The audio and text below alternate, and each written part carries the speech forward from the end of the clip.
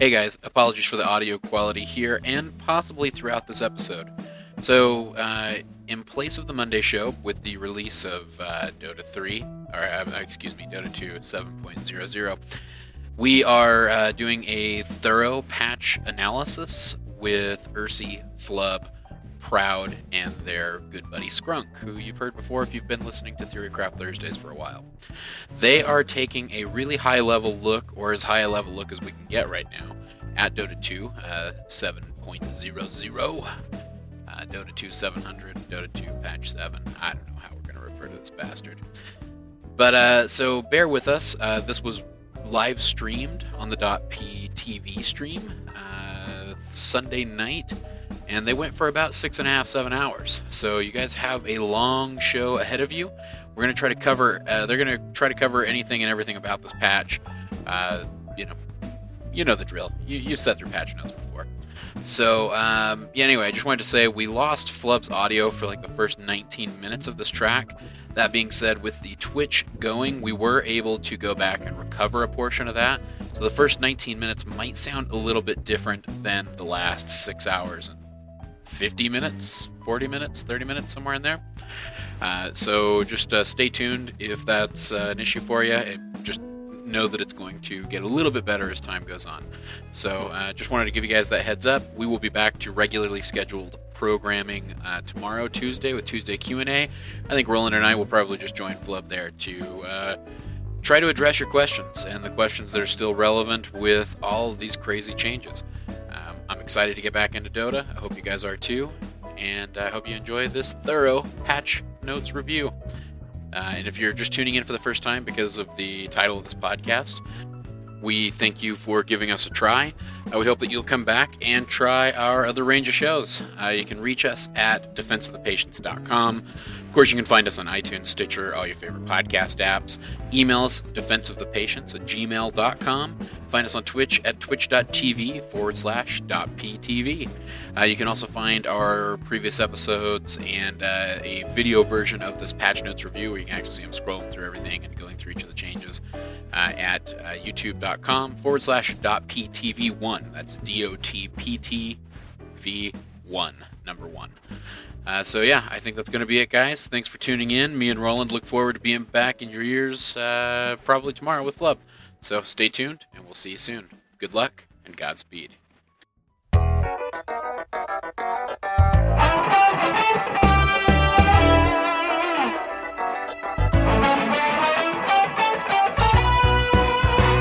All right, okay.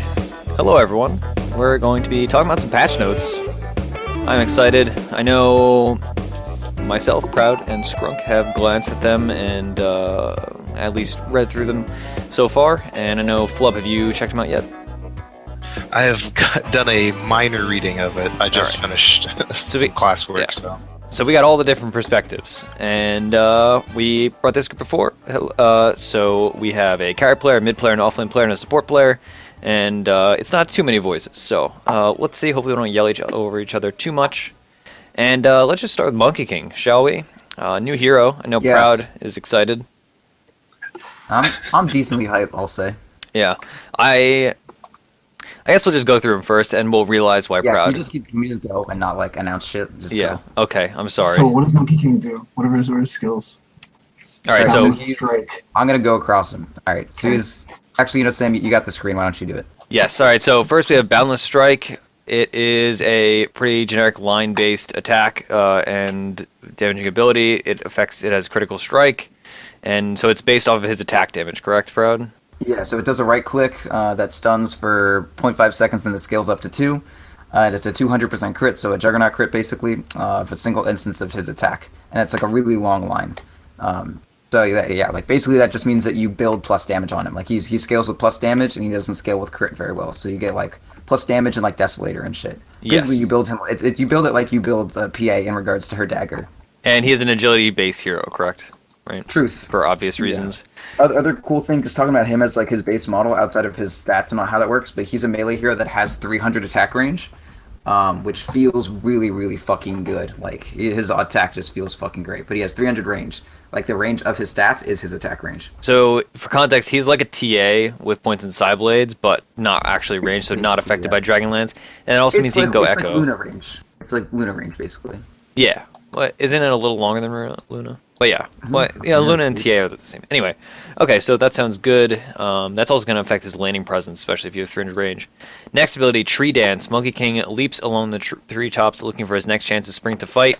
And basically, it's pretty self-explanatory.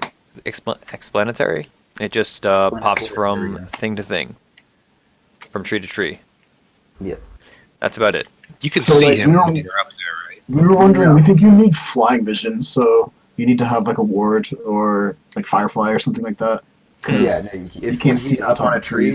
Yeah, you can't see what's on top of trees. It's like it's more or less like he's in the middle of a bunch of trees. Only it's just one tree. Gotcha. Okay, so yeah, flying vision. That's gonna be important. But if you cut the tree down, he's stunned for 4 seconds. Huh. Wow. Yeah. So you're gonna want to okay. have a lot of timber saw.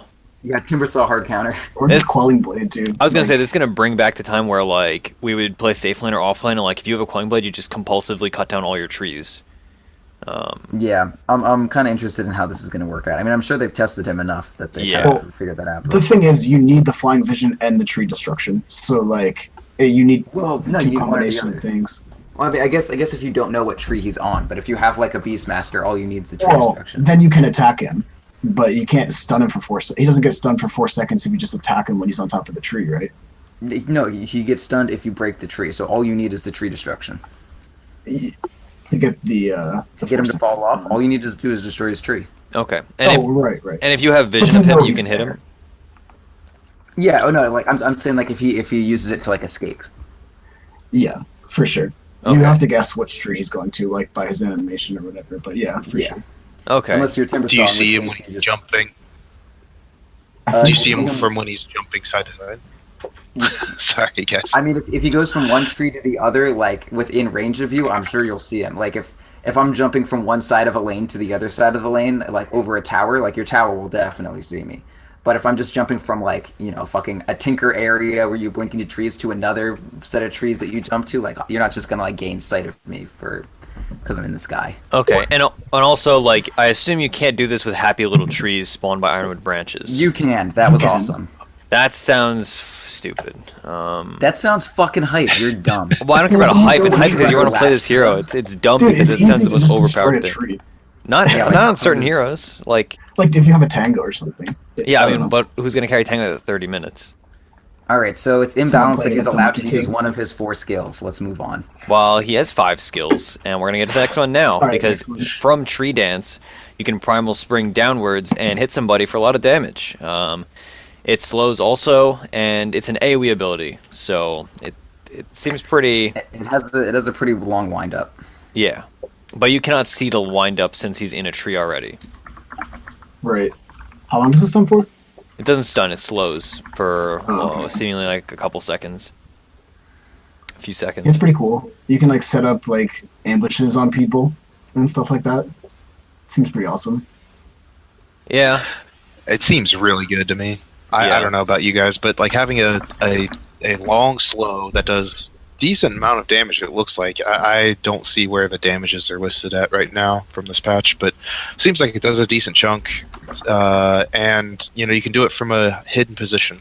That's like a good way for a carry to start a fight, and that's kind of a rarity in my opinion. Like, yeah, Sven has that, but not all carries have like a great way just to jump in there and start something to happen. So it'll be an interesting hero to see like how he's played in conjunction with other divey type heroes. Yeah. Oh god, I'm so concerned about my pubs already. Alright, next ability, Jingu Mastery.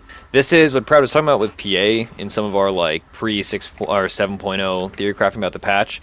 It's similar to what that was, obviously, though it's not PA. Basically what he does is he charges attacks based on hits on opponents, and then he gets bonus damage and lifesteal after the attacks, correct? And like then he does a line thing.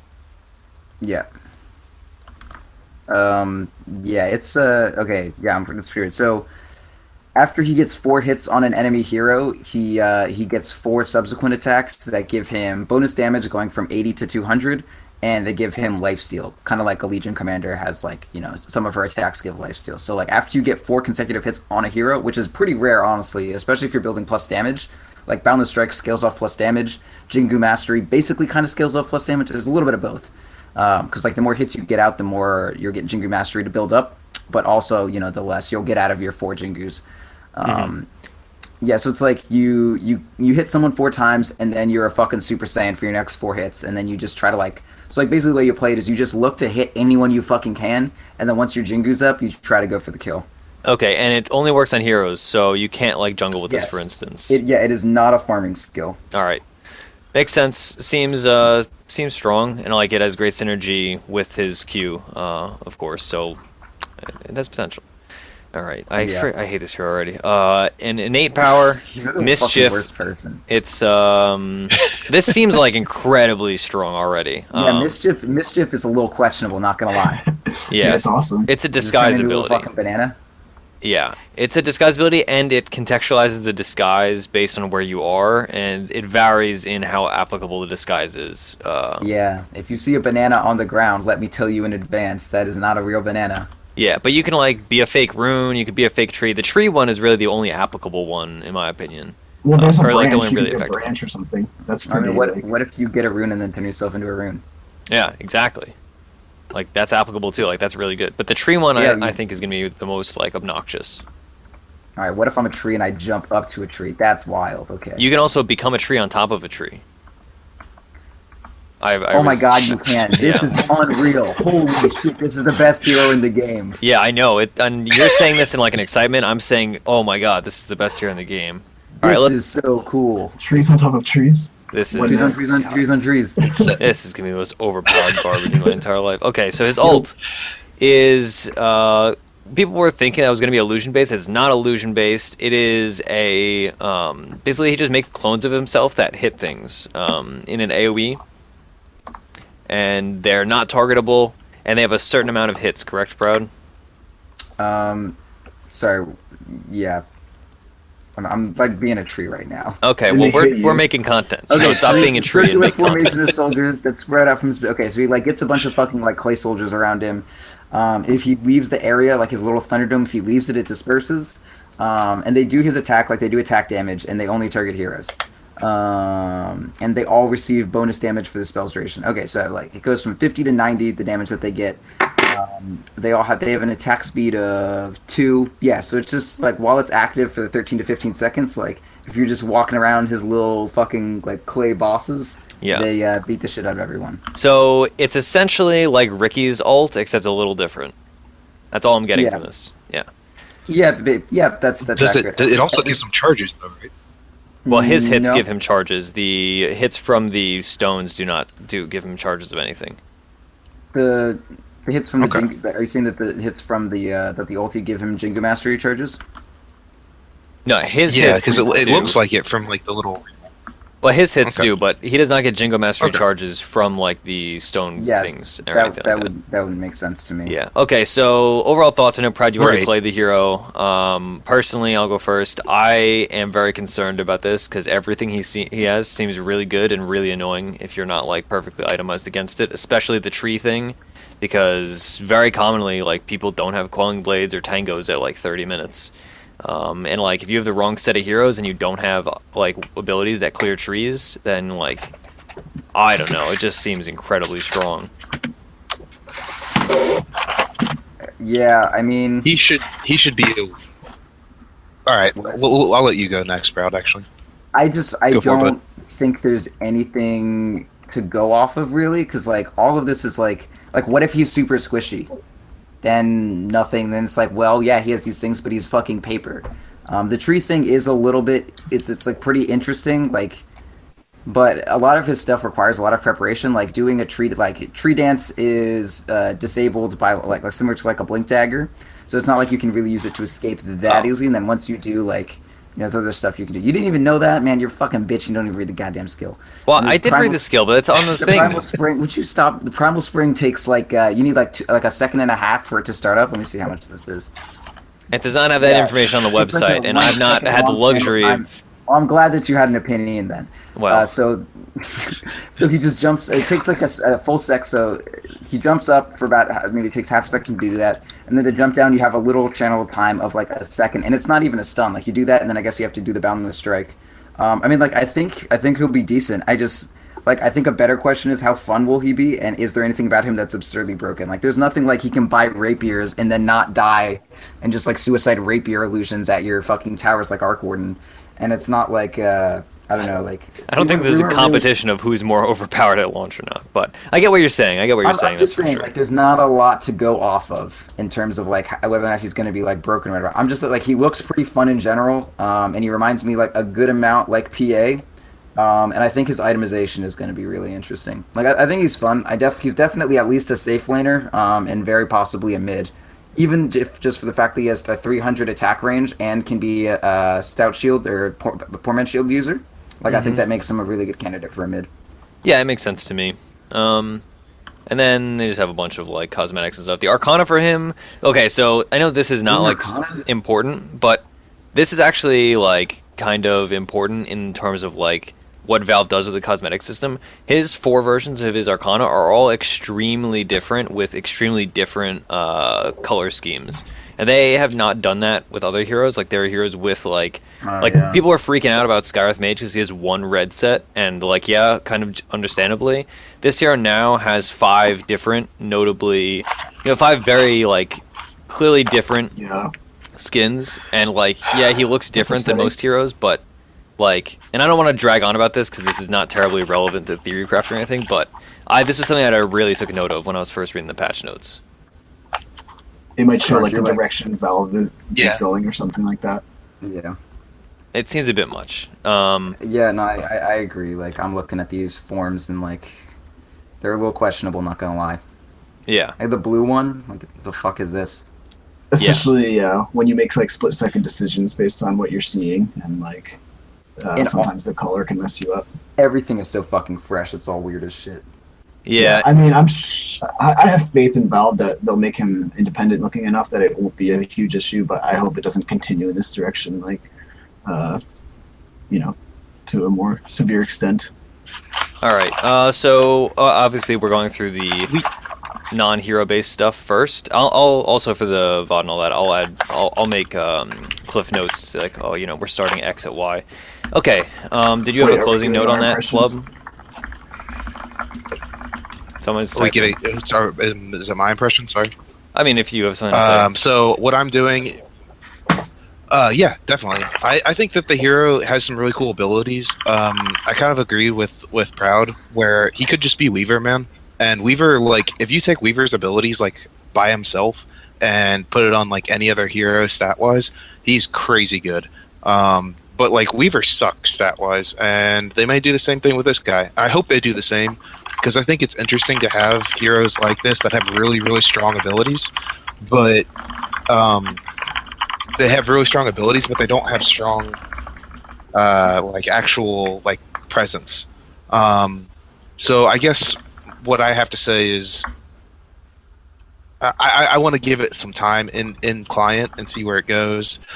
Personally, the one that worried me the most was actually his stun, his boundless strike. It's only 0.5 seconds. Did they change that or something? Because it looks like on the HUD that it's 2 seconds. Yeah, the slow. It seems a bit much, but it's also no, the stun. The stun looks like it. The stun looks like it lasts forever, man. The stun is 1.5 seconds to 2 seconds. Yeah.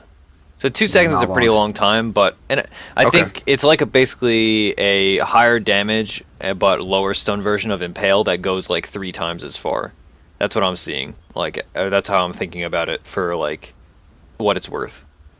So I don't know. Yeah, I mean it's just a Fisher length basically, 2 second stun. Yeah, and it's going to scale really well as far as the game goes because it's based off his base abilities. So it's something to think about. But I'm not. I think his best level 25 talent is making it go up to 100% or another 100%. So it is a 300% crit. It's pretty fucking good. We'll get into all those hero specific talents later when we go through the full notes. But although actually his talents are not on here. What are his talents?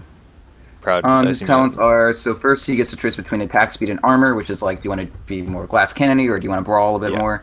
And then you get move speed or health, which is, again, do you want to be like skirting in and out of fights or do you want to be a little tankier?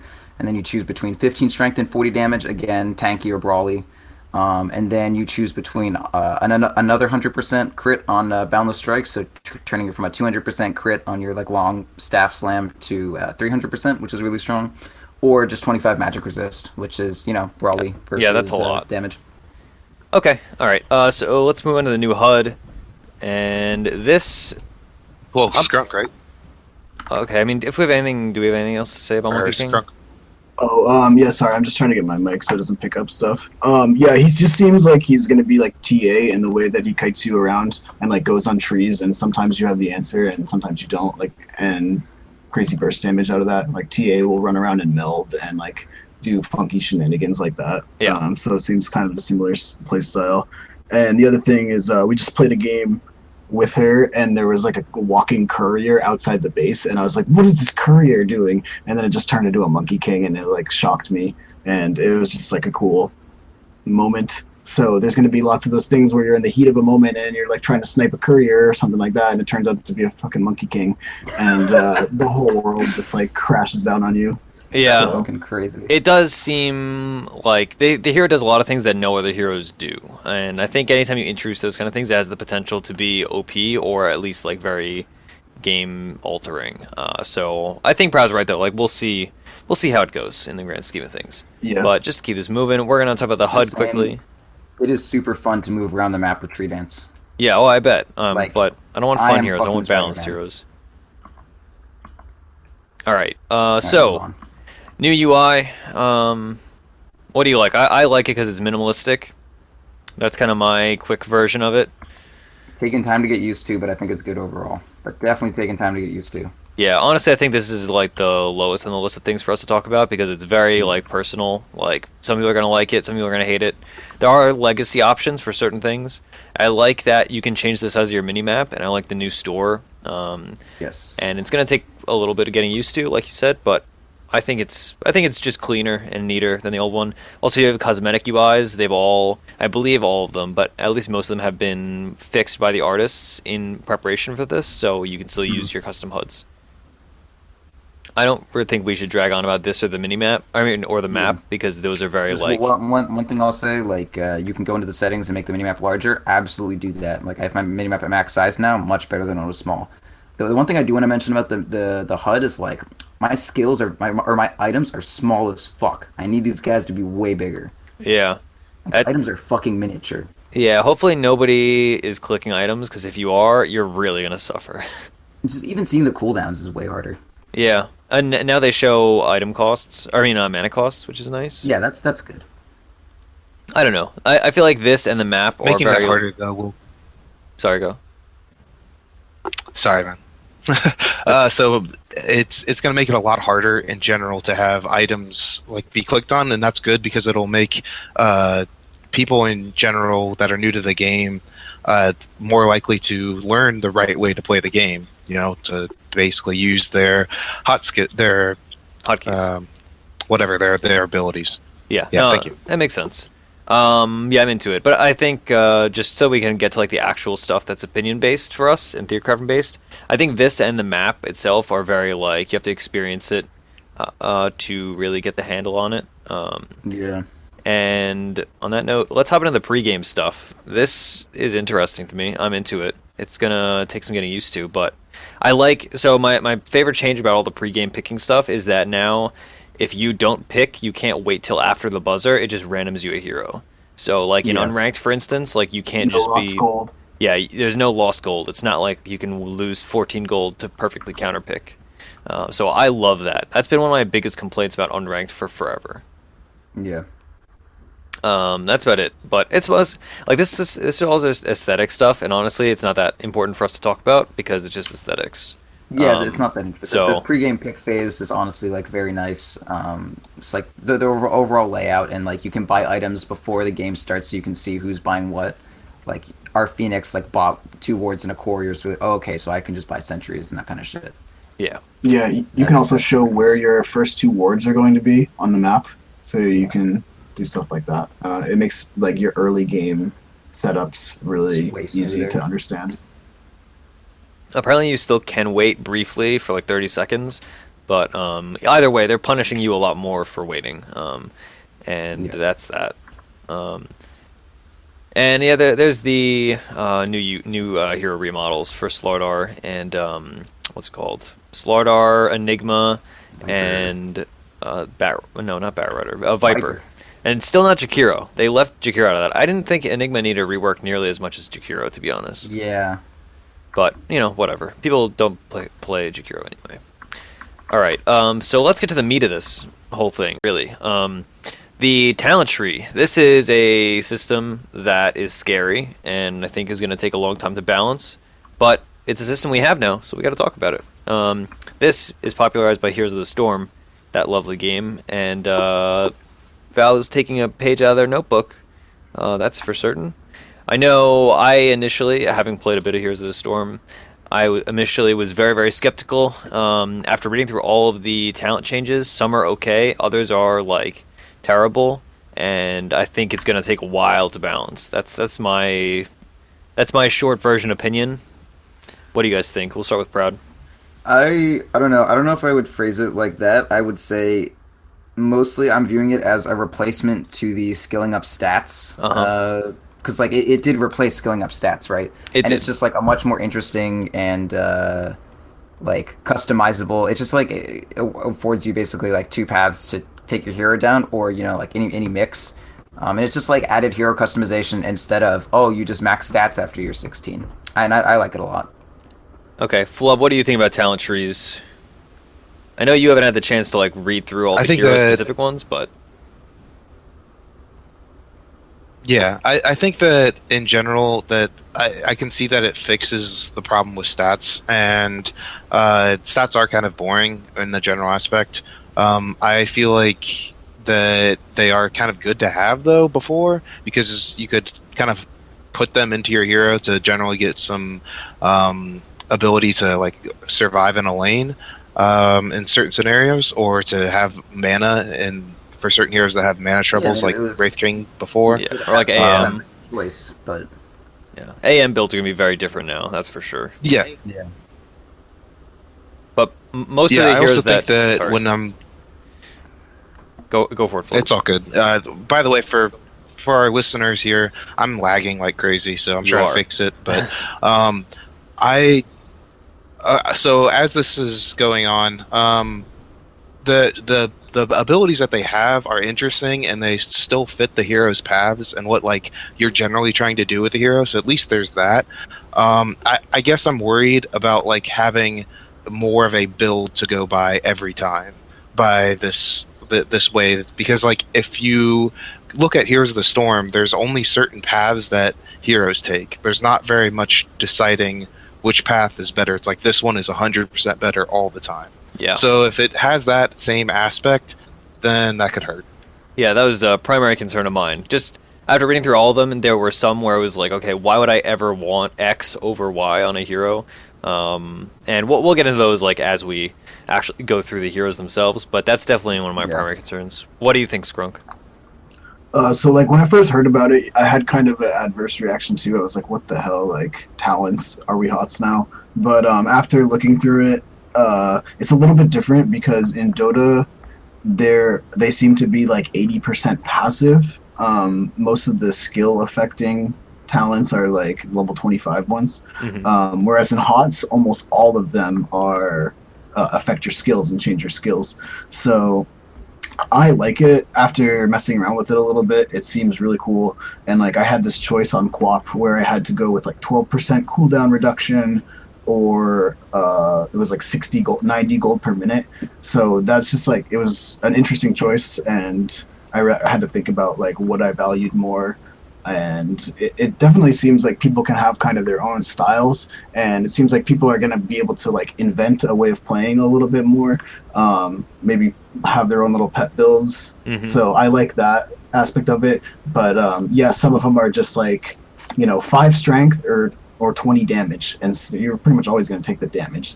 Yeah. So So far, it seems cool, but we'll have to see. And yeah, they're gonna have to balance it like a lot, I'm sure. Yeah. What do you guys think about? I forget who it was. I think it was Gorgon that raised a good point that like they've been recently making strides to make Dota more accessible, but this is a change that adds like 8 levels or eight degrees of complication to every single hero because you have to make 4 decisions, and not only that, but you have to know or figure out the opponent's decisions. Like I assume you can't click on enemy heroes and look at their talent tree. So maybe even if you could, like that's not something that you can intuit, spend the time on. So like you're gonna in some games be like, oh well, like I don't think Quap can blink, but it's like, oh well, actually she talented into 12% cooldown reduction, so she actually can blink now. Or I don't think he's gonna have enough mana, but then he hits level 10 middle of a fight and he talents into plus 200 mana. I think Earthshaker has that, and then suddenly has a spell. Like that adds an extra level of complication. What do you guys think about that? Start with Proud. I agree with that for like higher level play, but if you're talking about like lower level play and like burden of knowledge kind of stuff, like you're not gonna know that anyways. Like I'm not gonna have a good idea whether or not Quap's blink is on cooldown or not within the range of 12% cooldown reduction anyways as a lower level player. And I mean also similarly, like you can't look at what stats they're leveling up and that sort of thing, right?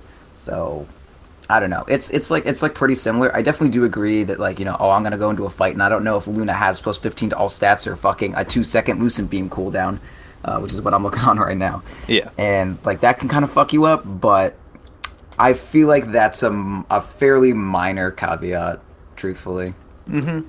I think I agree with you. I don't think it's a huge deal, but I think it's something to think about, especially as like. Because it's always a point of discussion with Dota. It's always like, oh, how are we making the game more accessible or less accessible? And the game's already so inaccessible without a huge time investment that was an initial concern of mine. Even if it's like, oh, I'm learning a hero, like now not only do you have to learn a skill build, but you have to know like, all right, like if you have an option between health and damage, you have to think through that and be like, okay, I'm dying to magic damage, so I want health, or I'm dying to physical damage, so I want armor. Like that kind of stuff.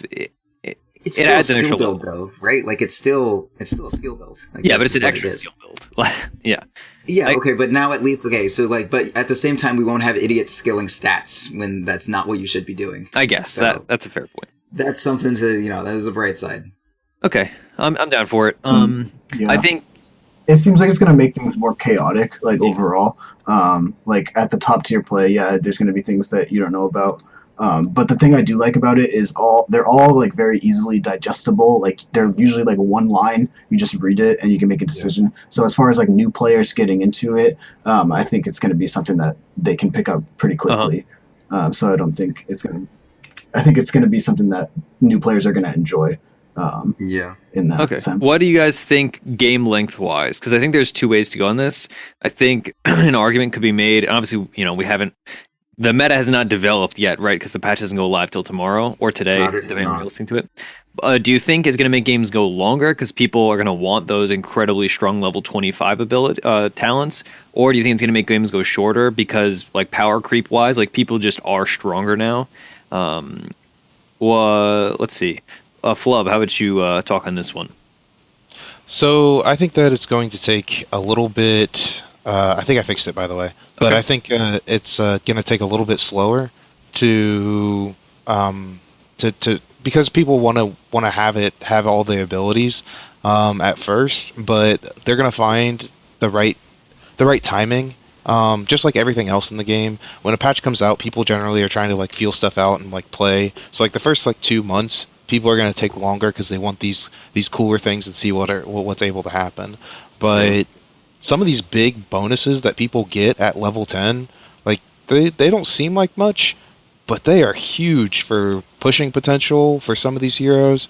And if you like got 2 or 3 of the heroes that were like that, oh my god, like the potential that you have to get like a 10-minute push in to take away the tier 2 towers, and then like there's other stuff in the patch that affects that, right? Like we'll get to it in a little bit, but I feel like there are many different avenues, and at this point it's going to speed it up once the actual patch is settled in.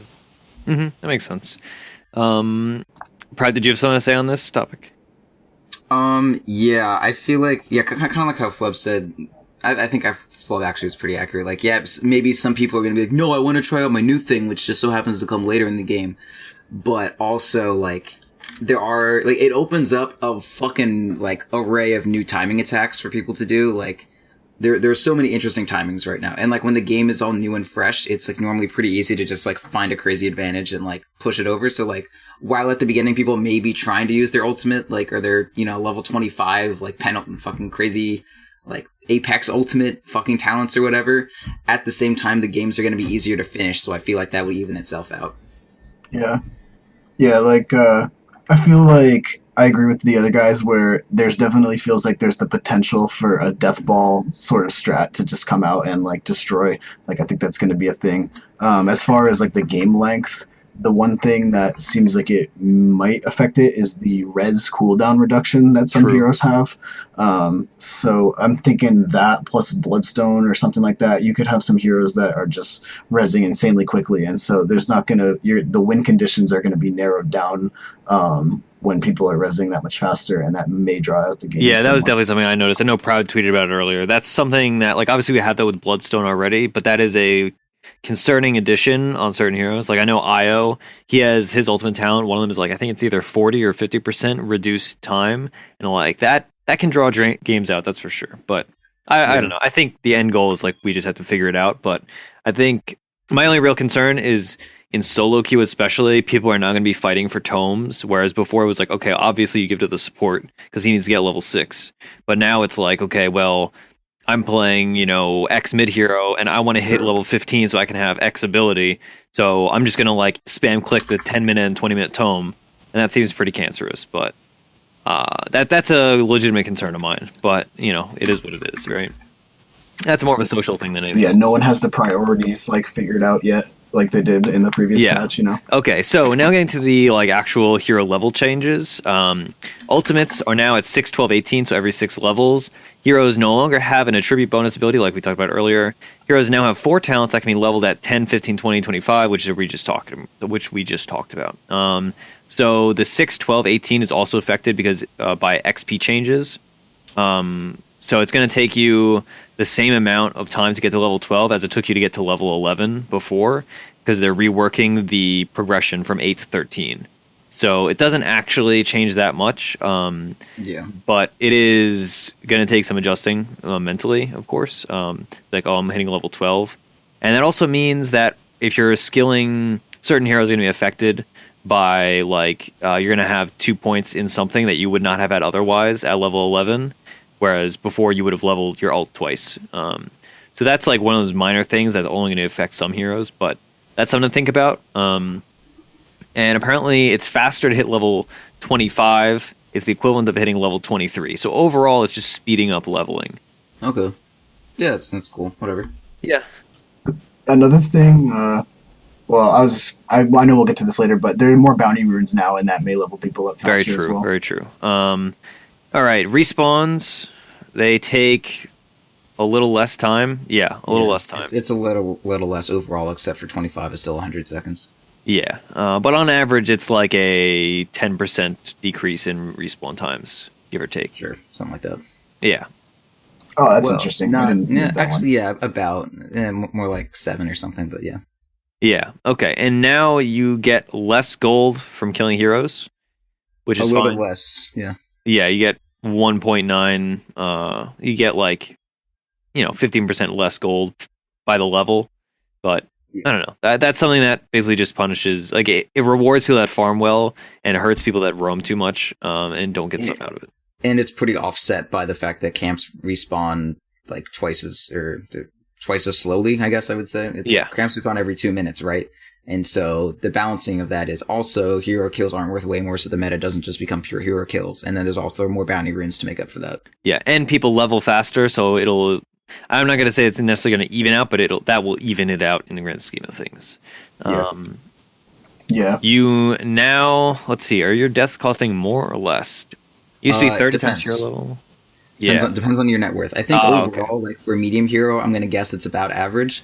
But like, killing a CM isn't going to cost the CM just as much gold as killing your alchemist. Like it's a straight nerf to those heroes that just like do well by just beefing up by like farming incredible amounts of gold. Like this is the Alk nerf, honestly. Like if Alk has a bunch of unreliable gold, his death is going to be like worth twice as much as your equally powerful carry who just happens to not need as much net worth as Alk does. Yeah, and it punishes people that use the backpack mechanic too. That's another thing that's gonna come into play, and we'll talk about later. Well, it's funny. You guys mentioned Alk, but I think it nerfs. What's great about it is, when I was watching the major, I was super upset about like the amount of illusion play with Radiance. Like having that Radiance illusion play is kind of a bad thing to have to happen now, because you're getting all this gold, you're taking it all from your teammates, and if they do get to pick you off eventually, that is just like a massive bonus to the enemy team now. Yeah. So. Yeah, I mean, it's the same about any high net worth hero. Right. But I'm just saying that, like, I feel like the illusion, it also hurt the illusion play. I think that's that's something that's important to say, because, you know, it's something that gets looked over, that, like, illusion play may have not got touched this patch, or may not had enough touch done. Oh, it got touched. It got touched very hard. It did. Yeah. Okay. Well, I don't know exactly what I'm talking about. No, so. But you made a really good point, right? It affects any of it affects any of that play style overall. So we're gonna want more active stuff and more even distribution of wealth, not just like, oh, let's do a 4 protect 1 with an Alk or a Naga or a Terrorblade or something. So yeah, one super farmed core is not the meta, most likely. Yeah, or it has to be super farmed core that's not gonna fucking die. Yeah, and nowadays we are getting a little less AOE gold, it seems. But, you know, whatever. It makes sense. I mean, people were just running to hero kills to not contribute anything. I mean, they still will do that, but it just seems weird, and I'm glad it's reduced. You should have to contribute. So, next, I think this will be one of the last non-hero specific things we'll talk about. The backpack, which very fittingly has Alchemist at the cover. Basically, it's just 3 inactive items that you can keep on you and switch out. It has a cooldown, so you can't like do it in the middle of a fight easily. Yep. And also it makes it so, like, if you're building an item with a lot of components, like an armlet, you don't need to limit your own slots. You can have some of the inactive items that build into that. So it's going to make it a little easier to buy items at Secret Shop in the super late game, where like you don't have to micro the courier, you can just do it yourself. And it has potential for some of these like split push heroes, especially in the super late game, like Alchemist or Naga, to have like 6 slots and then a refresher and a necro book in their inventory, for instance. You cannot put certain items in your backpack. You cannot put rapier, gem, or one other item, right? I don't think it's here. It's Bloodstone. Bloodstone, yeah, exactly. Gem, rapier, Bloodstone, and Aegis cannot be there. You can put cheese there, though. That's an interesting little thing. Oh, that's cool. Or you can put a heart there and like siege, equip your heart, and then siege again with whatever regular item you have. That's fucking hilarious. And very cool. I imagine you can't lose anything on death. Anything that you lose some type of percentage where you lose the item, or you lose like something about the item, like Bloodstone, you can't have in your backpack. Yeah, 100% makes sense. Word. So this is just like another super late game thing, and it probably means games are going to end a little. Actually, I don't even want to say games are going to end a little faster. I imagine this is something that's not super applicable with like huge items, but it'll be significant with like people that have farm acceleration items that they want to balance with like fighting items. So like you can have. And also, well, like the main thing for me is that it allows you like to not carry or to have a TP on you, but still be like 6 slotted without travels and not have it be like a huge deal. Yeah. Like, all it does is it basically changes your TP to a 10-second cast time, which is like a big deal for some things. But like, you know, if you're going for a push or like you're doing like an Aegis thing, and like you get the Aegis, instead of dropping your TP, you just put it in your backpack, and then like after everything's said and done, like you can, you know, get your TP back and like leave. Huh, that's a really good point now. So this actually like a good support buff too, because this means you can have like wards, smoke, and like smoke dust. in there, really good. Well, you can't put dust in there because you need to use dust like in the moment. But yeah, but smoke definitely belongs there. Yeah, wow. That's actually probably the biggest deal then for supports that just have a ton of slots consumed by like minor garbage. Like, I mean, if you don't have sentry wards up in like together, you can put the obs wards into the backpack, and like generally you'll know when you're going to go place an obs ward later, and you can like see it coming and time it out now, so you could just have that like in your backpack and then switch it out if you need to like go, okay, I'm gonna stay here, carry. I'm gonna drop this like clarity here in lane, so I can use it, or just you switch it out in the backpack. Never mind. But you can run over and say, hey, I gotta go ward, and then you can have the time to switch it over instead of having the ability to have a clarity or a health pot just like chilling in your lane.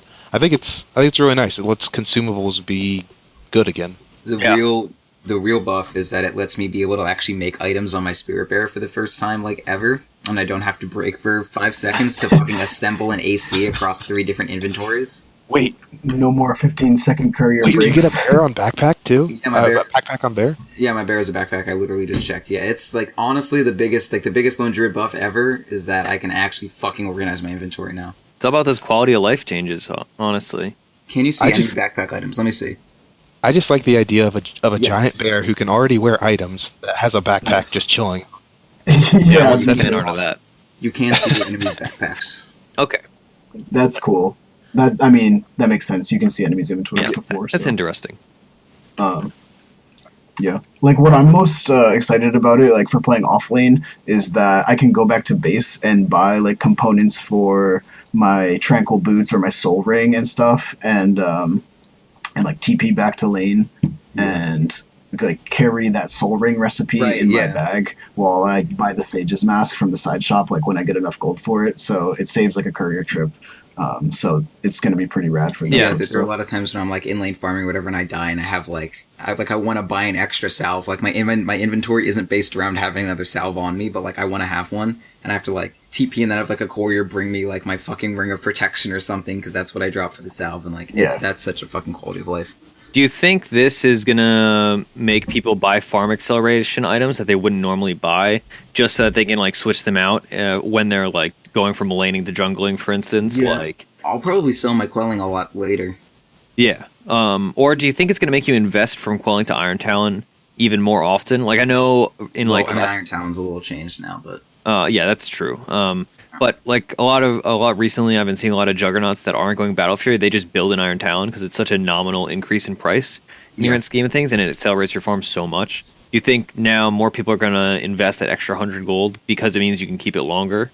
Yeah, sure. Yeah, why not? I think in general, things between like after I TP somewhere, like maybe why don't I just have like a fucking I don't know, like a branch on it. Like, there's no reason to not have a branch in my inventory. And then when I TP somewhere, I just switch my TP out for the branch. Like, that kind of shit. Like just keeping one of your smaller items on you, something that's super valued, like a Blightstone or something like that, or Orb of Venom. Yeah.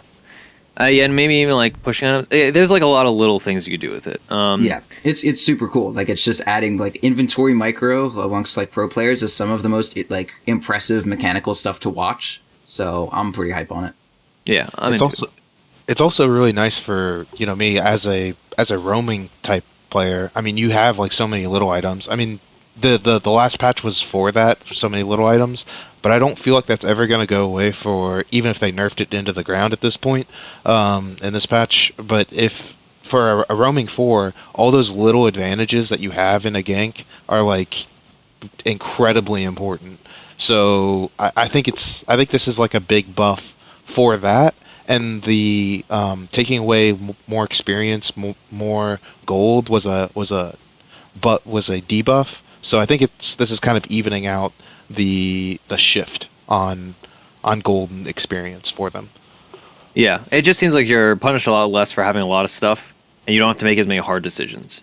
All right, so let's hop into the map changes. We're not going to go over all of the specific map changes, but the 2 big things, or the 3 big things, are the Roshan change, or Roshan, however people always pronounce it other ways. Roche, yeah, that's the easy one. So basically, he's stronger and harder to kill, and he's in a different spot. Yeah. He has less life too, though, right? Yeah, he has like more armor but less life, and also like Medallion and Solar Crest have full effect on him now. Yes, they reversed that change from a previous patch. Yeah. Which if he moves, like, is Dire gonna have this? I mean, what's the advantage? Is it gonna be Dire or? There's no advantage. More or less. So basically, I I played a game earlier, and it's at the top rune spot, and Roche's pit is in the middle of the river, and there's sides of the river that go around him on both sides. So there's just like a big bulge in the river where Roche is, and that's how it is. So it's like exactly even. Something I feel like Ice Frog has been trying to do forever. And like the path into it, like Radiant and Dire both have a ramp that leads like right up to it. It's definitely not the most aesthetically pleasing thing I've ever seen in a Dota 2 game. Let me fucking tell you that. But I mean, it is fair. It looks fucking absurd. Yeah. Well, I mean, if you think about it, there's a lot of things that were in original Dota that looked really weird, but yeah, it was fair at the time, or he was trying to make it different but fair. So yeah, you get used to it. And if it makes for better gameplay, for sure. I'm just saying, like, I look at the river, I'm like, fuck. What's Roche doing? There's a fucking Roche in the middle of the fucking lake. Is he gonna turn into like a mermaid monster now? Just be like, you drag him out of it, and he gets all fucking wet.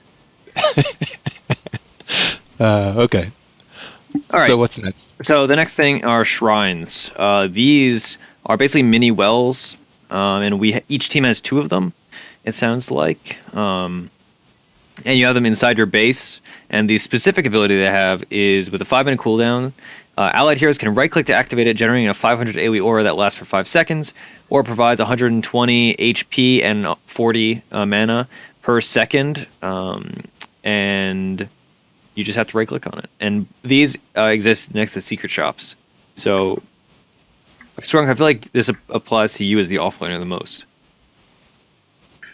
Yeah, it's cool. It's like, it's just an aura that gives you the HP and stuff. And so we were talking about like incorporating it into your jungle patterns. So like you jungle a few camps, and especially now with the longer respawn times. So like you do a camp at 1 minute, go do a couple camps, and then like you might have some lull period. So you'll just like wait by the regen thing for like 20 seconds, waiting for the camp to spawn. Which seems cool. I'm not like sure how strong it is for just like laning and off lane and then going to use it to heal. I guess in conjunction with tranquils, it'll probably be really good, because you do that as an offlaner a lot anyway. Just back off to let your tranquils heal you up. So why not go there if you're not going to miss out on experience?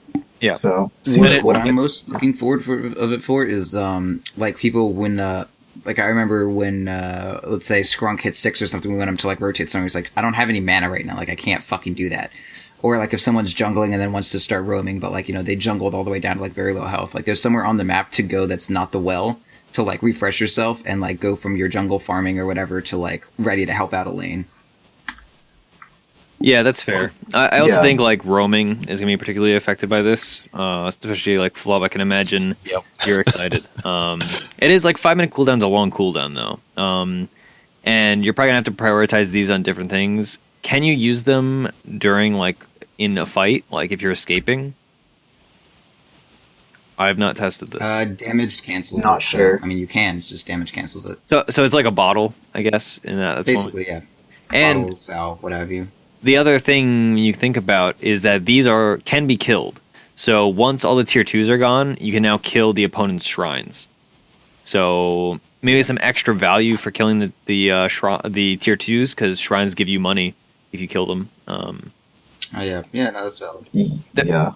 I mean, it's going to be harder to take map control from other teams now, because you literally have to get all the T2s, or else like they have access to that point, you know? Yeah. Yeah, and it's aura based, so you can do it for multiple people. Yeah, personally, I think these are like one of the biggest and coolest changes of the patch so far that I've read.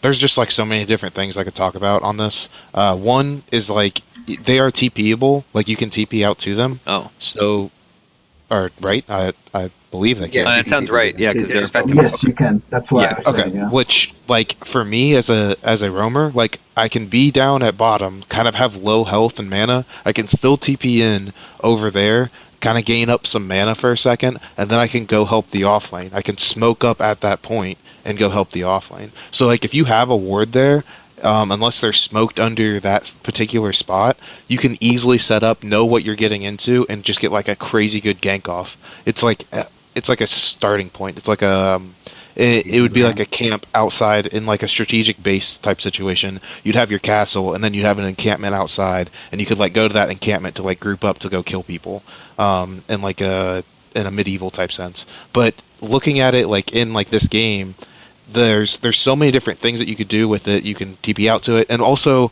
what I was talking about earlier, like if you have the idea of like trying to get together and take down towers, like getting that extra 150 gold is a big boon to that strategy. Being able to take all the tier 2 towers and then going and getting those cancels out a lot of potential for them for map control, gives them a lot less than what you can have.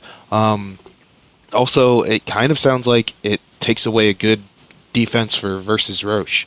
Like, if I'm thinking of it right, the ability to TP out to that would be a great way for Radiant to stop Roshan from happening. So if you get like a good push strat on Dire, take out all the tier 2s and all the tier 1s, and then go for Roshan, it's going to be really hard to stop that.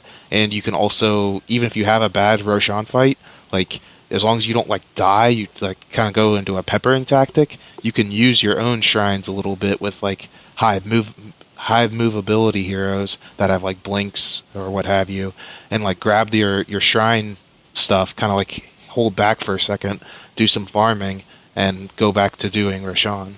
I think it's really strategic and it's really interesting. That's a really good point, actually. I had not thought about the Roche thing, since Radiance is going to be relatively close to Roche and Dire's on the opposite side.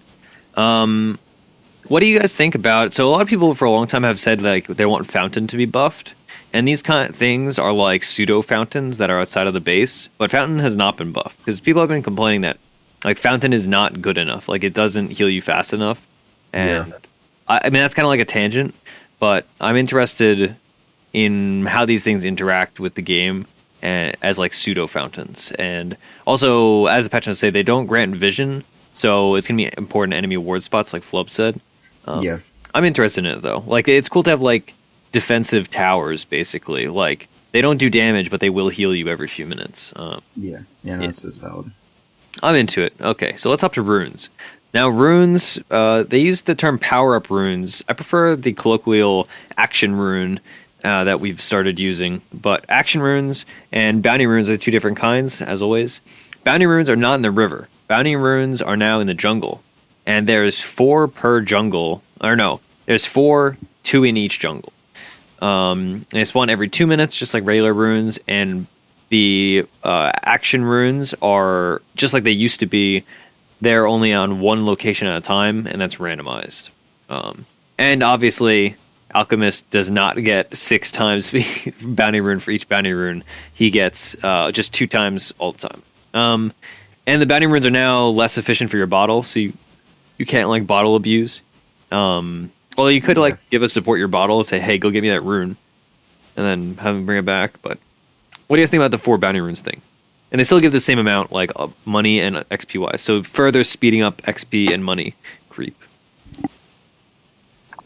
Well, I think personally that jungle kind of is hurt a little bit, and this kind of helps it out. So hopefully it'll be enough of a boon that jungle doesn't like get hurt too hard by it. Maybe I'm not thinking of, because they did up the number of creeps that are in the jungle now. So I haven't really played with it yet. I just am worried that it's going to be just like a jungler type thing in League of Legends. And I know for shame for me for saying it, but it kind of seems like the aura buffs that people would get, it's kind of like it's kind of like necessary for the jungle now. Yeah, it's just a little reward. I definitely think jungle is hurt more than this helps it, because of the we'll get to that change later when we get to like gameplay stuff, but I think it helps junglers. I think more than anything it helps the roamers, because now like if you're playing a roaming Mirana and you miss a few arrows, sure, like that's actually a bad example because she can get a creep. But if you're playing roaming Earthshaker and you miss and like you can't get stuff done, like at least you can roam around and just grab your bounty runes. So that's something. That's true. And it seems to be like an incentive for ganking, like mids to gank, which is cool. Like, if you go down there, you'll get a rune, and you can just like you're already close to the lane, so you can gank. And I also like this change because it's a buff for like high mobility heroes like Quap, like because Quap's thing used to be you can always blink to the rune and get it before the other mid player. So like that sort of thing is back, which I really like. And one thing I wanted to mention really quick about the map change, it it doesn't really say it, but runes are much closer to mid lane now. So it's you can almost like blink, it's like only and get only to the top rune is like the top rune is basically like if you're sitting in the middle of mid lane, you can blink to top rune as Quap, but the bottom rune is like probably 2 blinks away lengthwise. So like now there is definitely one that's like way closer than the other, which is cool. So overall, this is a buff, and also we'll get to bottle specifically, but this is all a buff to bottle mids and bottle supports, like roaming supports, which is effectively a nerf for mids like Invoker that don't build bottle, right? Because there are just more opportunities to fill up your bottle, in addition to already the abusive mechanic where like somebody could TP to mid, and you hand them your bottle, they can heal you twice, and then they hand you back your bottle as full. I'm not entirely sure if I would say that. I feel like it's like mostly a buff to either mobile bottle mids, because like I mean like an Ember Spirit with a bottle is like gonna lose out to like an Invoker, because maybe he's gonna run for a rune in advance and that wasn't the right rune. Maybe the rune spawns bottom and that's a fucking long ass walk. That's true. And then like because you're not guaranteed to get a rune every time you go top, that kind of thing. Like it's not, you can't just say like, oh hey, supports secure bottom rune to refill my bottle. Like that won't happen every time. But like there's ways for non-mids to get bottle charges all over the place. Like my Tiny, I can actually go mid. I can go safe lane bottle now because I can just go to get the safe lane bounty rune and like actually get some regen going. Makes sense. Yeah, I was actually about to ask you guys. Do you think bottle jungle is going to be a thing? I mean, I think bottle roaming support will be a thing, but yeah, bottle jungle's not. I'm mostly just thinking like what heroes jungle. And none of them like sustain themselves. Yeah, and none of them want to spend 660 gold on that. Like, and it only gives you 2 charges per thing. It doesn't seem efficient to me. Okay. Let's get to the jungle itself, though. They are there's now like primary, secondary jungles. Is this effectively more camps, like in addition to camps? Yeah, there's more camps, but they spawn less. Yeah, so they added 1 ancient and 1 medium camp. But yeah, they do spawn less. Yeah, so now they spawn at, 30 seconds, 1 minute, 3 minutes, 5 minutes, 7 minutes, 9 minutes, etc. Yeah, so it's like every 2 minutes, except for the first minute is the same. So like if you are jungling, your first minute needs to be efficient as fuck. Like you need to kill the hard camp and then walk back in time for it to respawn. And then like you can kill it again, and then you can pretty much jungle as normal up to about 2:30 to 3 minutes. But then you need to have like a path or like get a rune or like have some kind of fucking plan to deal with that shit. Cool. All right. Any other comments on the jungle? I hate the jungle, so... Yeah, there's like... So I think a really big part of the jungle is you're not going to just straight jungle. Like after you hit 5 minutes, like your stuff's not going to like be respawning or whatever. So it's going to have a lot more of like jungling up to 5 minutes or jungling up to like 4 minutes or whatever. Like your stuff respawns at 3, you finish it all off by 4, and then you like go gank a lane at 4 minutes. So it's going to be a lot more like the way I play Lone Druid. If I were to jungle Lone Druid now, I would 100% just like jungle until I get entangled, and as soon as I get entangled, not walk across to the other fucking jungle, I would just fucking like go and use it for a kill. Like that's the only efficient way to jungle now, is just as soon as you finish whatever, like rotate for a kill. So like Enchantress or whatever, like they're much better off because it's not just like Venomancer sitting there farming the same 3 camps for 5 minutes straight. I wonder if that will become too predictable, though. If that's like the most efficient way, people will just dodge that gank. So well, since there were like 2 jungles that you can go to, basically, like I guess it'll be hard to know which lane they can gank to because they can essentially go anywhere. And like the tempo of the whole thing is like the runes spawn on even minutes, camps respawn on odd. So like there's like a really nice kind of dynamicism to how you can do all these things. Also worth noting, there's 2 ancient, like literally twice the ancients right now. So you pretty much always need someone on your team who can kill ancients, I think.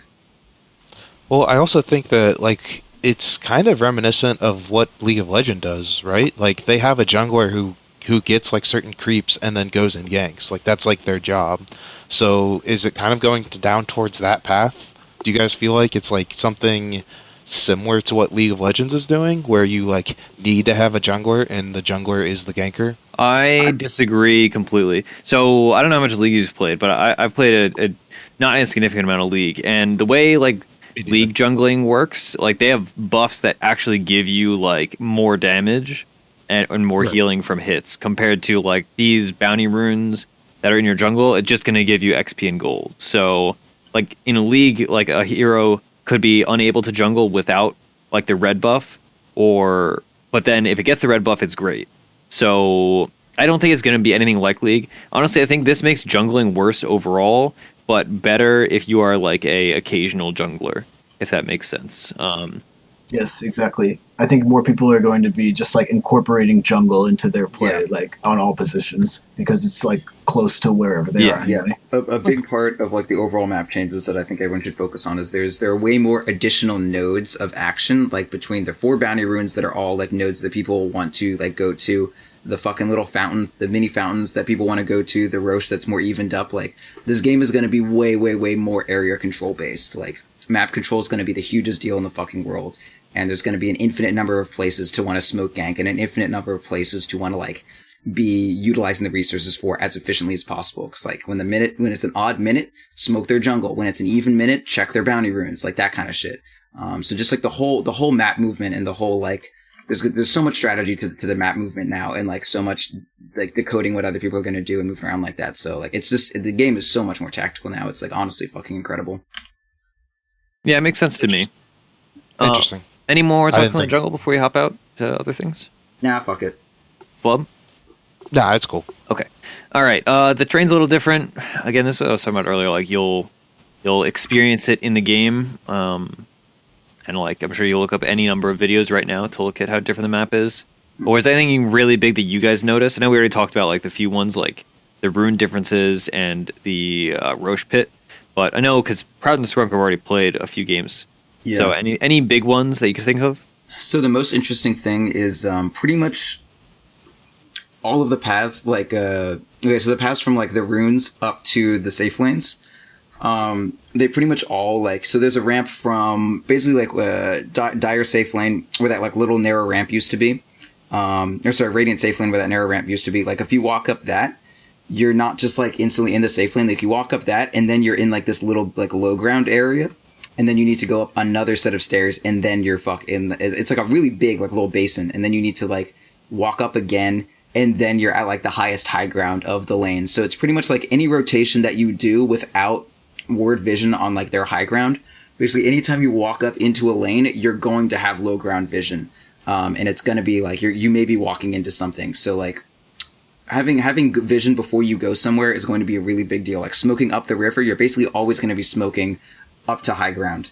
And that's going to be really, really interesting. And towers is going to be a lot more important because you can't really smoke around towers as easily. Like once you take down like tier 1s and tier 2s, all of the areas that you have to gank through are from like high ground to high ground. But before you take out any sort of map control, you're basically going from low ground to high ground like every time you smoke anywhere. So like, yeah, it's pretty wild. It's like the way they have low ground versus high ground now. I know the other thing, especially with the addition of new camps of neutrals, now the kind of heroes like Shadow Demon that are able to stack multiple camps at once may have some advantages, like angle-wise. Whereas before, like you just like Shadow Demon's an exception because you could already do that in certain instances. But maybe now we're going to see more like emphasis on things like Naga and Wind Ranger, like having optimal power shot placement or optimal whatever placement to stack multiple camps because there are just more camps, and it's more important to stack them because they spawn less. So if you mess it up, it's worse. Right. Yeah. I also think that, did you see the other map changes of the ones that I thought were really crazy are the TPs no longer destroy nearby trees? Yeah. Like, I personally for myself, I've learned an ability to like generally TP where I need to go, and that's not generally a problem. But man, when I was playing with other people, a lot of times there's situations where people who aren't the best at ganking, they'd TP in, and it would always like reveal everyone on the team. Yeah. And oh my god, it pissed me off so bad because generally that's all I play is heroes that are about doing that. Yeah. Dude, the Radiant off lane tier 2. It has those like 2 trees that you can TP behind if you do it like right at the edge, and then if anyone TPs like on top of them, they just break it. You're like, well, thank you for my fucking cover that is now gone, piece of shit. Yeah. So the last of the neutral creep changes, or not the last, but one of the most significant ones is now suiciding to creeps is actually going to punish you compared to the like suicide meta of 6.89 or 6.88. So now you just have 26 respawn time if you die. So like there's no more like pick Skywrath Mage, spam your thing at level 1 or 2, and then just go die and then come back to lane and do the same thing. So now you have the equivalent of a level 6 respawn time at all points in the game if you die to neutrals. So goodbye suicide meta. Thank God. What if you're Pudge? Like Pudge suicide meta still exists then? That still exists, yeah, because it only specifically says neutral creeps. Huh.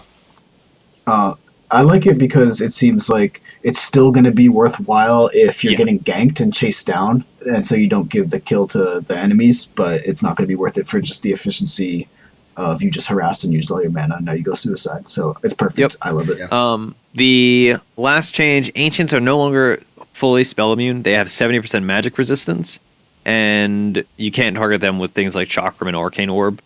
What do you think about this, Proud, as the Ancients farmer?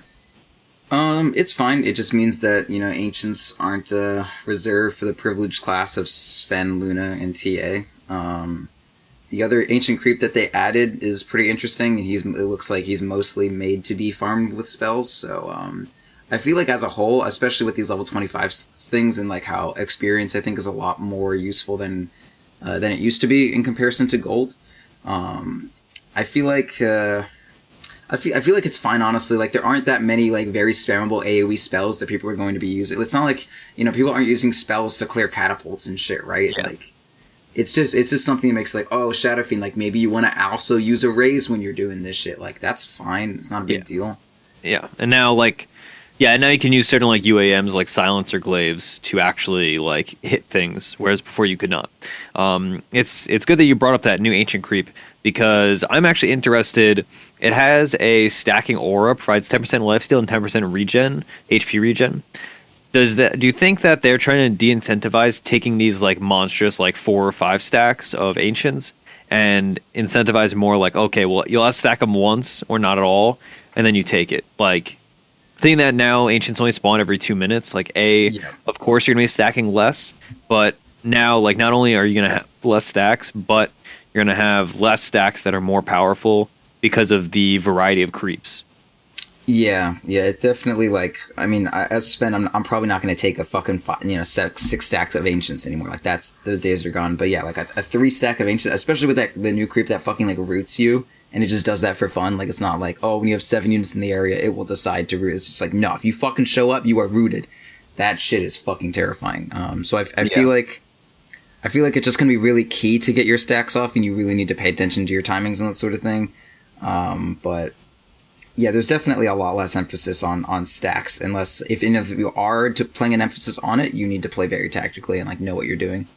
Yeah. Also Alk's acid spray does less damage because they have regen now, so you can't just like acid spray like this stupid cheeky jungle shit that they used to do.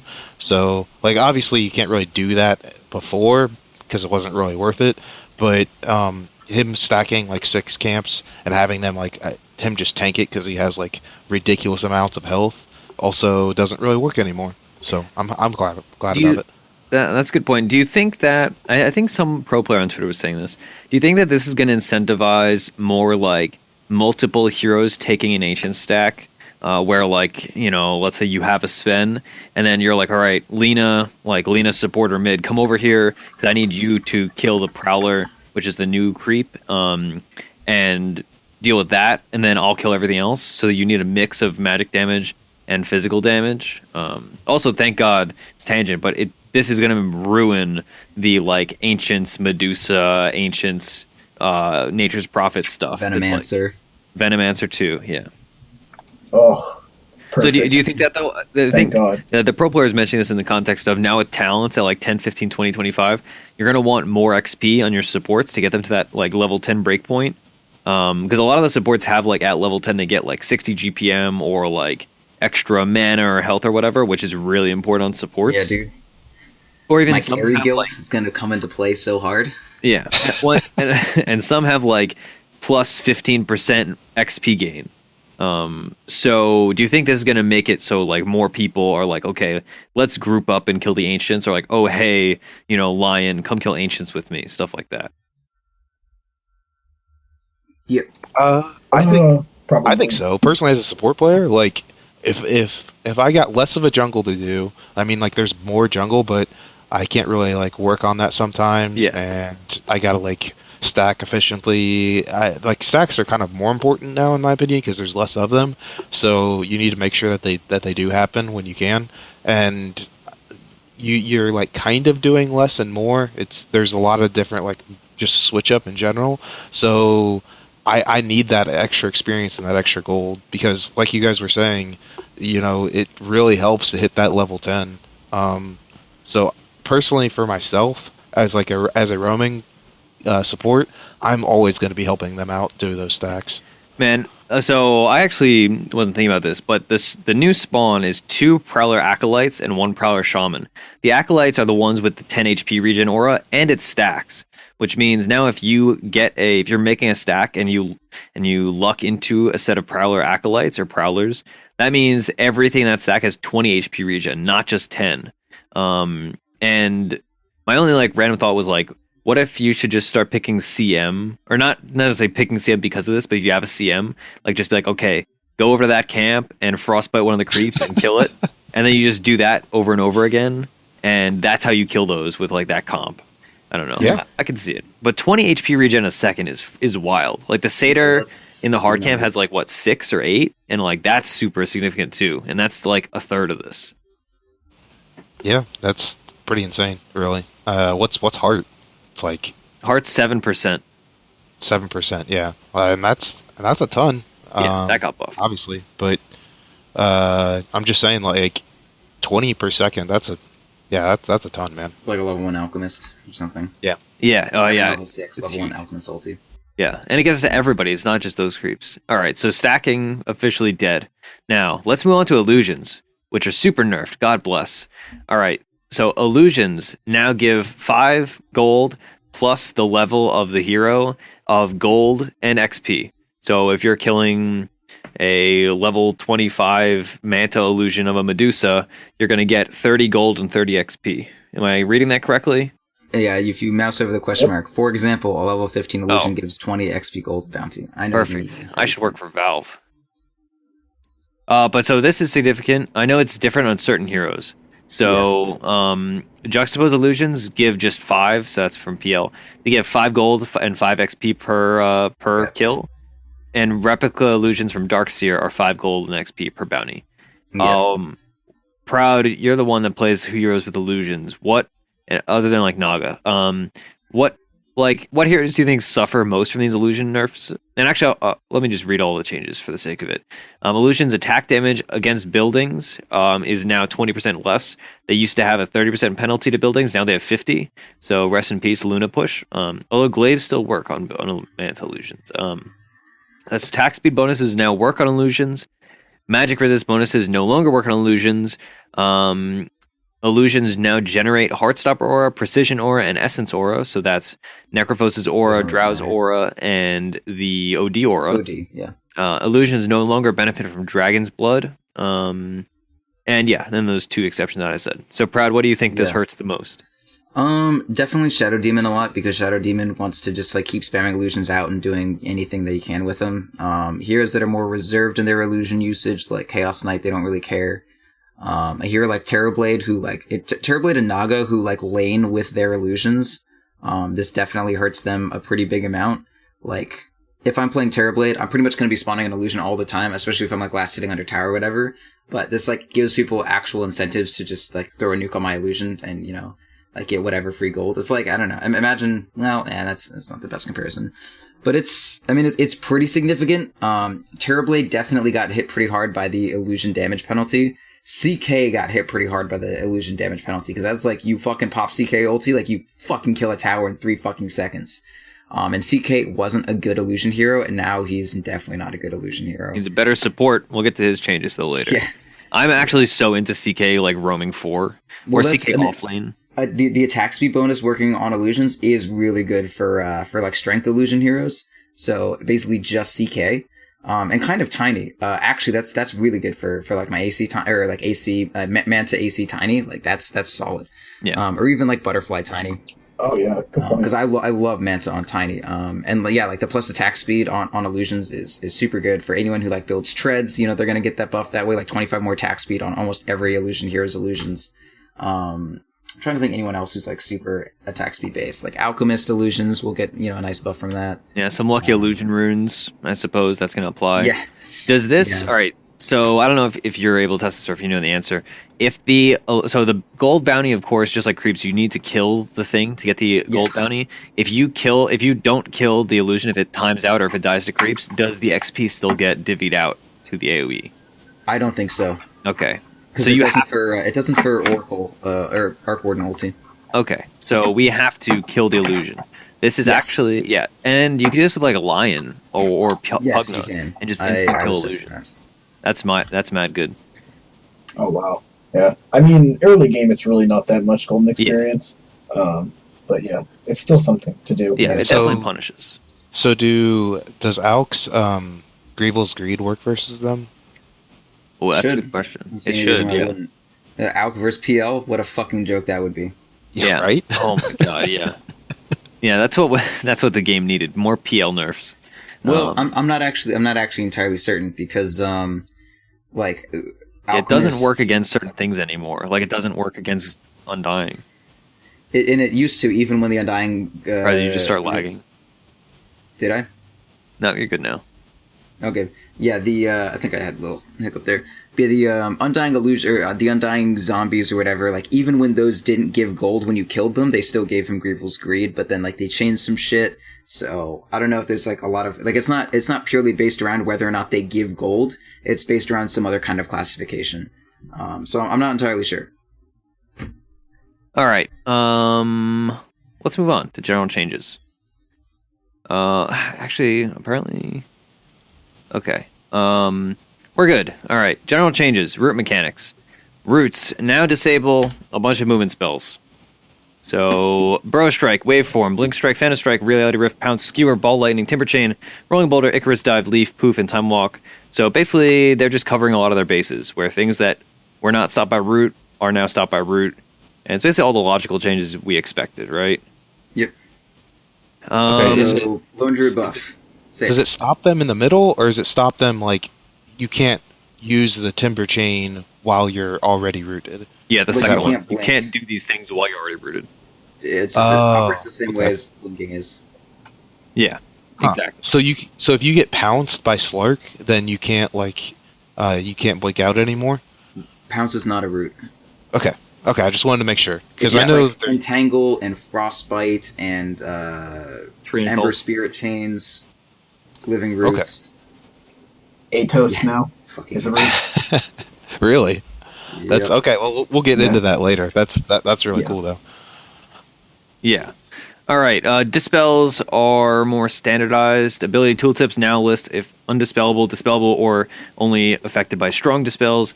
Abilities that dispel now list what type of dispel they apply. So things like oracles, Q, things like Panda Bear's spirit, the Storm Spirits thing, and all that. That's useful. Basically, it's just like now it's no longer guess and check. It's like, oh, do I dispel that or not? So that's good. Yep, it's fine. Soul Catcher is now dispellable. Stampede Slow is dispellable. Recall's dispellable. Wind Run, Rocket Barrage, Howl, and Sprint are all dispellable. Brewmother Ult is no longer dispellable. Thank God. Actually, I shouldn't be saying that. I don't want to see more Brood. Yeah. And let's Fatal move on. Bonds. Fatal Bonds. I think. Well, I just got one thing Yeah, to say about it. It's like, I think it's gonna be sweet because it just brings the information like out into the forefront more. Like before, there was like a lot of like esoteric Dota interactions where like, oh, does this do that? And it was kind of weird. But now like it's just right there on the skill. It says this is what does it, and I'm really glad that they're moving in that direction. And the root change is kind of similar to that too. So yeah, I like this. But there was like some point in TI where like someone purged a Chen sendback, or they were trying to, and I was like, you can fucking purge Chen? Like what? So I'm glad that that's the thing now. Yeah. All right. This is the real proud question, if I've ever seen a proud question. This is the dumbest thing. Cleave mechanics now work conically as opposed to like circle spherically. Yeah. And so it there's actually What? finally spelled out how each one works compared to how it used to be like, well, I think Battle Fury is smaller than Empower and yada yada yada. So talk about it. So on Proudland, which is how you say that, there was a time where I told Roland that Cleve was in a circle, and he was like, "What?" I can't actually do that because I don't have a voice after Boston. And now I don't have that cool little fun fact to give people anymore, and that's all that matters here. Literally nothing else is interesting about this. Yeah. It's basically the same. It's like basically the same shape. Although, like, what is worth noting, the furthest that you can hit someone, if it is literally a cone and not like a pizza slice, if you get the distinction there, the furthest that you can hit someone is actually like a diagonal trajectory from you, not straight in front of you. So maybe you can use that in some way, but probably not. So, keep That's calm, weird. carry on, fam. Yeah, it just seems like one of those like logical like quality of life changes. Like, okay, this works like it Yeah. should work. It wasn't right. worth any of the words I used on it. All right, so yeah, we're trying to speed through these so we can get to the actual heroes because that one is gonna be the long bit. Other changes: max movement speed is now 550 as opposed to 522. Haste rune is last less time to reflect that change. Turn rate cap increased by 15%, which means you can actually get 15% slower on turn rate, if I'm reading that correctly. So that's like, I guess, a Batrider effective change, but nothing else really affects turn rate. I don't know, honestly. I'm pretty sure that that's supposed to mean that you can turn faster, but I'm not sure. Yeah, it seems like you can turn faster with. Because your turn rate is similar to like my current speed of turning. Like the rate at See, which I read is going cap, up. and that makes me think like, It just means I don't how- know. This feels how like fast something- that you can turn. Like you can now turn even faster. okay, I'll take your word for it. I don't know, Um, dude. Fuck off. This is stupid. Denying That's what it looks like. Denying is more valuable now. Lane creeps now give 50% of XP when denied by neutrals rather than 35%, but normal player denies give 50% experience, whereas they used to give a little bit more. No, if I they recall. give 50% experience right now. Okay, see, I thought about that. It used to be 70. I wasn't sure if that was this patch or not. But anyway, Captain's Mode, Necrophos, Techies, Lycan, and Treant all got removed because they got reworks, they all got reworks. Following abilities, no longer just disjoint projectiles, borrowed time, true form, pounce, metamorphosis, leap, the Fuck lone druid that. nerf we all needed. I'm really glad of the Slark Dude, nerf though. Like Pounce doesn't just joint anymore. Like that's not fun. Like that was a fun part of the hero. Yeah, Like there's that's very actually little a huge. skill based about Slark. Like, and Pounce was one of them. Like that was fun. Yeah, that's a huge nerf to Slark. Honestly, like Yeah, it also lowers the skill gap on all those abilities. yeah. That sucks. Fuck Slark. And dude, like I Leap doesn't agree. disjoint anymore. Like Mirana Leap doesn't disjoint. That sucks. Yeah. That sucks. And That like, was cool. dude, true form Alright, not bro. disjointing. Oh my god! Like the number of times that like a sniper has tried to fucking get me with assassinate, and I'm just like, well, bah, fucking disjoint that shit. Oh, oh. Yeah, but Test of Faith now disjoints, Oh, so. But nobody plays Swag. Chen anyway, so it's fine.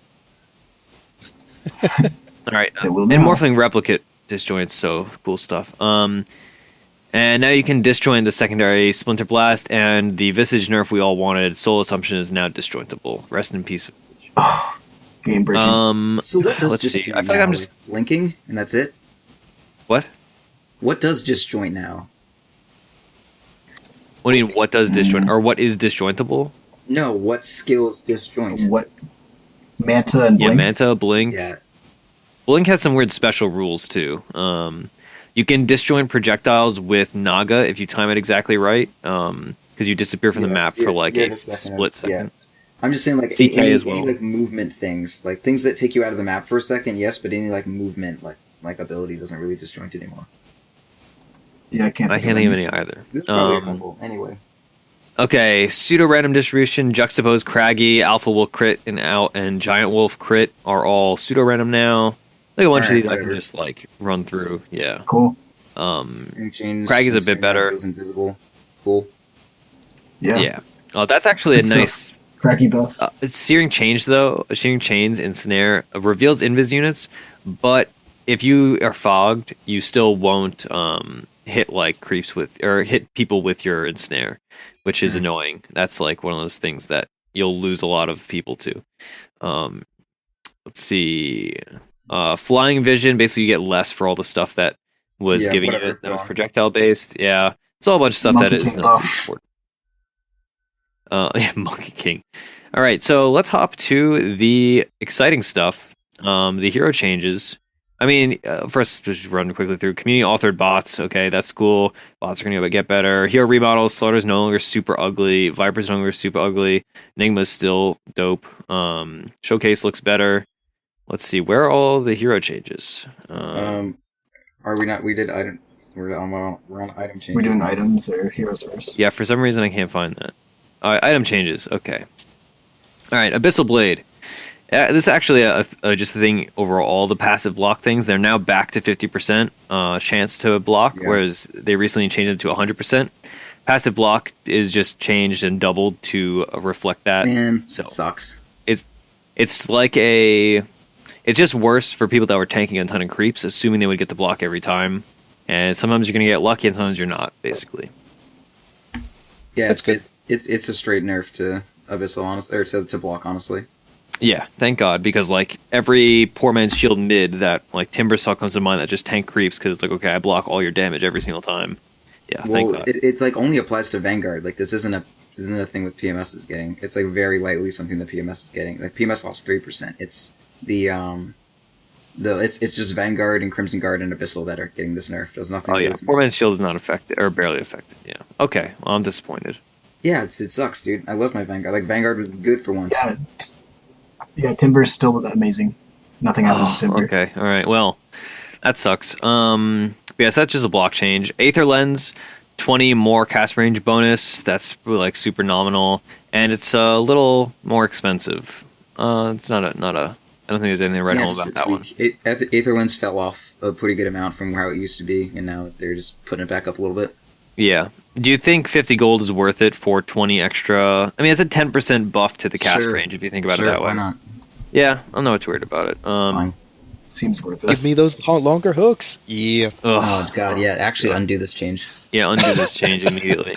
Assault Cuirass, now you have the same amount of attack speed, but it's just reflected. There's more in the aura and less of yourself, so it's like 5 attack speed buff to people near you, and creeps, etc. And illusions, which are now affected by aura by attack speed buffs. Bloodstone, you can't suicide by accident in base anymore. God bless. Bottle was also changed like a few different things, where now regen behaves like blink and only dispels if actual damage was taken from a hero or Roshan. So, and also we already talked about the bounty rune thing. But the thing with Bottle is, and Salve, etc., mostly this is just like what I see as a TA buff, because TA can now like salve in the middle of a fight right when she starts a reaction or refraction, and she can heal like a couple hundred potentially. Same with Bottle, like she can just refraction, bottle up, and she's not going to take damage even if she's in a fight. Like that's a really nice TA buff. Yeah, that's true. I didn't think of that. It's also it applies to Clarity as well, and it's just like one of those nice things where you're not going to like have a stray range creep take your Clarity off and ruin your life. Yeah, I'm into it. Or like sometimes someone like clarities me right as I'm about to tank creeps under tower, and I'm like, could you not have done that, please? Yeah. All right. Bracer costs 20 less gold. That's nice. Whatever. They're just trying to standardize like Wraithband, Bracer, and Null Talisman. Null Talisman's still the cheapest, but like they're closer now. This also probably allows some Bracer openings to have like an extra tango. I can't think of it off the top of my head, but like I know Kunkka was one opening. Do you guys think that that's going to change mid at all? I'm kind of talking to you, RC. Do you think that you would go Bracer instead of a PMS sometimes for like on Kunkka? Maybe on Kunkka, but like all the other heroes, the Bracer is the least important part of drums. And now after the drums nerfs that we'll get to, like I don't even know if I'm going to buy drums on certain heroes. Okay, but it's nice if you can see an option for it. But Bracer is not like an item I'm just going to hold. Like, because all the strength mids that would benefit from Bracer, I want a Poor Man's Shield or like Stout Shield, and Clung Blade on. Okay. All right. I was just thinking that like you, with the idea of the backpack, you can have those type of items more often, and I thought that maybe you'd actually get that now. Maybe, I don't know. I mean, anything being 20 gold cheaper is nice, I suppose. Cheese now restores 500 extra mana. Whatever, it's just a little better. Clarity, we already talked about. Crimson Guard block change as well. It blocks twice as much, but it blocks 50%, or it only blocks it 50% of the time. And it now affects Crimson Guard buildings. Crimson is actually a little bit better. Yeah. For sieging. The only one that's worse is like Abyssal is straight up worse because it goes from 40, which 50% of a 70 is 35, not 40. So yeah. But this one, it's like it's like better overall. Like it's worse against creeps, but as far as like taking high damage from people, it's actually better. And buildings too. That's really cool. The fact that it affects buildings is great. Yeah. Yep. All right, Daedalus, the dreaded proud change of reducing plus damage. Daedalus does 5 less damage, but it does 0.1 more critical strike. So. More nerfs to plus damage items, basically. Pisses me off, man. No, this one's fine. I mean, because it makes up for it directly in the critical strike then. Yeah. It feels like a change that's just like meant to deal with Monkey King because like you don't want him having more. Like he needs less plus damage items. That's what I feel. I mean, he wouldn't have built Daedalus anyways. I guess. Diffusal Blade. This just makes that crit stacking a little bit less. Yeah. It's actually, I don't know if it's Kunkka buff. It might be, but whatever. All right, Diffusal Blade. This is actually a significant change. Diffusal Blade can only target enemies now. You cannot diffusal your teammates. You cannot diffusal stuff off of your teammates. And it's also a little bit worse on illusions, but better on heroes. So it buffs the like casual Diffusal Blade on like any hero, and it nerfs the Diffusal Blade on like a mass illusion hero. It's almost the exact same on a hero. Like the damage is the same on the hero. It's just the actual mana burn is worse on heroes, or is the same or better. The mana burn is better. The damage is the same on heroes. Okay, yeah, okay, that's fair. I mean, none of those are like super important changes. The real one is you can only target enemies with Diffusal Blade now. Dude, that sucks. I love saving people. Yeah, you never show that much in team practice, but Diffusal Blade. Yeah, I was gonna say I don't. I don't think I've ever been saved in my entire life with a Diffusal charge. Man, all the time. All right. I do it all for Faf. He's just not here to say it. Rest in peace. All right, Dragonlance. 1 less strength. Another nerf to the item that is still going to be bought all the time on every hero. Yeah. That is agility. This is a little question. Oh yeah, that with the range talents that you have an option to get are a little scary to me. I'm very surprised this item was not nerfed or changed more. So, all right. Drum of Endurance. Swiftness Aura is now a plus 20 move speed aura. Intelligence is there's 3 less intelligence to the item, and it now provides 50% mana regen as opposed to 3 HP regen. So it is, I mean, it's more or less the same. It's just worse on heroes like Invoker, basically, where it's like I want 3 int, dude. I don't need 50% mana regen. I got mana regen from other things. I guess it. Yeah, you want the int and the health regen, right? Like. Yeah, there's a lot of heroes that I like. I really did like the health regen for. Like, I guess it wasn't that key on Ember Spirit, but I mean, I don't know. I didn't like drums that much, but the 20 move speed instead of a 5% move speed is like really, really fucking good, honestly. Especially for Invoker. Like, whenever he gains base move speed, because he has like. All of your Wex shit that gives you like more percentage move speed is like directly benefited by the base going up. See, I like move speed, but I also like int and like 3 int. Yeah. That's No, I'm just saying that particular aspect is good. And then like the Juggernaut that you like to build, where you get like Drum and Manta or whatever. Like that's the 20% move speed buffed by the 20 move speed buffed by Phase and by Manta or Yasha is like really strong. Yeah, that's Yeah. I think though personally for myself, I can see this being built on Spirit Breaker. It's really nice to have that extra regen for mana because like you don't ever have enough mana in the very beginning, and it's also really nice to have a lot of the damage that it provides. And like before, I was like, well, I don't really want to do this because I only get like so much bonus to my damage because I can only like hit the button so many times. Does it still have that though? Like it doesn't, like the swiftness aura just like gives you that aura always instead of having charges? Is that basically what it's saying? That's a good question. I assume you still have charges. It makes sense. Like this item would be absolutely like terrible if you didn't have charges of the buff anymore. Okay. Well, anyway, I mean, it still has that capability, but personally, like with heroes like Spirit Breaker, you're already going to be getting items like an urn to be able to get your health back up, and I've actually just started like doing the whole tranquil boots, which it's really nice on him actually. And if you can get tranquil boots plus this, having like all that awesome movement speed, and then having the mana regen kind of like take care of that, it could be cool. Could be really good. Yeah, I'll need to play test it a That bit sounds on good. like Invoker and Kunkka and stuff. Like, I don't know, dude. Like 3 int is just like, it sounds like nothing, but like there are many times where like a few dozen mana is important, especially on a hero like Kunkka. So I don't know. And like 50 mana regen, 50% mana regen, like I don't know. HP regen is just so good. Anyway, we'll see. I'm down for the change. I prefer the like plus flat movement speed as opposed to the plus like percentage based movement speed, just as a mechanic on items. So Yeah. All right. Dust no longer costs mana to cast. Who cares? Enchanted mangoes now cost 110 instead of 125. That's That a is nice change. awesome. Praise Oh my Jesus. god. That That is. Oof. I'm like. Flubb's favorite yeah, change. my favorite change so far. Oh my god. That Yeah. is it like helps. the happy thing I could do. It helps a lot for openings. That's for sure. Not to cut you off, Flub, but think of it like contextualize it by the fact that it costs the same amount as a salve. So all these times where you were opening with like Tango salve and then items, now you can start mango Tango and items whereas like in some weird instances you may not have had the money for 125 for a mango, but now you have it because they're on 10. They were 150, right? Were they Or 150? I thought they were 125.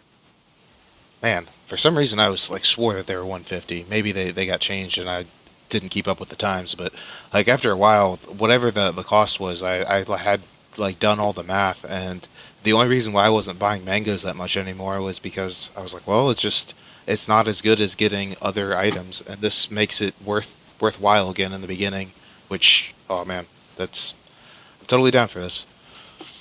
I think it is 125 actually. You're right. My bad. Yeah. Skrunk, Proud, any thoughts on Mango? I know Proud loves his Mango carry builds. Yeah, that's fine. Whatever. Next patch. Change. All right. It's just gonna help openings, like Yep. you said. I have Scotty, no longer UAM. A lot of things are no longer UAM. In the preceding patches and in this patch, they're just phasing out UAMs, basically. Proud, any like carry builds? Yeah, except for Deso. That's the special one. Proud, any like builds specifically that you're thinking? Like now you can have Scotty Deso. Yeah, for instance. Clinks Scotty. That the Clinks now can have a tanky item again. Okay. That's the only really interesting one, truthfully. His arrows already weren't unique attack modifiers anymore, though, right? Yeah. Deso was. Oh, okay. I see what you mean. So you can go Deso Scotty. I mean, TA can go Scotty now. Yeah. Oh, that's TA actually a can good go one. Scotty. That's cool. I never thought about Deso. Oh, about Scotty TA. TA Scott. So would you get PA Scotty?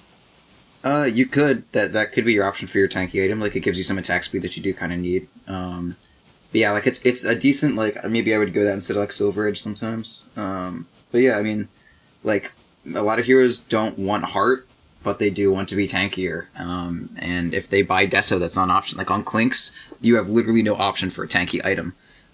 You can go heart, which is garbage.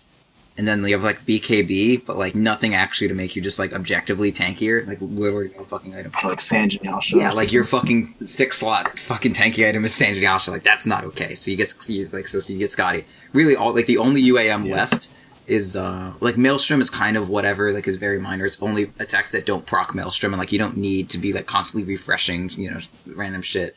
But it's basically just like, hey, think of a Deso hero. Would they like Scotty? If yes, then like maybe this is good now. I don't know. Yeah. Makes sense to me. So basically, like the Scotty change, it just affects heroes that build Deso. What other UAMs are we thinking of? Like Scotty already stacked with Lifesteal. It's just Maelstrom's the only other one, and it's just that like I mean, even then, Insane. like unless you got 3 Maelstrom procs in a row, your Scotty is going to be on them. Yeah, okay. That's what I was thinking. So yeah, it's really only like a change that affects Deso heroes. And I suppose it affects like heroes with like UAMs that they cast, but nothing really, I can't really think of anything like Silencer, but like Silencer's not going to build an Scotty. So It's mostly just the Deso thing. All right. General True Sight nerfed on Naga. True Sight no longer granted to illusions. Naga is really the only hero that I can think of that is really affected by this. And like I suppose illusion runes, but whatever.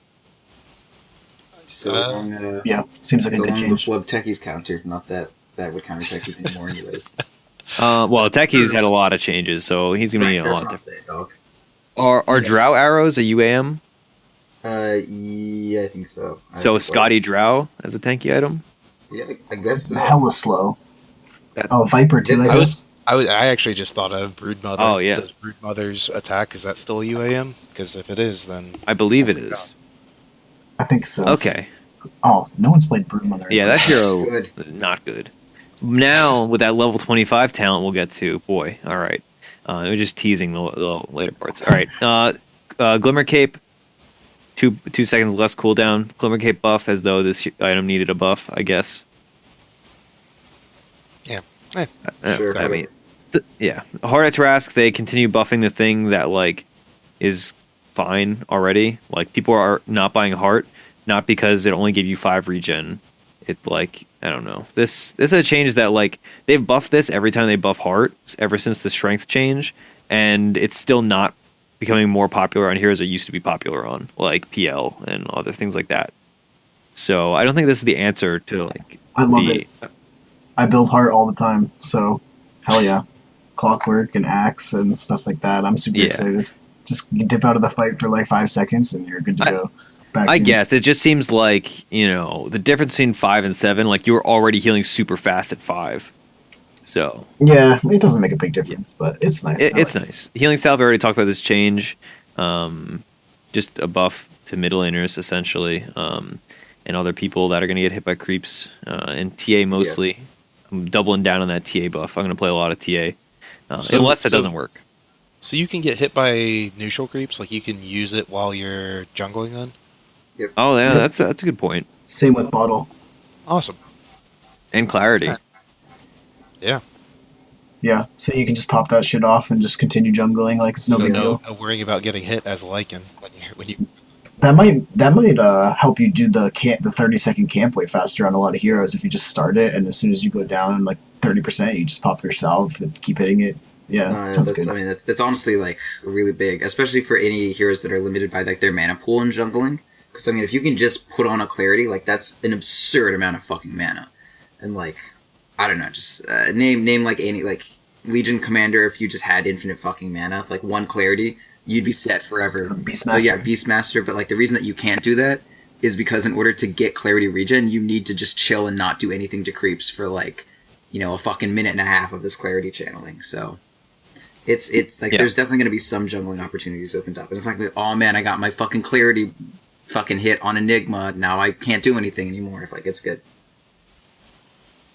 All right, Heaven's Halberd. Nobody buys this item, so maybe that'll change. Heaven's Halberd's slow duration increased by 1 second, and the main chance increased by 4%. Do you think this is going to change and people are going to start buying Halberd again?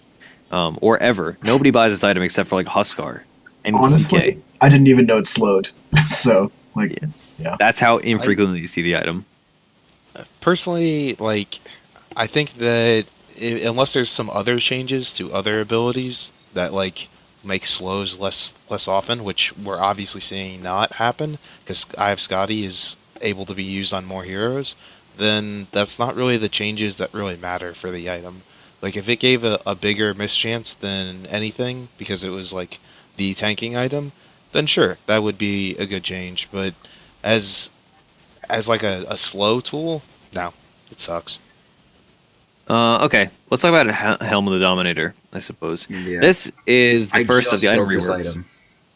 Yeah? Okay, so Dominate no longer requires mana. That's nice. Dominate now sets the converted unit to 425 move speed instead of 350, so it's faster by 75. Dominate can only have one creep active at a time, just like before. Yeah, okay, so now you can't do the abuse super late. You can't have a ton, which sucks because that was hilarious. It's a nerf. Yeah. Yeah, to Ritsu's strat. Yeah. It's a nerf to like 3-hour games. All right. Reworked recipe and bonuses. So now it's a support item effectively. A headdress, glove of haste, and a recipe for 1,800 gold. It provides 6 to all stats, 10 attack speed, aura, 8 HP regen aura, and then of course dominate.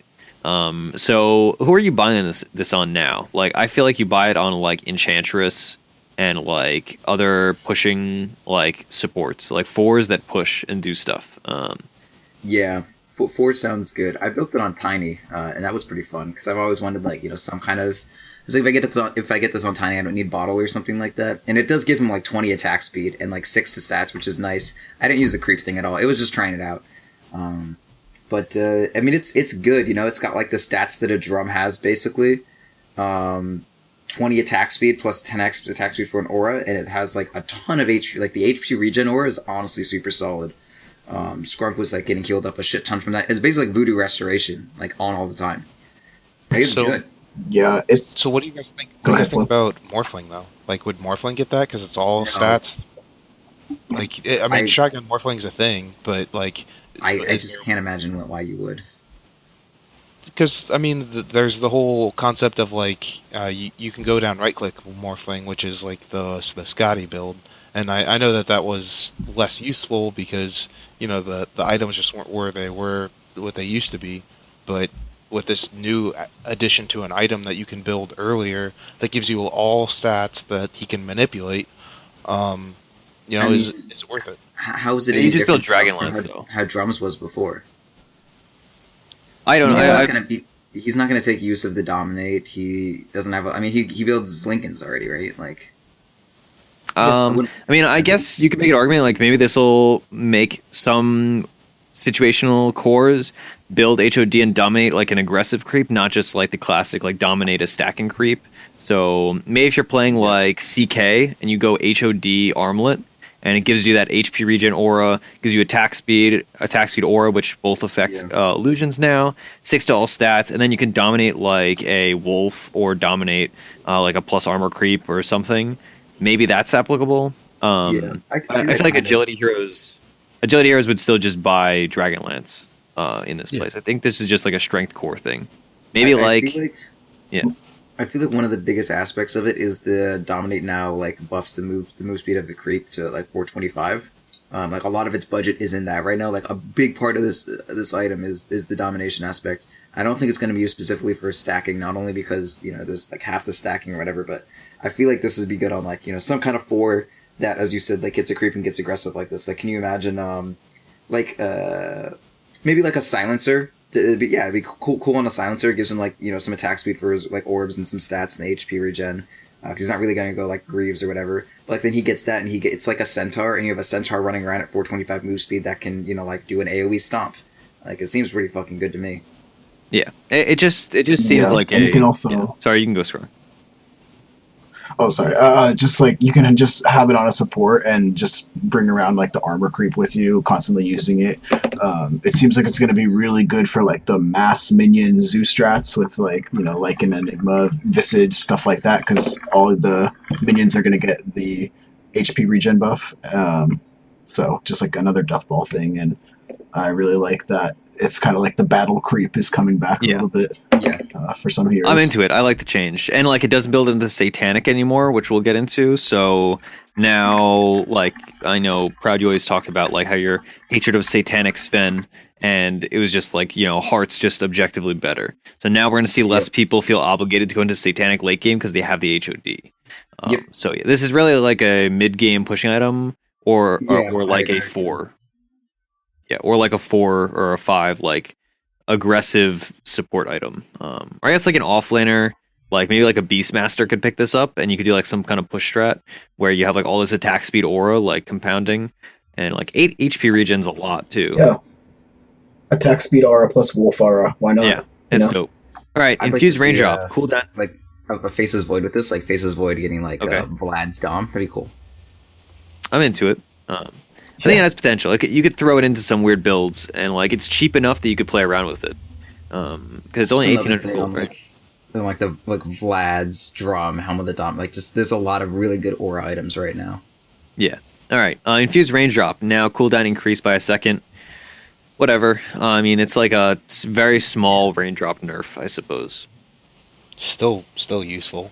Yeah, I feel like this item's still super, super good and still hurts a select few heroes drastically.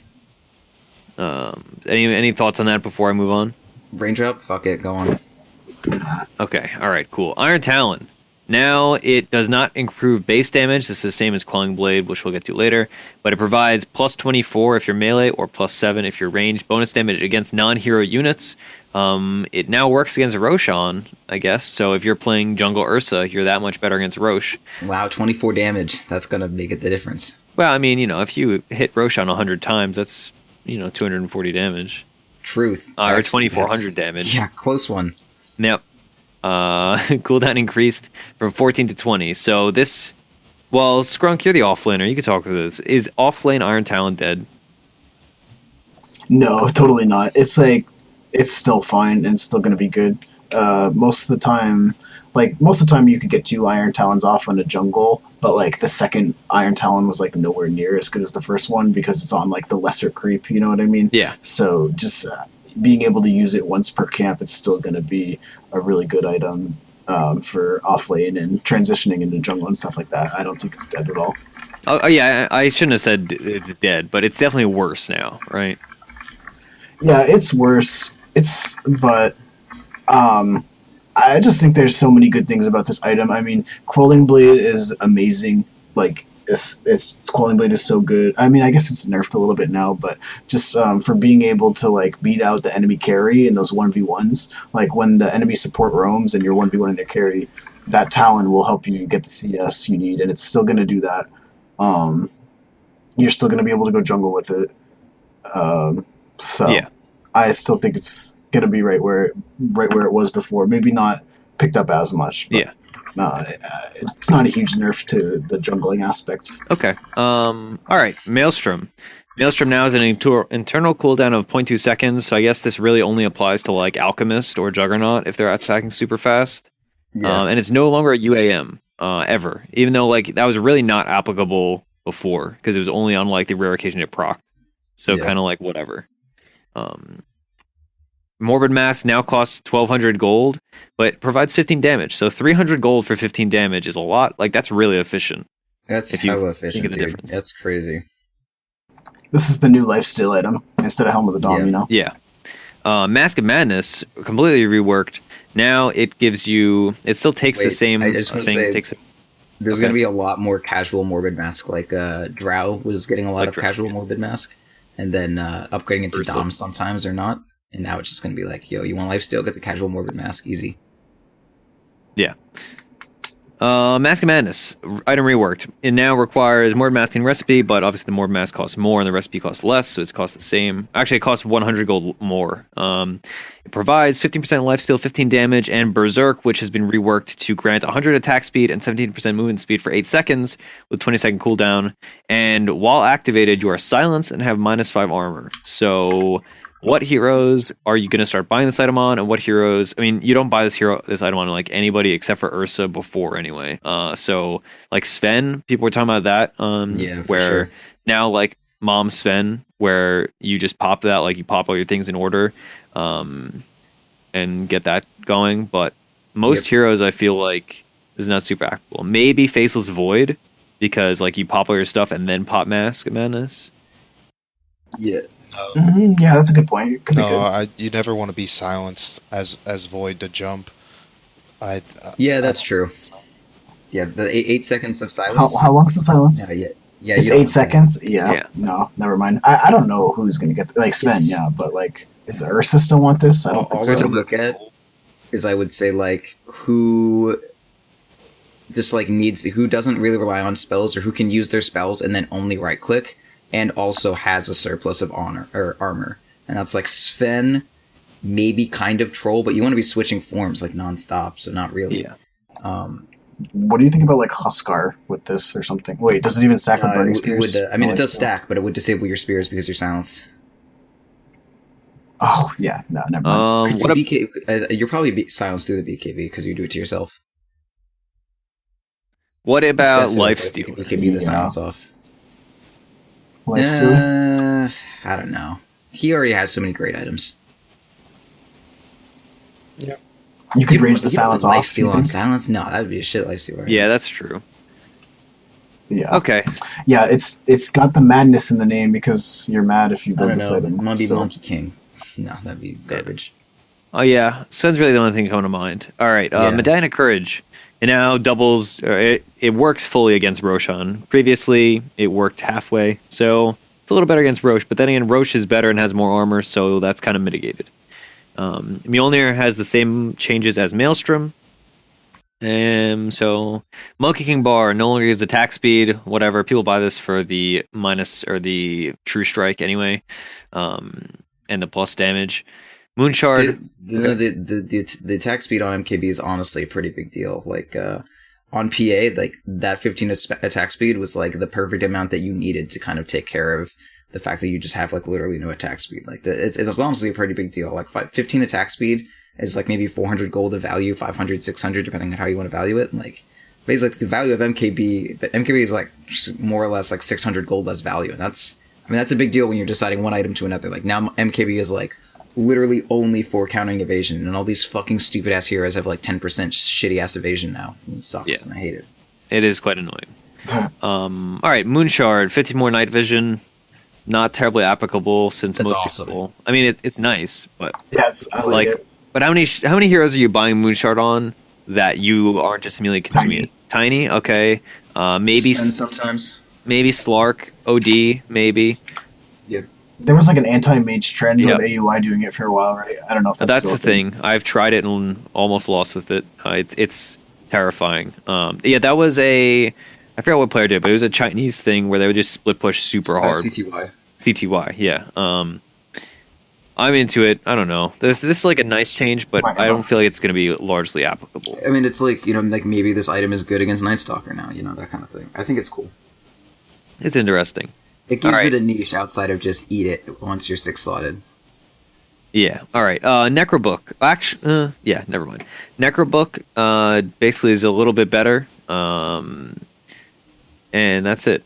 Like, it's So just it dealt less damage to buildings, but then they buffed its attack damage, so it's fine. It does hella fucking damage to creeps. Wow. I didn't read this before, but the mana burn reduction from 20 to 7, that's really big. That mana burn is so oh my god, strong. yeah. yeah, it's really good. Yeah, It just got nerfed.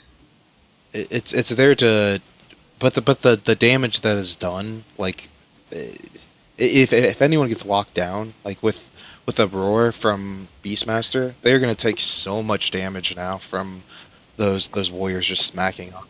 Yeah. Like, It's just you're going to be able to get it off. The mana burn, you're going to be able to get off more times per use of it as well. So it's a net Yeah, damage people have to increase. actually use mana burn. Like, that's such a good buff to mana burn. Yeah. well, it's a minus, right? Because it went from 20 to 7. Yeah, but that's good because you can just use it more often. It's not like they nerfed it. Oh, my bad. The cooldown The ma- reduction. Oh man, I'm dumb. Yeah, the mana break, like the anti-mage style mana break on the Necro Warrior got nerfed to compensate for the increased damage of his attack. And then Gotcha. the Archer, the cooldown on his mana burn, which is the active ability, got reduced by 13 seconds. Right. Yeah. Right. One retroactive change that I have to bring up. Moonshard was indirectly buffed because of the change to illusions benefiting from attack speed. So is that applicable to anybody? Like Luna, I guess, PL, if you had like Luna, Moonshard. six-slotted Nagas, like that kind of shit. Yeah, that doesn't seem terribly applicable, but I mean, maybe you see somebody buy like Moonshard Manta now if they have enough stats already. That's potential. All right, Oblivion Staff. Attack damage is 5 less, but 4 more int.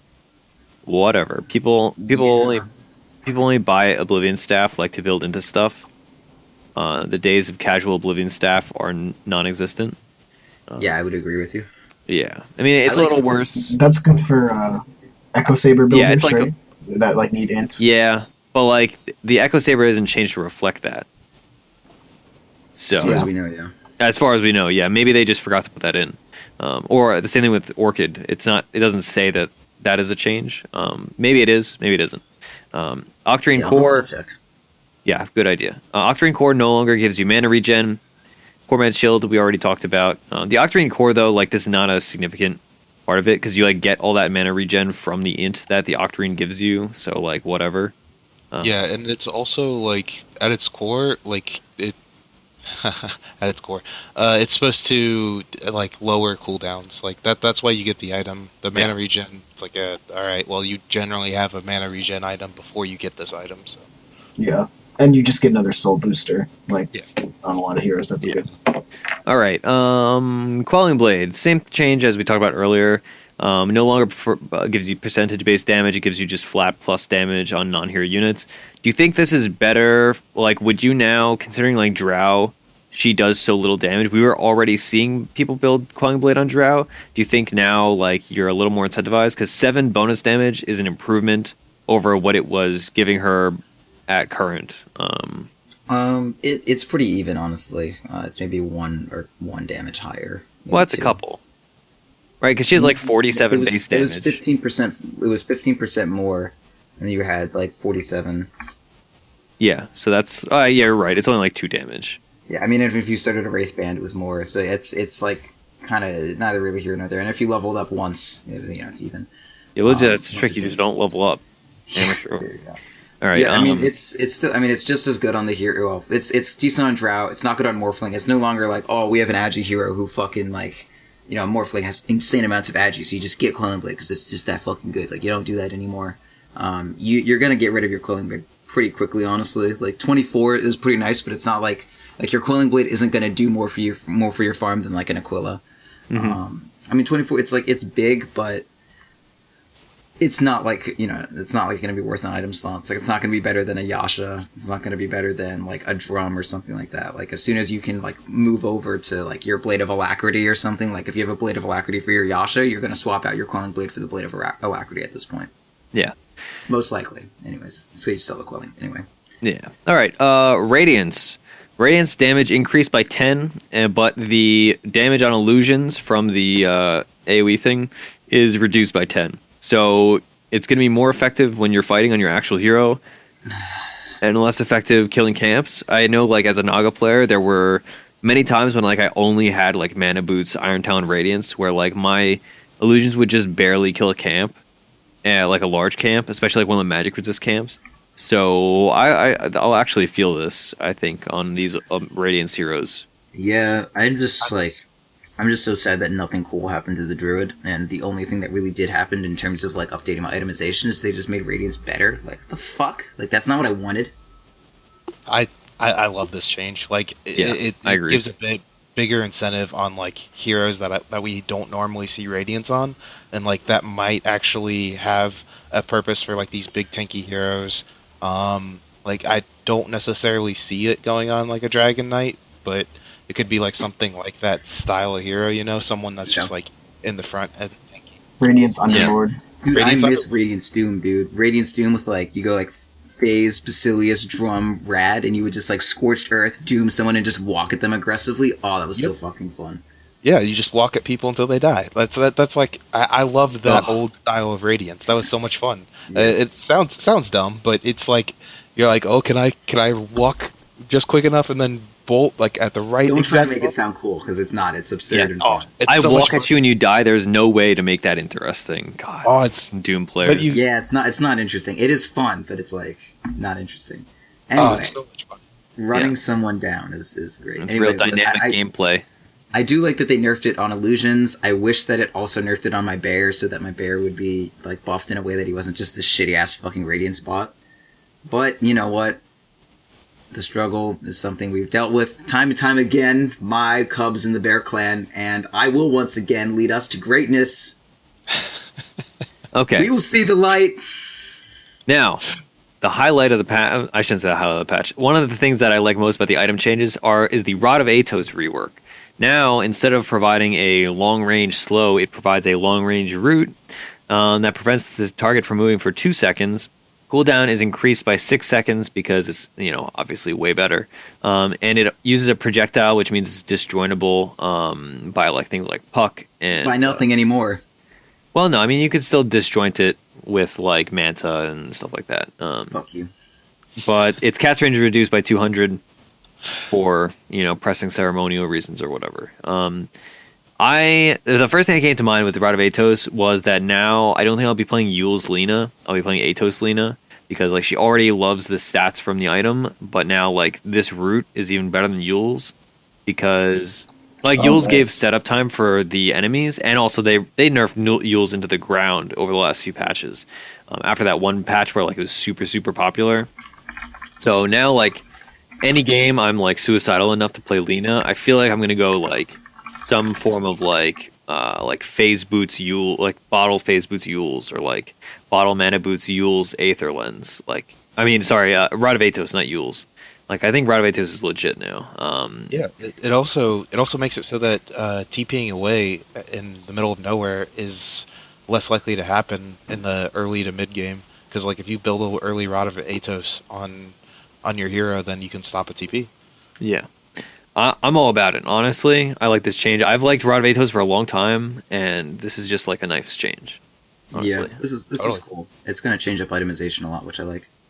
Yeah. There's still like the core item, or rather the core issue with the item is just like a lot of heroes don't want what it gives because they want to be going into other things. So like a lot of people that would be hypothetical Athos builders are instead going to build like an Orchid, or they're going to build like, you know, a Scythe and stuff like that. If they're like, if you're like OD, like he's going to go still like Halberd and Scythe and those high int items. So, I mean, Rod of Athos is super actually like effective for int, but like he honestly was so benefited by the slow, even more so than a root. I don't know. I think it's definitely a better item now, that's for sure. And I'm totally going to be theory crafting and playing around with it a lot. Like 2 seconds is a long time too. Maybe Athos Wexort Invoker, or just Athos Invoker. I don't know. He makes too much money to buy this item though. It's still like a dead end item. Vafa used to build Rod of Athos on Invoker. I know you disagreed with that, but like yeah, but we both know that Vafa isn't as good an Invoker as Ursinity. That was a joke. Yeah, I mean, why do you think we kicked him from the team? He just built Athos too much. All right, we on to the next item? Sure, I guess so. Sage. Same change as Halberd, whatever. Sage. Satanic item reworked recipe and bonuses. It now takes Reaver, Mord, Mass, Mithril Hammer, so HOD, like we said earlier, does not build into it. It provides 50 damage, 25% lifesteal, 25 strength, and then it still has the active that it had before. So, Proud, you're the Satanic builder. What do you think? It doesn't give armor anymore, now it gives damage. It's the exact same. You don't build it out of Dom, which is interesting. Yeah, I mean, it's a little bit less because it's not like a supernatural build for Luna. I might say Luna may want Heart over Satanic now, because Unholy Rage is just like the worst fucking ability in the game. I really fucking hate it, dude. It's so fucking... I mean, now that illusions are less prevalent, it'll be easier to heal off of it, but... I don't know, man. There's so much control in the game. Every time you try to pop Unholy Rage, like, some stupid bullshit happens. Like, someone gets glimmered, you get forced out. Like, doesn't fucking matter. Something's gonna happen. So, I don't know. I think it's probably better than it was, but it's a lot less easier of a build up. Like, in order to get it, you're going to need to have a casual Morbid Mask, which I do not think is that great. Like, I think if you do need lifesteal, you're gonna go for the casual Morbid Mask, but there are so many ways for people to heal up right now, between, like, the fucking health aura of Dominator and all this crazy shit that's going around. Like, there's a lot of ways to get your health back, and I don't feel like people really need lifesteal. Like, we're seeing Luna play without lifesteal, right? Like, sure as hell not gonna fucking buy a casual Morbid Mask now. Yeah. Any other thoughts, Flubb, Skrunk? Go ahead, Skrunk. No, I never build this item. I don't really care. Support wise, this is like never the item, and always will never be the item. So, like, for me to put my 2 cents on it, I like that they're switching up late game items. I kind of feel like sometimes that's where it gets stale, is in the late game. Personally, for myself, because I don't get anything, and I get to see. This definitely is definitely the farthest thing from a Flubb item. It's actually a really good troll buff, honestly. Like, he needs damage so badly, and he really does like Satanic. And he was into Dom, but he didn't really stay. He just got Dom because, like, I need damage.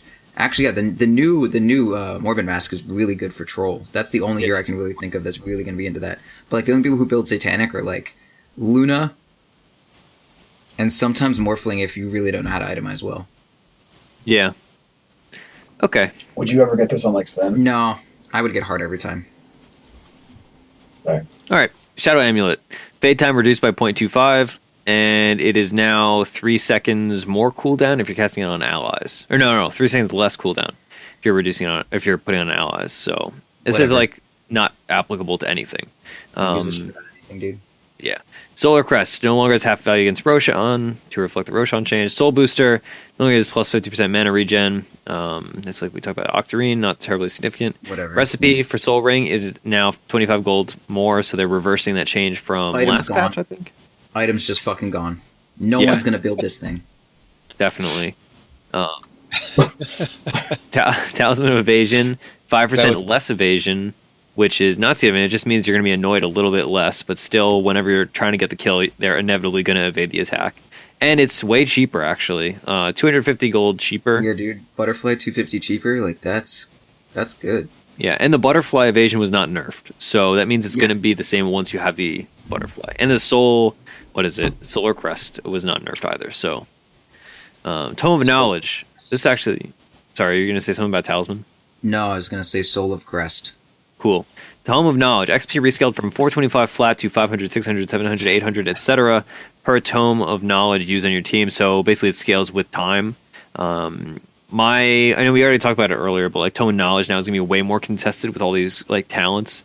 It's like, oh, I need my level 15 talent. I need whatever. It's like, okay, buddy. Well, I'm level 6 at 25 minutes on a support, so maybe I should take it. But he's gonna be like, no, I clicked it first. No, you give it to the offlane.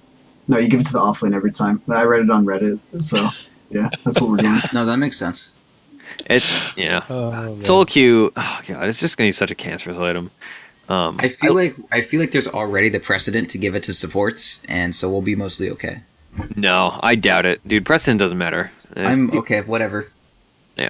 Okay. That's your opinion. I don't care. Okay. Good. Either Earnest you Shadows. accept me trying to calm you down, or we don't, and we move on. No. Yeah. You can't calm me down by being wrong. That's not productive. Let's go on. Earnest Shadows buffed just like Salve, Bottle, Clarity. That's nice.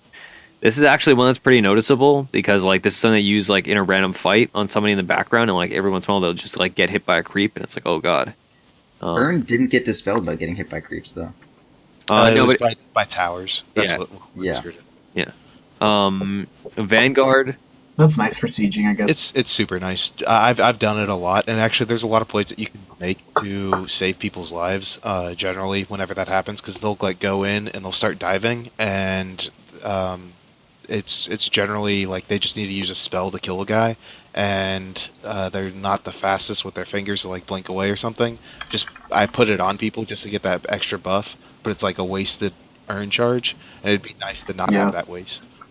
Like if an axe goes and starts cutting the creep wave and tanking the tower, just to like push the tower faster, you just throw it on him. Like a diving spirit breaker, you could earn yourself preemptively, dive past tower and tank it just that little bit more. But he has so much armor that's not terribly productive. That's an alright change, whatever. Vanguard, we already talked about this Opens change. up a little bit.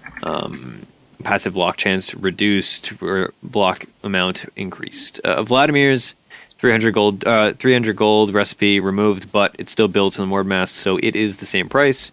Windlace now is 15 gold more. This may affect some startings, like maybe Bounty Hunter can't start like Windlace, Orb of Venom. Actually, you couldn't do that before anyway, since they increased costs. So yeah, you could. You just couldn't go Windlace Orb of Venom Tango.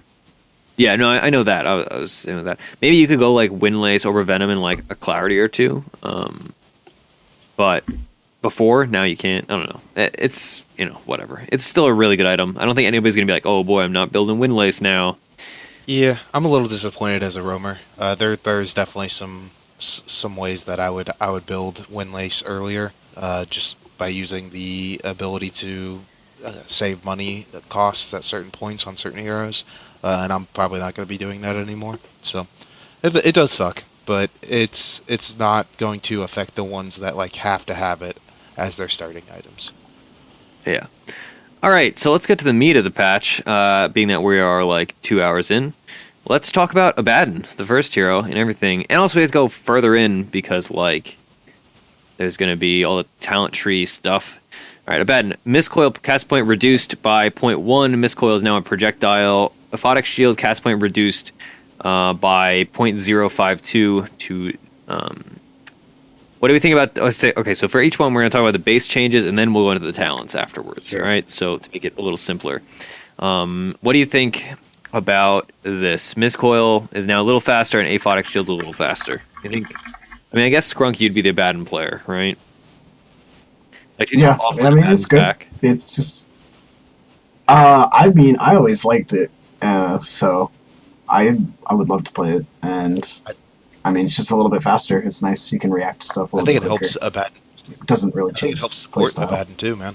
Yeah. I mean, not only does it help Skrunk in his offlane, because maybe he could deny himself faster by having a quicker cast point. Because he dies all the time. But for me as a support, like sometimes you're like winding up a pitch with Abaddon, or like you're about to send it out and someone dies. And that's a little annoying. It's going to be a little bit quicker, so maybe the support, like giving that quicker response time will help out the hero to come back into that lane. I'd like that. Okay, so now let's talk about that in conjunction with the talents. So level 10, he picks 25 damage or 15% XP gain. 15, he picks 5 armor or 200 mana, 25 move speed or 15% cooldown reduction. And then his final level 25 is plus 25 strength or plus 200 shield HP. So clearly they're making two paths. There's the support Abaddon path, where you would pick, the mana, XP gain, CDR, and shield HP, and then the like off lanes, semi-core, or even just like a straight core Abaddon, if you're bad, where you would pick the plus damage, plus armor, plus move speed, plus strength. Or maybe you'd pick plus damage, plus armor, CDR, and strength. But overall, it's just two clear paths for like two diverging ideas. Yeah. Do you think either of these skill trees changes anything drastically? Like it just makes each one better? Yeah. I could see myself. I can't think of a way. Oh, sorry. I was just gonna say I can't really think of a way that you would mix it up, and like switch the sides. That you're As going a 25 point, I'd almost always get the 200 shield HP. Really? You think so? I- Over 12, over 25. I mean, all you strength? would need to do is shield yourself 2 times to make up for that strength. Yeah, but like Yeah, but you're also hitting. Like Yeah, you- like 20, I mean assuming- that's decent, but I don't know, like I don't know. Like that makes your orthotic shield actually relevant in the late game. Like you can put a fucking 400 damage shield on people so often, like you're not going to be hit as Abaddon like ever, right? So like it's more or less just Well, if you're Yeah, if you're core, yeah. I Abaddon. mean, like, they're not going to like I don't know, but like you have that defensive ulti, like they're not going to try to kill you first, right? So like it's effectively more or less 25 damage, and the 200 HP shield is like so much more than that. well, yeah, I don't know. I would go 25 strength personally, but I'd have to check it out because if they're not going to be killing you, then you hit. yeah, them and harder. it's gonna make your Like- E-blade do more damage. So See, as a, Right. 200. as a support though, movement speed is also something you want to consider, man. Like cooldown reduction's great, but being able to move around it and make sure that I'm not getting caught out is just as Yeah, it's important. true. I guess, So- but like something else was bringing up, like 15% cool CDR on your ult, like that makes a big difference. True. That's true. That's The other super true. thing, the other thing is the 200 shield HP also would equate to 200 extra damage, right? Because it Yeah. explodes for the amount of damage. So Yeah, that's good. Oh, nice. that's a good point. Um, Yeah, might be better. yeah, I think, and we'll get to this farther because a lot of the heroes have like plus XP gain in these. I feel like some of these changes are very linear. It's like, all right, you're always going to pick blank if you're doing like a specific build, but some of them are like situational. It's like, okay, I'm having a really hard game, so I need the XP gain because I hit level 10 late, and like you can mitigate like a lost laning phase by getting like extra GPM or extra XP gain. But and vice versa, you could be like, oh, I have tons of XP. Let's just take damage. So that's something like maybe if you're playing Abaddon as an offlaner and like you get really behind because your lane's lost, then you pick the XP gain. Yeah. But I think this is one of those that was very linear. I feel like the first 3 of them honestly aren't that linear, like especially deciding between the move speed or the cooldown reduction. Like that game we were playing where we had like Weaver and then like me, and we had like an Omni Knight and an Abaddon or something. And I don't know, it was like Drow, and we had like Drow and Weaver, and Abaddon was having so much trouble, like even though it was Abaddon support, he was having so much trouble like catching up to be shielding everyone. So even though it was a support Abaddon, I think you'd probably go for the move speed there, that's just to catch up with us. And like I don't know, maybe you're against a lot of minus armor and like you have enough mana, you just die super fucking fast, so you get like the minus armor, and then I don't know, I feel like they're all pretty good choices. Or at least they're all situational. Like it's not a brainless decision outside of like if you're support, you're probably not going to get plus 25 damage. I feel like that's like a 90-10 situation. Like 90% of the time, if you're playing support, you're going to want the CDR, and 10% of the time, maybe you want the move speed. Yeah, no, I agree with you. I'm just saying, like, Oh yeah, it's Not- Dota, right? So there's no like. Yeah, they're also there's room for situational. innovation and there's room for like a cool play, which is all I want. Yeah, that's nice. But also, like, now with the backpack, like, you can have a casual windlace, whereas you would have had wards before, and you can keep that late into the game. Sure. All right. Alchemist. Anyways, hero number 2 out of 113. Yeah, well, a lot of heroes didn't get changed. Actually, that's a lie. They all got talent trees, but that's fine. Alchemist. Grievel's Greed, Bounty Rune Multiplier rescaled from 3, 4, 5, 6 to 2 times. We already talked about that. Because there's 4 times as many runes, or 2 times as many runes. 2 times? 4 times? 4 times. Yes. Level 10, 20 damage or 4 armor. 15. You want to be tanky, you want to do damage. Okay. Yeah, move speed, 6 all stats, 30 attack speed or 300 health, 30% lifesteal or -4 acid spray armor. I feel like this is one of those where, like, why, in what world at level 25 are you going to say, I want -4 acid spray armor instead of 30% lifesteal? Like, that is just insane. I don't know. That's I feel like that's a real decision, honestly. What world are you living in? That's my question. Like, I mean, a world where Alchemist has insane health if he's ever, like... I mean, like, if he's... Like, lifesteal only helps you if you're, like, hitting people, and if you're not stunned and getting fucked as Alchemist, you're not dead. Okay, but -4 acid spray armor at, like, 45 minutes? That's still significant. But you're getting it at such a late point in the game where everybody has tons of armor already. Like, this just seems like the most cookie cutter thing. Like, you always pick lifesteal unless you're playing support. I get where you're coming from, but, like, I feel like Lifestealer has so much regen already that, like, there's a reason why he never buys Lifesteal. Yeah, but, like, if you could have it, like, I understand that. I'm just saying I would want to see it play out, and I feel like you'd run into a lot of situations where you're like, damn, that Lifesteal, like, didn't help me at all, but, like, maybe our kill would have gone forward if, like, their fucking whole team was missing 4 armor. Like, I imagine this would be in conjunction with a minus armor strategy, right? We have, like, weave going and then also the acid spray, and, like, you could, like, really total that shit up. The thing is, at level 25, people's mobility is usually high enough to escape acid spray most of the time. But I agree, it is, like, I could see games where you would want it. And also this also kind of looks like, I mean, if you're like a supporty alchemist, you're not going to hit 25. But anyway, I mean, it's just, I think there are situations where you could go either one. Like, neither of them are particularly appealing to me, to be truthful, but... if you're going core, like, I kind of like going into 20 damage, 6 in all my stats, 30 attack speed, 30 lifesteal. Like, going back to old Alchemist, like right-click Alchemist. Really strong. I would most of the time go Lifesteal, I feel like. But I cannot imagine a world where I say... The regen is so high. That, like, I feel like you're trying to innovate where there's just a clear choice. Like, this just seems like lunacy. Like, I want -4 armor. I've died as a person with a lot of life, like, live with a lot of lifesteal so many times that, like, when I see something like that, like, my big, like, it reminds me a lot of Satanic Unholy Rage. That thing has never saved me, it's failed to save me so many times. And, like, the huge amounts of lifesteal don't come into the equation so many times. I'm just saying that there's definitely situations where you'd want the -4 acid spray armor. Overall, probably, like, if you're balling out of control on an Alchemist, you probably want the lifesteal. But I'm just saying, like, if I played Alch in a minus armor strat, like, clearly this thing is with, like, a minus armor strat in mind. And, like, clearly there's going to be some kind of niche strat we would want something like this. Okay, let's move on. Ancient Apparition. Hold on. Okay, do you have something to say? What about support Alchemist? Would you pick it up for support Alchemist? I said that, like, if you're playing, like, I do like this idea of, like, a super tanky, like, supporty Alchemist kind of deal, but if you're a support Alchemist, you're not going to hit 25. Okay, yeah. Alright, sorry. And even if you do, you still pick the lifesteal. Like, fuck off. I don't know. Alright, let's move on to AA. Yeah, let's move on to AA, because our cards have been thrown. Yeah, okay. I'm going to not take pot shots. Cold Feet cannot target a unit already affected by Cold Feet. That does not really apply to anything, except for, like, really weird... No refresher Cold Feet combos, damn it. Or, like, Octarine Cold Feet, I think that's, like, the application. Level 10, you can pick 60 GPM or 8% spell amp, 15 int or 25 HP regen, 35 move speed or -30 seconds respawn time, and lastly, you can pick either 80 chilling touch damage additional or 3 charges of Cold Feet. I guess that's why they made the Cold Feet cannot target a unit already affected by Cold Feet. I'm sure. Okay. Yeah. Okay. So this is basically like you don't need to go Midas on AA necessarily because you can get your 60 GPM.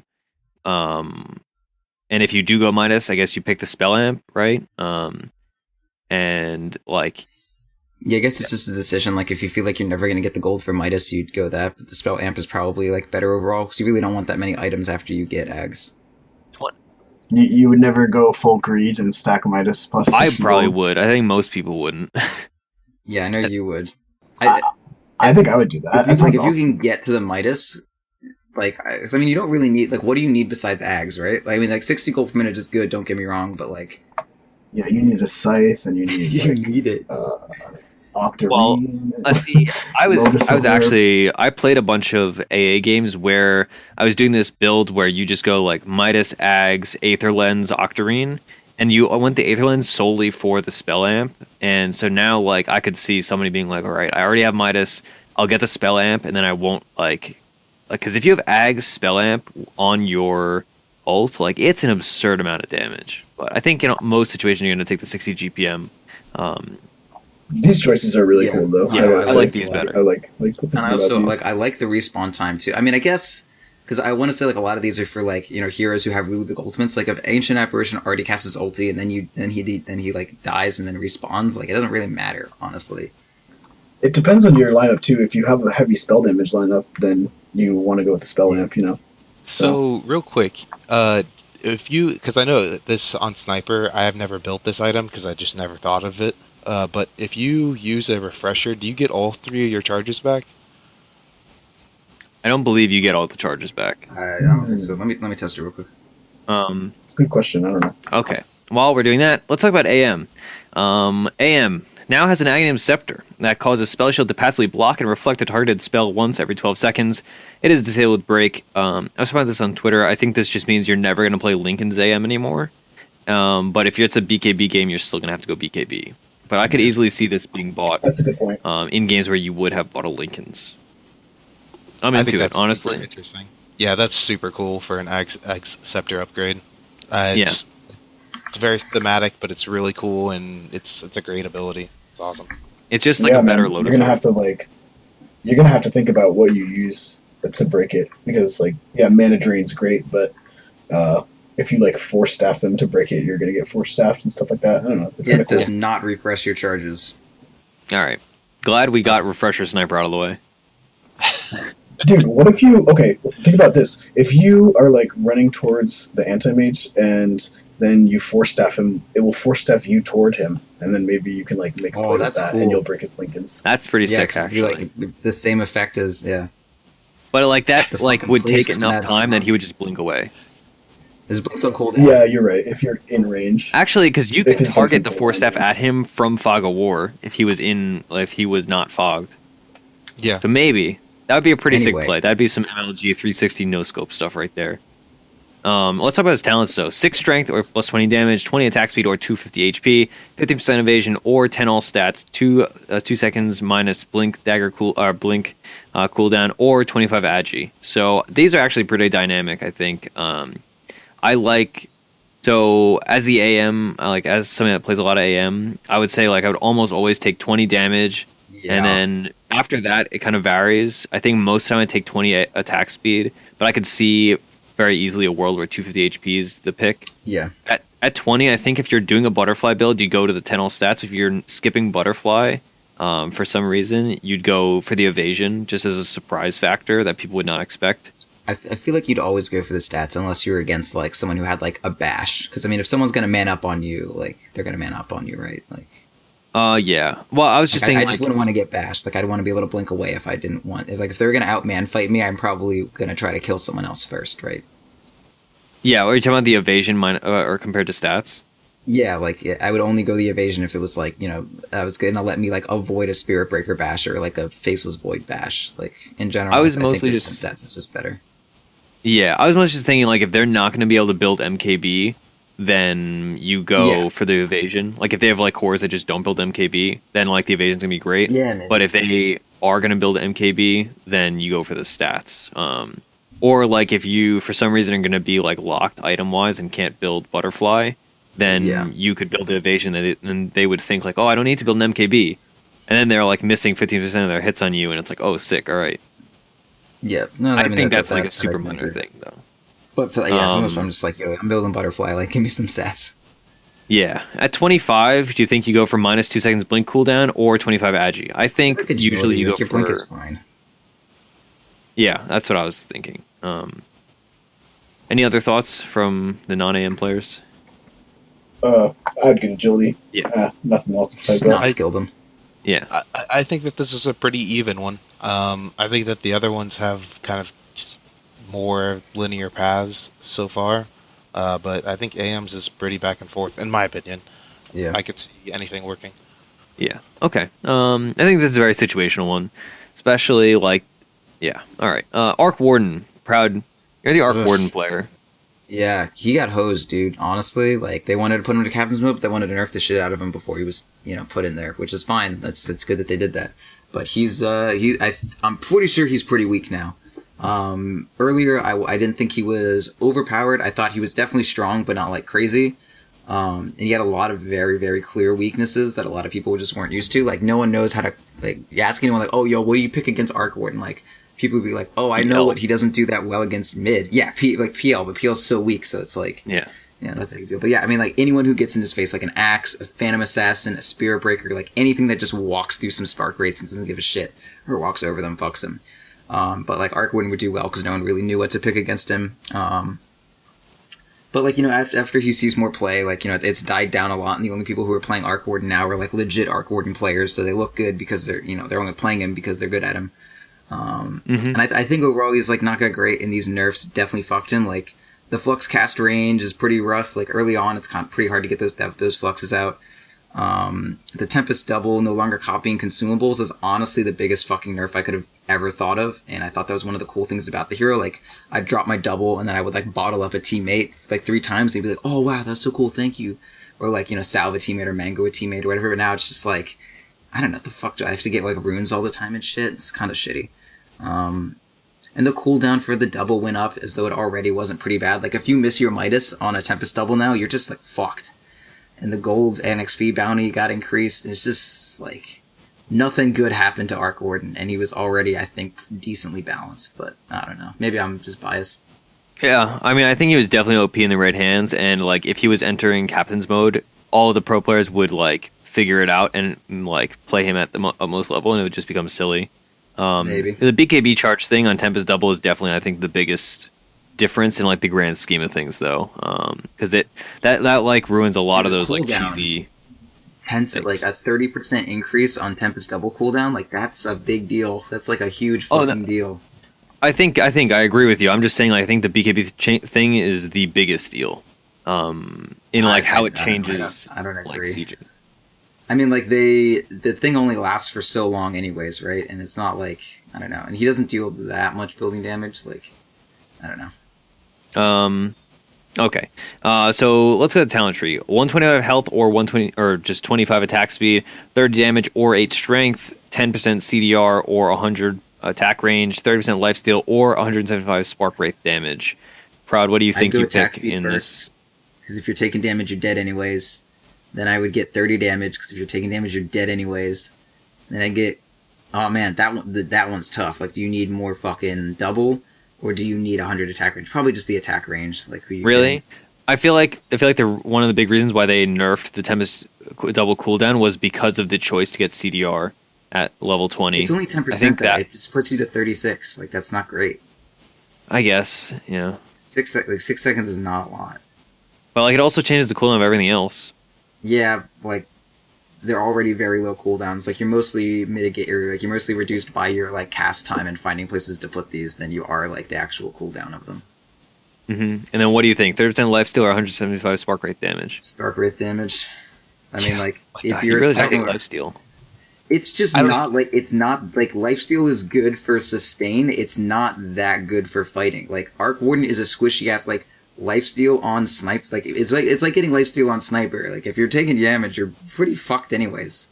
It's not 30% like I'm gonna man fight big number. 30% is pretty big. So is like 3 spark wraiths hitting you for fucking like 500 damage each. Yeah, that's what I was gonna say. Is like spark wraith damage is. I don't even play this hero, and I know this for a fact that like adding 175 damage on spark wraith, like I get hit by them as a support, and they hurt right now. an extra 175. Oh my god, that is going to just destroy supports. Like, you were in that game we played for Theorycraft Thursday where I just had spark rates everywhere, and every time they tried to engage on us, they just fucking rattled the shit out of them. And then, like, anytime anyone went on me, I just fucking died. Like, here's what happens when someone goes on Arc Warden. You fucking stealth, and then you force staff, so you just get the fuck away. You don't, like, oh, I'm gonna manflate you with my 30% lifesteal. Like, they'll just fucking bash you and you're dead. Yeah. No, I mean, I think... I buy lifesteal a lot more than you do, and I am aware of how strong it is late game.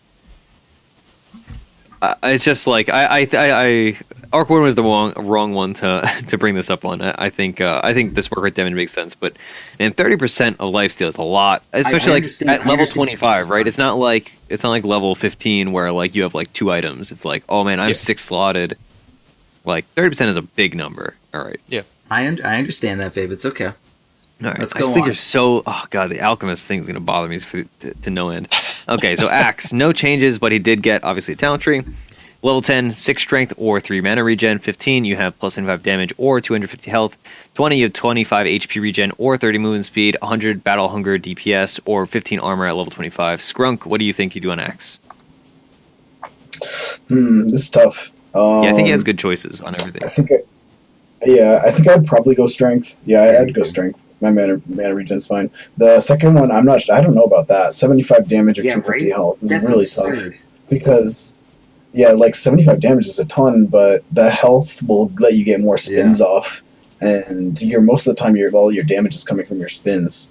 So I'm inclined to say I would do 250 health, but I know like the first couple times I played, I'm gonna just take the damage and like try to hit people. So I'm not sure. Maybe the damage is just better. Well, especially with the battle hunger slow. Like somebody's walking slow and you're just slapping them with your huge axe. Like I think if you're ahead, 75 damage is insane. And then it depends. If you're just trying to be the guy that's the initiation and like you're having a normal game or even an off game, then 250 is much better. Yeah, it actually depends on the nature of the game. If you are trying to just kill people with blade mail, if that's your whole goal, I think you go health. And there's lots of games where that's the case, where you're up against like PA or Clinks, like these high burst heroes. You're like, oh, if I just blade mail them, they die, and more health, means more blade mail damage. So if that was the way the game was going, sure. But if I was balling out with like the early blink and they had some squishy supports, I was snowballing. I think I'd get the damage. 25 health regen, I think I would go with that over movement speed, and 15 armor is what I would get at 25. Okay. It's like giving like the axe 75 damage. It's like if fucking CM had a choice between like 6 strength or a Daedalus, and you're like, it's a Daedalus. Anyone would kill for a free fucking Daedalus, but I need the 6 strength because I'm CM. What about like on Axe? I mean, I think Flubb brought it up. I think fundamentally you build so much health already. I mean, if you're ahead, you might want the damage, but if you're behind, you build the health. But I think like there's something to be said for some of these choices where it's like, all right, Axe would not be building plus damage, so him getting 75 damage is a big deal, whereas he's already going to be building health, and like that's his natural item progression. Is like he's going to end up having a heart. He's going to have like other health giving items. But he doesn't get that much health. Like he gets fucking like tranquils and then like blink and blade mail and and he only has 2.4 strength. Like Axe actually has very low HP. Yeah, you actually don't get a health item very soon. I mean, you do build them eventually. And then like normally like it's like a Vanguard's all you get. You can and get then you have Vanguard. like Shivas and shit. Like he really does not build health items. Well, I always go hard on him, but like it's tough. For, like for the period of time where you have the choice between 75 damage or 250 health is before you have a major health item. Yeah. Okay, that's fair. I would have to. It's completely situational by the game for that one. That's the toughest choice though. Is the 15 one. Okay. Let's hop into Bane, and we'll throw this one to Flubb as our support specialist.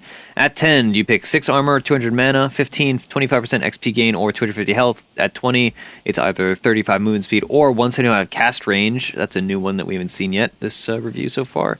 And at 25, you get either 120 extra damage reduction on Enfeeble or 200 more damage and healing on Brain Sap.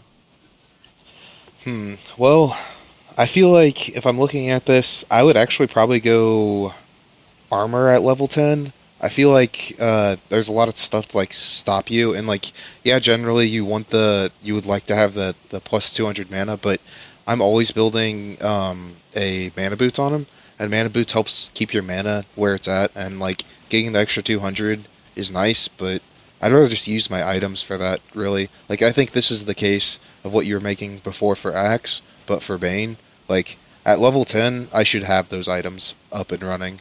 I guess if I'm having a really, really bad game, like epically bad, then I would go for the 200 mana. And then the next one, I would go XP gain because you are ward bitch. You don't get much XP, you don't get much farm. If you can sit behind a carry and soak some farm off of him, that's kind of what needs to happen with Bane, because he needs to like stop things from happening from your guys, and like he can get ganks for sure, but I feel like the XP gain from that as well would be better for what the next few levels give you. Like level 20, getting the either movement speed or cast range. If you're initiating, which you generally are with Bane, he's one of the best initiators because he just puts someone to sleep. Or the cast range is, I mean, always great to be a support and sit in the back and not be up in the front, taking all the damage. Yeah, doing like a Fiend's Grip from the trees, like that got done a couple times at the Boston Major, like that's way easier with that cast range.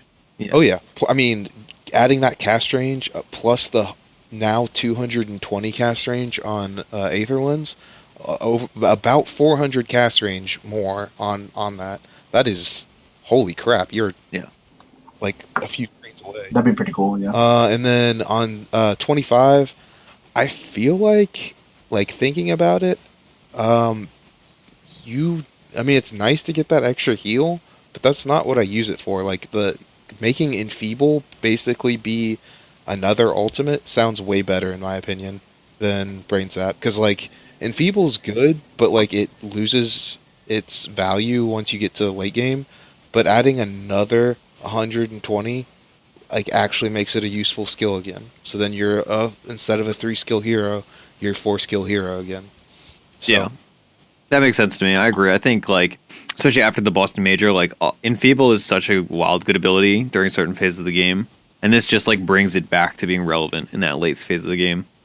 Yeah, yeah. Like I would actually probably say that like the healing sap is something I would like never get, and I really that pure damage though. It's pure damage. Yeah, but like all of these that I've looked through so far, there's like I could possibly go down this path. I could possibly pick up this. Like that heal, like the damage is super nice to have an extra 200 damage, but you're still having to hold it the whole time to do the whole 200 damage and heal. And like anytime Bane ults at that point, if they're not stunning you out, you'll probably have a BKB, but I don't know, man. That's just like, that's pretty shitty. Like, that's a really bad team if they don't have any way to stop that.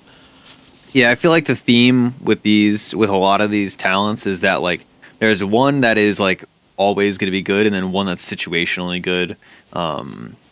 Like to varying extents, of course, and some don't have that, but I've seen it with a lot of things. Like I think in general, you're going to want to go for Enfeeble damage reduction, but occasionally it's like, okay, well, I need pure damage for some reason. All right. If you're like fighting a timber or something. Yeah, good point. Yeah, or some like super high armor hero that has like a low time BKB. Also, I feel like a lot of these times, like most games, you're not going to get to level 25 on a lot of these heroes. So like these are really like niche things that are like meant just to end games. Let's hop on to Batrider though, and I guess this will be another Skrunk one. Plus 10 intelligence or plus 4 armor at level 10. Plus 175 health at level 15 or plus 5 spell amp. At level 20, you're going to choose from 15% CDR or 35 movement speed, and at 25, you're going to pick 8 seconds more Firefly duration or plus 200 AoE knockback on Flame Break. Ooh, tough. I feel like I would go intelligence just because generally I value like aggressive potential over defensive potential. Yeah, you know what I mean. And you're going to be right clicking harder, casting more spells. Yeah, so I would go with the int. Probably spell amp for the same type of reasoning. Although maybe the health depends on the game, I guess. How much AoE stuff is flying around and hitting you. I think I would almost always go move speed on this hero. Move speed, like you stack move speed. Like that's why people build Yules and like travels and stuff like that. Like people just put all the move speed on this hero so you can like get back to your team quicker after you lasso. And then 25. Me personally, I feel like I would go Firefly duration just because, like, I'm not the best at. I don't think I could utilize that flame break the best way possible. But Firefly, like, you're always going to get stuff out of that extra duration. Keeping that up in a team fight. So 8 seconds more that's my flying reasoning. vision is also like a big deal. Especially late game when you're level 25. Yeah. I mean, the knockback could be a big deal too. It's just, I feel like Firefly is a little bit more consistent.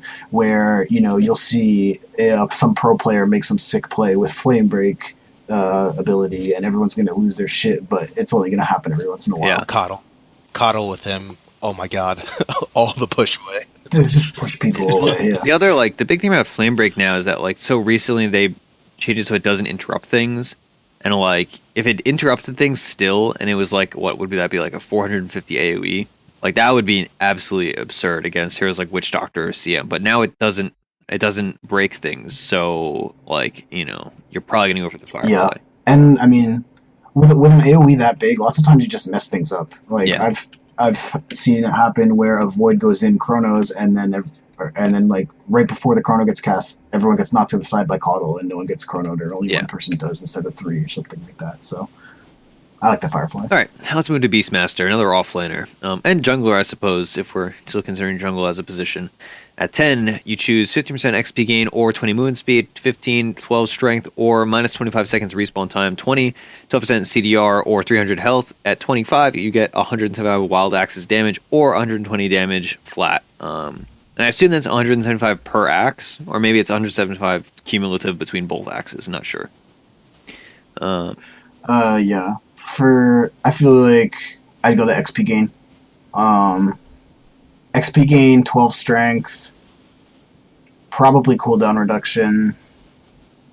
I don't know for 25 though. Yeah, That's close. I mean, they're both physical damage, right? Yeah. Yeah, probably axes most of the time. Really? Just to keep yourself safer, to get the damage out. You're not, like, you hit people on Beastmaster sometimes, but at level 25, I don't know how much you're going to be That's right-clicking, but 120 damage, dude. Yeah, that's a lot of damage. It basically doubles the damage of wild axes, which is pretty solid. I think I would go axes. And I really? the axes, like, they go, it's like 2 hits if you get them with the forward in the back. Yeah. Yeah, exactly. And you can do it up hills and stuff like Yeah. that. Especially, which is great because when you have vision, like, in the trees and stuff, because of your bird, or, like, up or down hills, it's nice to hit people, cancel their blink and stuff. Why not do some extra See, I was damage? thinking for you, Skrunk. Like, I mean, a lot of times when we have you play Beastmaster, you can like go off and push a lane by yourself, and then like TP back because you'll get TP boots. That's Like, true. Yeah. Having that extra 120 damage to do versus a tower, like when you're pushing, when we're split pushing, that's like invaluable. I would feel like. Yeah. Yeah, if you're split pushing. Yeah, it depends on the game state and what you're trying to Best do. answer you can give. Yeah, Yeah. it's true. All right. Well, I think it's good to like clarify which of these are like complicated and which are like this is the obvious choice. All right.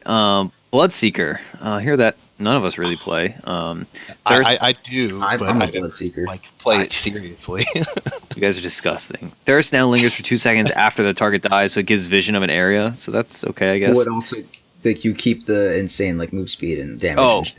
So it's not that just makes like, sense. oh, yo, I'm going crazy. I killed someone. Oh, never mind. Yeah, that makes sense.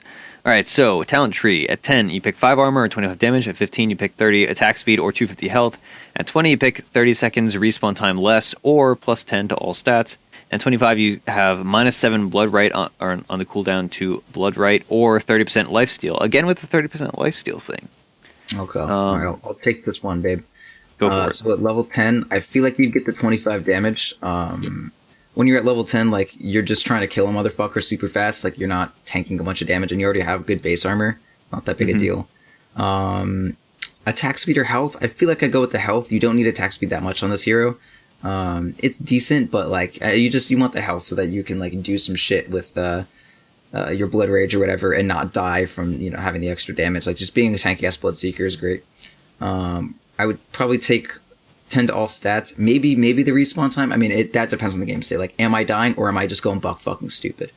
And then at 25, I would of course not take the lifesteal. No, that's a joke. The lifesteal is actually really good here for the Bloodseeker because you just like buff yourself to do absurd fucking damage. And it's similar to how you like when you have an armlet, you want lifesteal. When you're making yourself take absurd damage and do absurd damage, you want to be lifestealing. So like that'll totally offset the damage that you're like the additional damage you're taking with your blood rage or whatever. And blood rage, like yeah, you can throw it out and then maybe they'll like get away from it or whatever, but. Like getting a second one out, like if you're going in there, you're probably going to die before the second one anyways, so. What do you think about talenting? I mean, it's a really short cooldown. It's good, honestly, but I'd probably go with lifesteal. So in my like vision, I feel like you can create a build that's more like a utility build with like Ags that you just stay alive for a long time and just like throw out all your things and a bunch of blood rights. If you went like armor, HP, respawn, blood right, or armor, HP, stats, blood right. Yeah, I would give the cop out. Like depends on the game state. Like if you're going buck stupid, the lifesteal is great. But if you're just throwing a lot of blood rates out, then yeah, sure, have a 6-second cooldown blood rate. That's fine. Yeah, well, I think it's the difference between like a really fat one that like did well early and it has like a really fast like S and Y Scotty blade mail whatever, and like somebody that's like trying to like be like a semi supporter like ran an aggro duo or something. That's like right, I went Ags to like for utility control. With the switch to the jungle and how it works, I could kind of see like a Bloodseeker support, kind of. It'd be weird, but like you would have to get like a lot of stun on the team other than him, to make him worth it at all. But with all these different camps and being able to like do them real quick and then run over and like throw down a blood right, could be pretty good. And then like if you actually did go the support route, it's much better to go down the blood right path. Yeah. Or if you have a bunch of AoE control, like if you're like a blood right combo like Faceless Void or Enigma or something, like having them like have a stun, like a Magnus, like they have a stun or they have whatever, and then on top of that there's silence for a few seconds and they take pure damage. Yeah. I could see it. Side note, I think a lot of people go Yules on Bloodseeker just so you have like the TP interrupt and that kind of shit, but Atos is definitely good for that on Bloodseeker now. Oh yeah, that's a good point. Alright, Bounty Hunter. Now has a scepter, which basically makes sure it can toss bounce twice as much, assuming you have everybody tracked. So that's awesome. It's very simple and very like I know exactly what I'm getting out of this, and you can't mess anything up. So I like it. He's the new Alk, man. He already gives people extra gold for killing people, and then you just build scepters on your teams, and then he actually can build a scepter too. So it's Scepter Gaming with Bounty Hunter, except instead of Alk. I don't know what that means. I'm not sure either. So like you can like build items quicker and you can get things quicker so that you can use that advantage. So if you do well with Bounty, like you can now go into like Luna Ags quicker and like it not be that big of deal for Luna to build that sooner. And then also Bounty Hunter can build Scepter himself and do all this spell damage. So you can like get like all these other types of scepter cooldowns because you're like I don't think there's anything about Bounty Hunter that leads someone to like the cool thing with Alk was that he would give a hero who ordinarily would have no interest in building Ags, but like if I had this happening on Luna, I would just be like, sick, I get my butterfly now. Nah, Scepter Gaming all the way. I mean, I think this is a really good item on Bounty Hunter. I'm going to completely disregard everything Flubb just said because like I follow your logical train of thought, but I don't think it makes any sense. And like yeah, I mean, it makes you just get items faster. So, like, if you're already building Aghanims, yeah, you're right, it's going to help you get that Axe faster. But, like, I don't think anybody is going to be like, okay, I wasn't going to build an Axe, but now I am.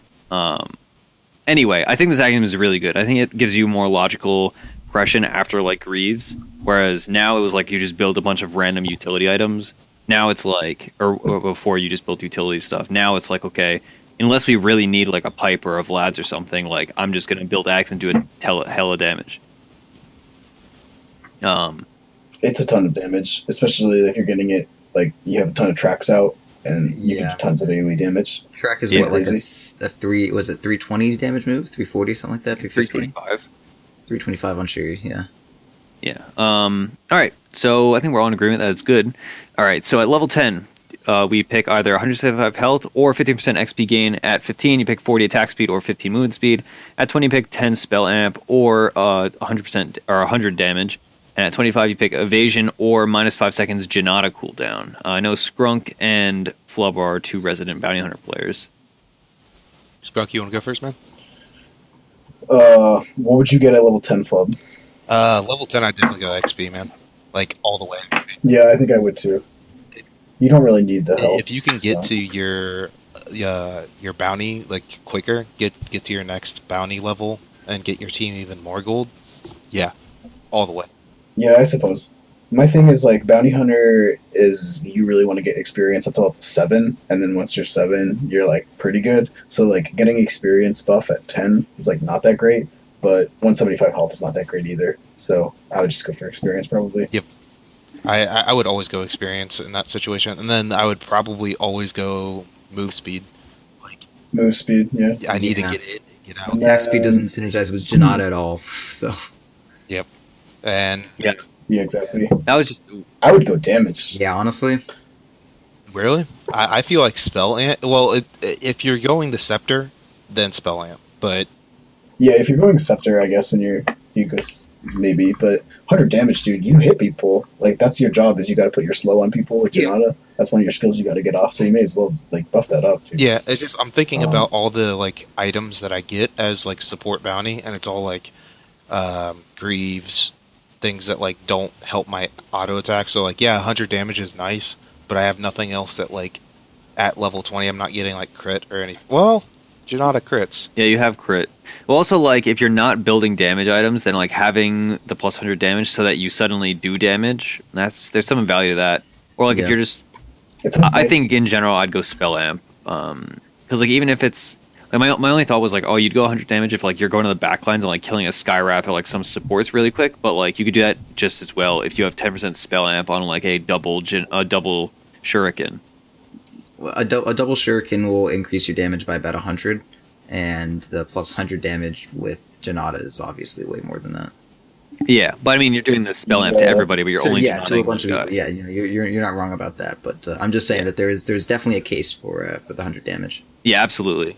I just like I like the idea of bounty hunters stalking around the fight and waiting for its conclusion, and then going and picking people off with 100 damage. And you can do the same thing. But with Shuri, but with the 10 spell amplification is like, you're doing the damage like in the middle of the team fight, you know, because you're getting your big bounce, Shuri bounces like in the midst of a team fight, and I feel like the 100 damage is better for like sneaking around and picking people off as they try to get also away. worth noting, I mean, I don't want to skip ahead, but the next talent seems like the only decent option is having a 1 second cooldown, 225% crit to me. Yeah, Like, that's not even a Scotty. 20% evasion, no thanks. Yeah, I'll take the 5 second reduction. It was down to 1 second, like literally 1 second. Take 100 damage. Yeah, and like yeah, that's a good point. That makes the 100 damage more appealing. So, and that's also why I get the 15% XP gain, because you want to get that shit. That sounds so much fucking fun. Because you want to get to 25. Yeah, dude. It's such a meta build. Like, you go 50% XP gain, 40 attack speed, 100 damage, minus 5 seconds Janata cooldown, and then, like, you do, like, we're talking about, like, the meme build where you go, like, Battle Fury, Desolator, and, like, just do a ton of damage. The old bounty. Yeah, that's the old. And you offlane it so that you actually get 6 fast, or you get 10 fast so that you can get the XP gain.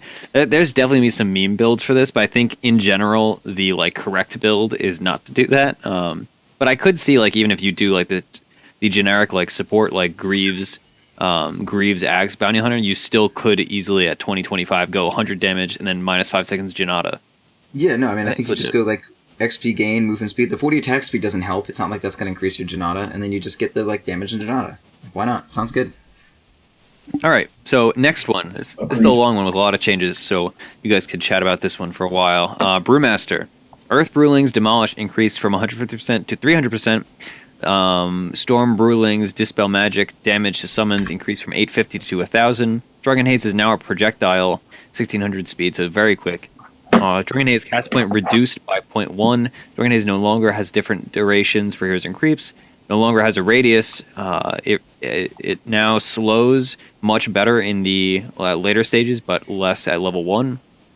The miss chance is much more, but it lasts for 4 less seconds. It now only lasts for 4 seconds. I just want to say this bounty thing is bullshit. Like I just went that build. Like I have pure fucking pure support items except my last slot is a Deso, and I just you crit for 700 every second.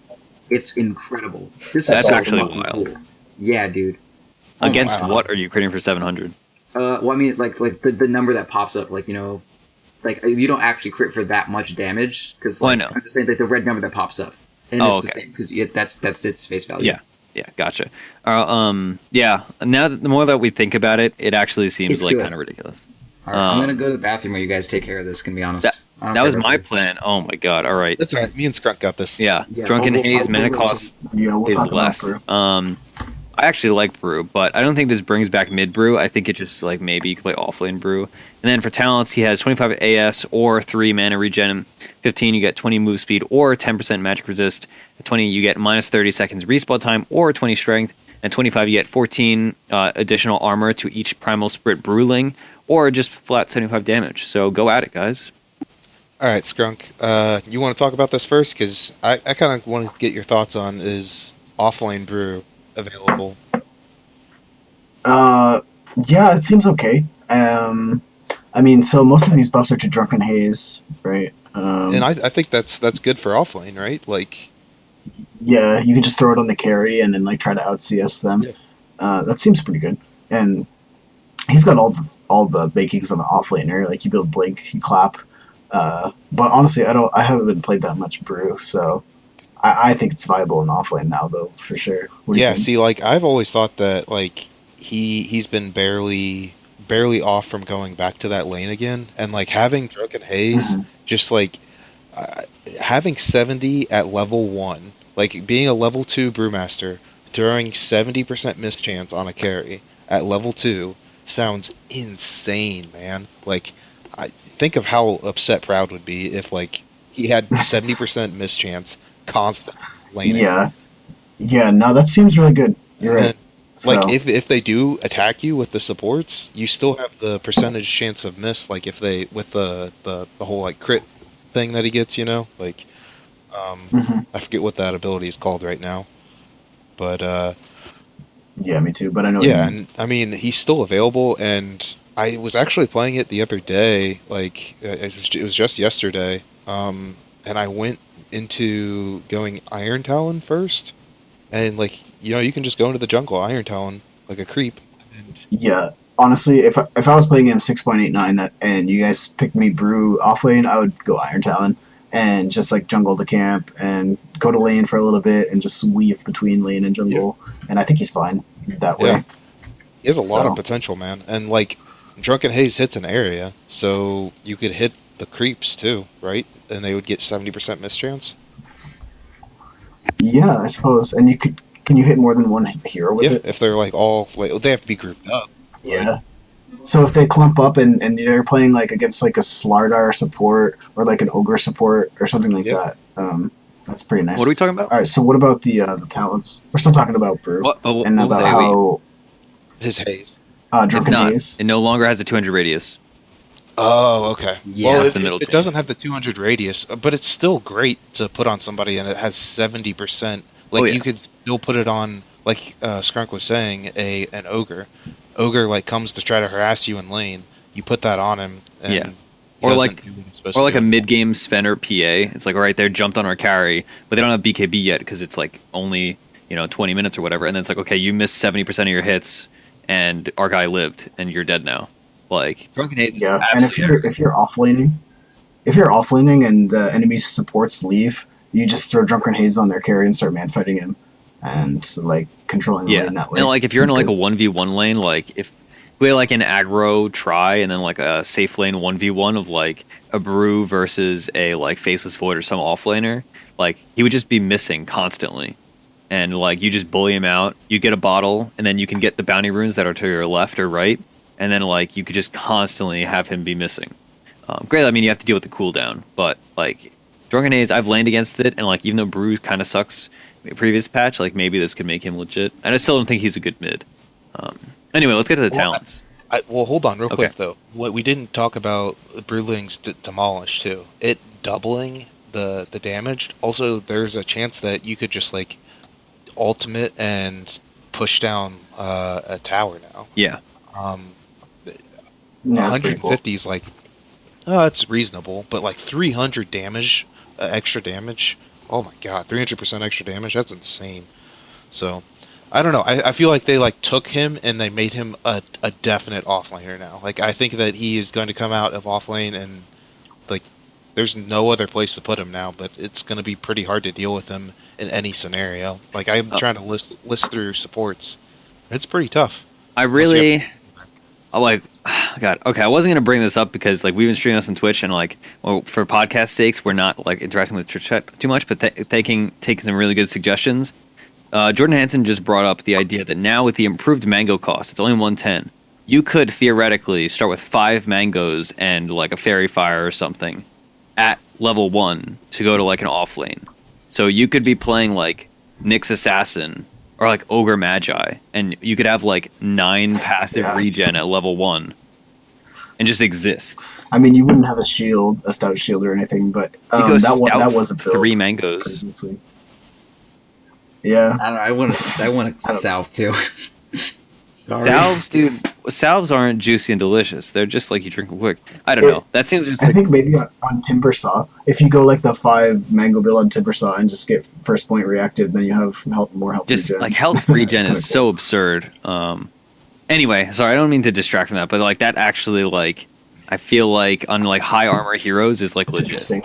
Like if you could get away with not having to build a stout shield if you have like passive armor like an Ogre Magi or something. I don't know. Spirit Breaker. Yeah, But Spirit you don't Breaker. need that. You don't need Yeah, that, but, like- Yeah. chunk. Yeah. That's true. I guess Okay. I guess you just feed everyone else on your team the mana. All right. You just anyway, feed your talents. mangoes to other people. Yeah, let's go to talents. Sorry for the tangent. Well, if you build 5 mangoes, you definitely don't need 3 mana regen. We'll say that. Yeah. That's true. That's Yeah, true. let's go. Let's not operate on the assumption that we're doing that build. I mostly wasn't thinking about it for brew, just like other things. But I don't know. Maybe do you go arcane boots on brew? I don't know. I haven't Not played really. Brew in a long Phase on time. him. So. Like I think you can go mana regen and phase boot. Mana regen phase. Yeah, that sounds good. Probably move speed.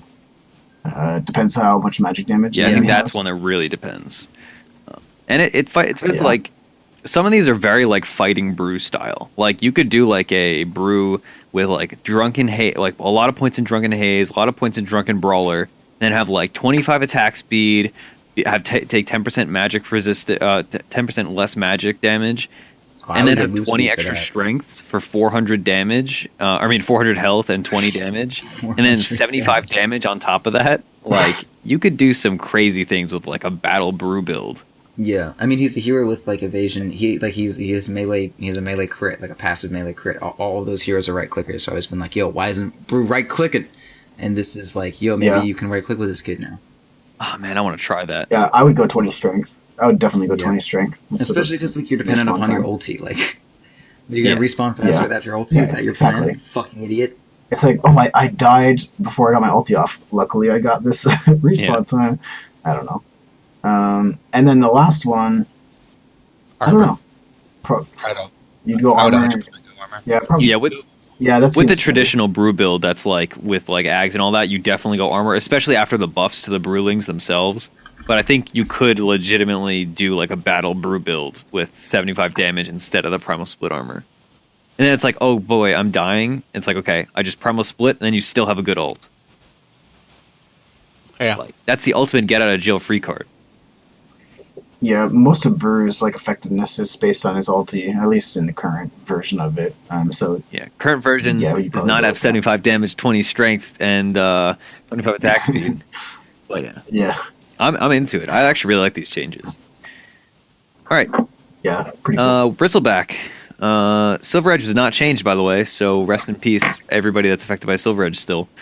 Bristleback, Warpath, max stacks rescaled from 567 to 579, which is actually a pretty significant buff if like if fights go on for a while, which does tend to happen with the It's bristle. really hard to keep that shit up, or to like it's like the cast point on Goo is so brutal.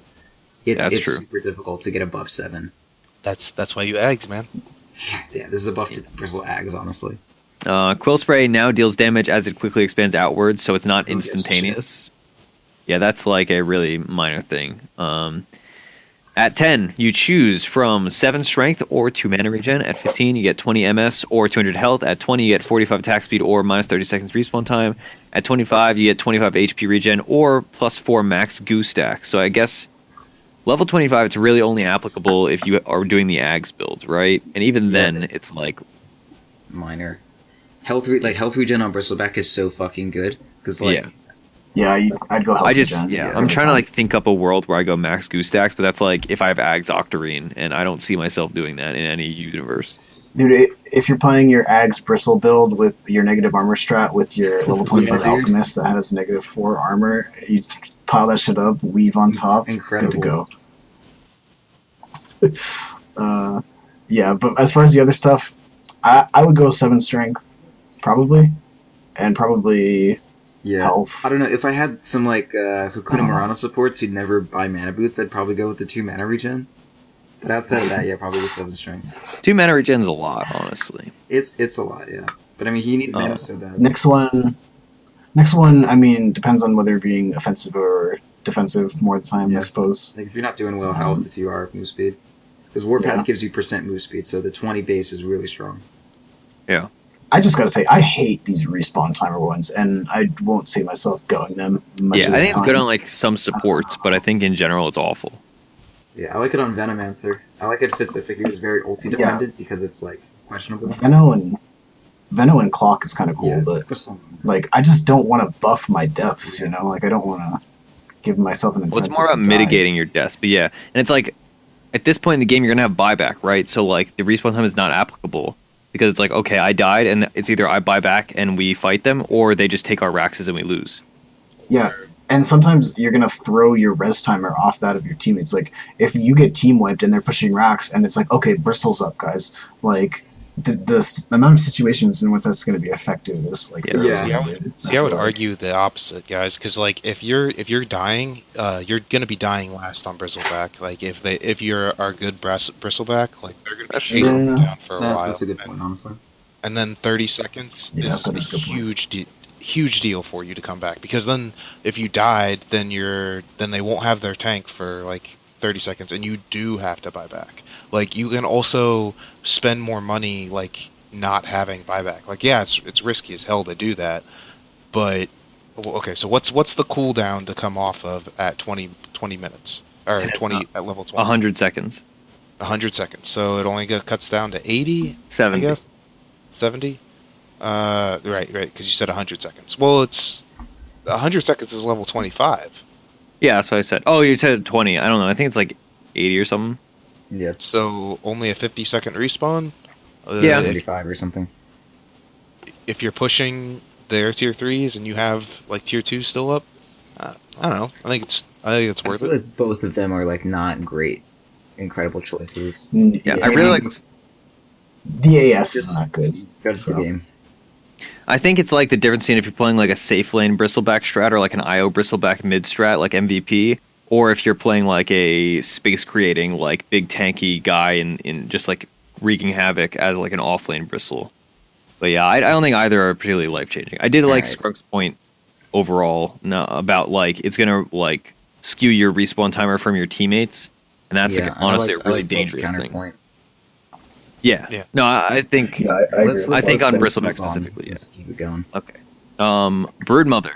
This hero is absolutely terrible, as is. So let's see. Insatiable Hunger Lifesteal rescaled from 60-800 to 60-90 120. It's no longer dispellable. So now it's actually a really good ability, and you're going to actually level it up. At level 10, you have plus 10 agility or plus 15% XP gain. 15, you have 20% CDR or plus 7 armor. At 20, you have 300 health or 50 attack speed. At 25, you can have plus 8 max webs or plus 200 health per spiderling. So, does that not sound ridiculous to you guys? Plus 8 max webs? Like, yeah, it's pretty wild. Both of those are really good, honestly.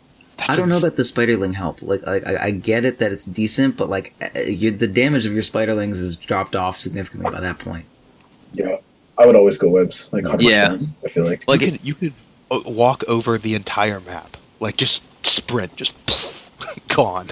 But like, if you had 200 health on every single Spiderling, like a lot of the time, like Spiderlings are cleared by like one ability from like a Winter Wyvern or something. Each one of those having 200 extra health, like that's surviving not because, that first wave. That's not because they only have one ability. That's because that's all they need. Exactly, but now they need double. Now they need to use 2 spells. Wow, that makes a difference. That could, because then you just really doesn't. You can't send just Winter Wyvern back to defend. You have to defend with Winter Wyvern and someone else. And I'm like, just saying, if your 25 talent means I have to use both Shockwave and Ice Blast, I'm okay with that. I mean, I think in general the 8 minutes webs is better, and it doesn't fucking matter in the first place. What happened? But then you can get pipe. You get pipe Spiderlings, and you already build like aura items like Vlad's and AC. So I'm unconvinced. Even if they are alive forever, they do like 0 damage at 25 minutes. And not to buildings. So It's very minor. I think this hero is boring. Also, like if you're picking Brood, you're picking as the last pick, and you're picking it against people that can't kill Spiderlings already. Yeah. So now, not only can they not kill Spiderlings, they can't kill them 200 HP longer. Yeah, and then if the game goes to 25 minutes or level 25 on Brood, you lost anyway. So. but then you have 8 max webs. Yeah, but then once you get the 200 Spiderling health, like that's the late game Brood Mother coming into play. Yeah. It requires so much commitment. yeah. I just want the whole world to be a giant web and just like sprint through it. Yeah, I'm on Flubb's side. I definitely also want to rub my spinner across the land. Yeah, also with like the ult buffs, like now she can actually maybe fight. But I think 200 Spiderlings health is honestly good because of the situations you pick Brood in, which are they can't kill Spiderlings, therefore I pick Brood. I agree. That's the only time you pick Brood, right? So Yeah. Then the other ones, so what do you guys think? XP gain or Agi? Agi, I don't know. Yeah, CDR. I would go Agi. Yeah, I think. Agi's. I would go CDR for sure. You get more spiders. Like, Yeah. More ultis. Yeah, and if you're getting hit, like you're in trouble, more web so- charges, like Flubb said. And I would go AS too. Yeah. Just Yeah, the ult buffs helped so much. All right, Centaur, level 10. No actual changes, just talents. Level 10, 30 damage or 2 mana regen. Level 15, 10% evasion or 10% magic Can you resistance. just Level run 20, through them without like naming them all and then running through them again? no, Level 10, 30 at level damage 20, and mana regen. 10% spell amp or 15 strength. At level 25, plus 1 second hoof stomp duration or gains return aura. Return aura. Yeah. Personally, for me, like I would definitely go into 30 damage in the beginning. Like 2 mana regen. I would just get an item. I don't need you don't need it. I've played Centaur and I have not been like, damn, I wish I had 2 mana regen right now. You have 1 spell or 2 spells. Evasion magic. I mean, the game. Like that is like the most game pick. I would say 90% you want the magic resistance. Like even though you already have Hood, like I don't give a shit if you're right clicking me on Centaur. You are dead. Yeah, they already don't want to right click you too. Does it proc though? Oh, actually, that's true. Doesn't it only proc if they hit you? I'm not sure. I'm pretty sure it does, and if not, then that's just even worse. So it's not worth talking about. Yeah. Oh yeah, that's true. And then I would definitely go into strength, like spell amplification. No, like at level 20, people are hitting you, so like get your return. Even as like offlane, I would still want the strength. Like. And then return. Oh yeah, return 100%. gain aura. And then return aura. You shooting me? 1 more second I stun. want that. Yeah. So return aura would just make it so like everybody around you has a return. Probably for your strength, not theirs. Yeah, like that sounds wild good. Yeah. Yeah, that's amazing. Yeah, I'm into it. All right. Death to Luna. Like that's all I gotta say. Is yeah, really. That's the ultimate Luna counter now, dude. Return aura Centaur. Yep. Play him mid, you get a Midas. You just have to get to level 25. It's that easy. All right, Chaos Knight. Reality Rift applies a minus armor debuff 3, 4, 5, 6 on the target. Instead of dealing bonus damage, Chaos Strike no longer applies a minus 5 armor debuff. Chaos Strike crit chance increased by 2%. Chaos Strike now life steals for 50% when it crits. Illusions also life steal when it crits. And now he has an Aghanim Scepter, which reduces cooldown by 20 seconds and allows phantoms to be cast on an allied hero. So 4-position Chaos Knight or offlane Chaos Knight, dude, I'm into it. Yeah, Iron Talon Chaos Knight. Get a Luna. Illusion Gaming is alive and well. Yeah. That's like, I'm super into this, honestly. Like, offlane Chaos Knight in like an aggro, like duo or something. I would do like roaming for Chaos Knight. That too. Yeah, the Slasher's Way. Yeah, totally. Yeah, that sounds fine. Okay. At 10, 15 attack speed or 7 intelligence. At 15, 15 MS or 10 strength. At 20, 120 GPM or plus 12 all stats. At 25, Reality Rift pierces spell immunity or 20% CDR. Let's just go down the list. Support, I would get int. Core, I would get attack speed. Yeah, I think this has like a really clear like support versus core thing, right? It's like you said, it's you go like int MS GPM CDR or int MS GPM Reality Rift pierces spell immunity or AS strength 12 all stats CDR. Yeah, I guess for support you would want the move speed. Or if they have a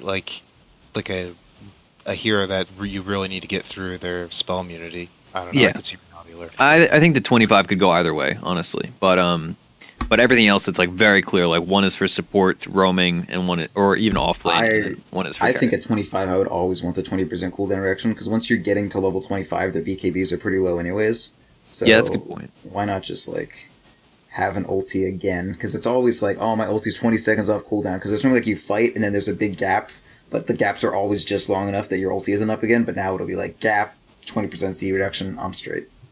Yeah, but like Reality Rift piercing spell immunity would be good against somebody like a Lifestealer, or like if they have an Omni Knight, new Omni Knight, that's like crazy. We could like you could get in on that. Whereas maybe against an Omni Knight, but I mean, outside of those, like, I'm just saying like very large majority of the time, I'm gonna want that 20%. I agree, and it applies to like your Manta, so I'm into it. All right, any other thoughts on CK? No? The benefiting from attack speed that I mentioned earlier is that too. Really good. Like treads are good on him. He doesn't like need to buy like a butterfly. Just like AC is actually good on him and that sort of shit. So that's good. Yeah, makes sense. I think Chen. Helm of the Dom might actually be like the new Helm of the Dom might be decent on him. I'm not sure, but it might be. Maybe. Well, if he was roaming or like off lane, that would totally be legit on Chaos Knight. Yeah. Those stats would be awesome. I'm just so uncertain because like I mean, Echo Saber is so good on him, and like you can go like Armlet, Echo Saber, and Dom. That's too many tiny boys. Yeah, and drums are really good on him too. Yeah, I would probably go drums over like I don't know. I'm pretty set with the Armlet Echo as on this hero. Honestly, I don't think you need to change that up too much. Yeah, I think if you're support, you don't go Armlet Echo because like you just can't reasonably good. See, like Google Aether Lens on support. For him, Chen, Skrunk, our Chen specialist. Penitent's slow and amp increased from 15, 20, 25, 30 to 18, 24, 30, 36. Added overhead damage for the deep damage dealt with Test of Faith. What do you think about these first changes? Sorry, what is overhead? It's just like the number pops up, so you know how much extra damage Test of Faith did.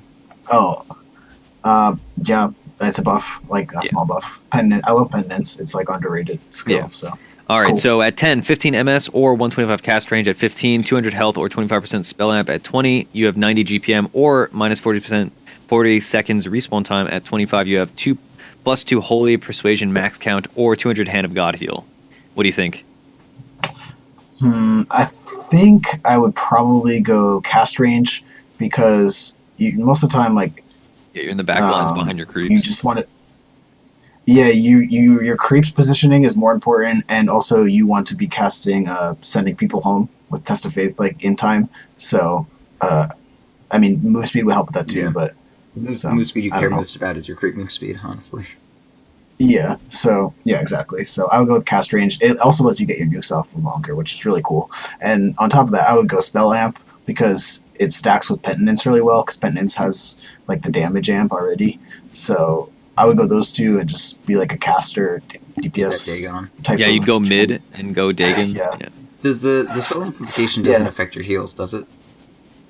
I don't think it does. Good question. I actually don't know. That's a good question. If it did, that'd even be more of a reason because like plus 25% heal on Hand of God healing everyone across the map. Like that is, oh my god, that is amazing. Yeah, that would be good. I feel like it doesn't work though. Yeah, probably not. It's probably just damage, but who knows? But yeah, spell amp all the way. Penitence is so sick. What about and 20 though, you can- man? That's you can that's go the one hard. that I think is hard. I would go GPM because I'm not convinced about this respawn timer thing yet. Like, I mean, I guess it's okay because you can heal, but I don't know. I'm really like not liking the respawn timers, but I also haven't seen them in practice. Yeah. So I feel like there's 40 seconds is. I feel like there's going to be some a like lot. combination of heroes with level 20 minus respawn timer talents that like you can run. That's going to be like I don't even Yeah. know the full list of ones with respawn timer, but like that I feel like that is some kind of weird potential to be like some kind of meme like everybody's only ever dead for like 30 seconds strat. And then like they have buyback. Like that would be the most aggravating thing in the world.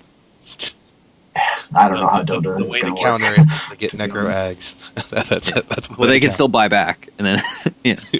Well, they can't because necro ags, right? No, that's changed. He got reworked. They changed We'll get to that. that. Oh, Don't worry, okay. buddy. But yeah, I would go gold per minute because I always want to be more farmed on Chen, but you really can't get farmed. But I want to have like Greaves and Ags, and sometimes I want to have like a random Orchid or Blink. Like I just love having items on Chen, so I would go GPM. If I get to level 20, I'm Yeah, lucky. and also, anyway. like, that's probably If you get to not that point in the gonna game, like all your cores are instant farming the jungle every 2 minutes, so like you just want the GPM. happen. Yeah, Spell amp does not help you yeah, heal. Yeah, that would be absurd. Yeah. cool. Okay. It would be absurd. And then- pretty sure, Ooh, I think at 25 I would go 200 Hand of God heal. That seems more impactful than 2 extra creeps at that though. point You in got the all the game. auras, basically. Yeah, you have it everything Could you? anyway. So The only thing I could see is if you got a ag scepter and you could like get like another, you get 2 more ancients. Yeah. oh yeah, and you can get that new Well, then ancient you can too. already That'd get be all kind of of them. You cool. can get the fucking Thunderhide, the Dragon, the Golem, and the new guy. That's 4. Yeah, but you maybe want like a wolf or something. Yeah. Or you could get like 3 of the That's new what you could guys do. and have. Dude, all right. Here's what you do. yeah, You hold the game really long, and then you have 5 of the new guys. You have 50 HP per second in an AOE. That's the strat. There you go. Yeah, Or you Get 6 that of them means- because you have 6 creeps. yeah. Cumulative 60 health per second. That's and then you get and home. You roll just through never the die. numbers. I think H would you legitimately Cool, go on yeah. Chen now too. Like totally. Yeah, I can see that. Same with Enchanters. Like, just get an extra creep. Yeah. So, but yeah, Hand of God heal and All right, That's I'm into it. Clinks, Death Pact cooldown rescaled from 45-35-25 to 45-30-15. Proud you're the Clinks player. What do you think? Insignificant? I like it a lot, honestly. The biggest issue with Clinks is just trying to manage your Death Pact and like, oh man, my Death Pact ran out during this fight. Now I need to find another guy to Death Pact, and like it's just a very inconvenient ability, and it makes it really hard to do fucking anything. So this just makes like Clink's quality of life a lot easier. Like you can actually do Clink's things more easily now, which is good. This is the same change he's gotten for the last few patches, and it's been helping a lot. So I'm good with it. Nice. And you have the Scotty change, so now you go like Scotty Desto. And Bloodthorn. Yeah, Bloodthorn has been pretty nice on Clinkers. Yeah, at 10, you pick 10 int or 10 magic distance. At 15, 12 strength or 30 extra searing arrows damage. At 20, 20% evasion or 10 all stats. And at 25, you get 75 AS from strength from strafe or 125 extra attack range.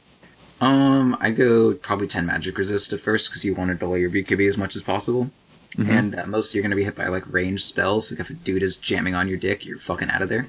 Mm-hmm. And then after that, I'd probably go 30 searing arrows damage. Like 30 damage is a fucking big number. Yeah. A really big number. And damage is like budgeted. Like 30 damage is worth more than 12 strength. Just like factually. yeah, seems good. Evasion versus stats. I think I'd probably go stats. Once again, like if someone's just like attacking you, like if you need to be evading things, like that's not great. And the hero is pretty decent for Butterfly if you do an evasion anyways. But yeah, like he really doesn't actually get stats from like anywhere. Isn't like 10 all stats like more gold to buy? That's than like 2100 the evasion? gold. Yeah. I mean evasion, Yeah. and evasion is like 1450. But it's Yeah. just like I don't know. But the itemization in Dota is so weird that like you can't eat like the availability of these stats is also like the question of it. Right. Like you I won't got get you. evasion unless you touch Butterfly, right? You can't just like spend money and then have the stat. But even that, like, if you I want know the what you evasion, you just get Butterfly. And then I think I would go with I might even do the strafe attacks, to be honest. Like the attack range is good, but your projectiles are so slow and you have such a weak ability to hold on. Like, if I had the Scotty, maybe I'd do the attack range, but, like, honestly, if I opened up on someone from that far away, like, they would have a second and a half before any of my arrows hit me or hit them to, like, be like, okay, I'm going to walk away from this. It'd be kinda weird. It's nice for killing towers, but normally on Clinks, like, when you're killing towers, it's like, you kill the motherfucker and then you kill their tower. Or just, like, you get the tower real quick and then get the fuck out. Do you think something like maybe this is like, maybe it's going to apply to a different hero more, but do you think something like the level 15 plus 12 strength talent will like allow you to do a build that's less stat heavy because you're going to get like, oh, I can count on having 240 extra health next level? I mean, your builds are stat heavy anyways. Yeah. Like, I can't, like, maybe, like, the only time that I'm ever going to, like, build a defensive item besides Scotty is, like, BKB. Yeah. And 12 strength is nothing whether or not I'm going to build a BKB. Yeah, that's true. Okay, I'm into it. Also, that's like a Dragon Lance, and like if you want 12 strength, just spend like 1900 gold, and you have like and you're probably gonna have that item anyways, honestly. So. Yeah, exactly. All right, Clockwork at 10, no actual changes. At 10, plus 4 armor or plus 200 mana. At 15, plus 40 damage or plus 15 move speed. At 20, minus 25 seconds respawn time. We already know what Skrunk's picking. Or plus 12 magic resistance. And at 25, plus 10 seconds battery assault duration or plus 400 health. Skrunk, offlane, please go. Definitely armor, because you're going to go like Force Staff and Blade Mail. These items already give you int. You have plenty of mana. You're fine. Yeah, and Ags as well. I would probably go move speed, because you just want to... It's such a positioning-based hero. You need to get around your fucking fat-ass teammates to land your hook. You need to get in front of people enough so you can cogs and push them back. These are the moves that have a lot of effect on Clockwork, not hitting people for 40 damage most of the time. You know, he's a teamwork-based hero. So that's what I would do.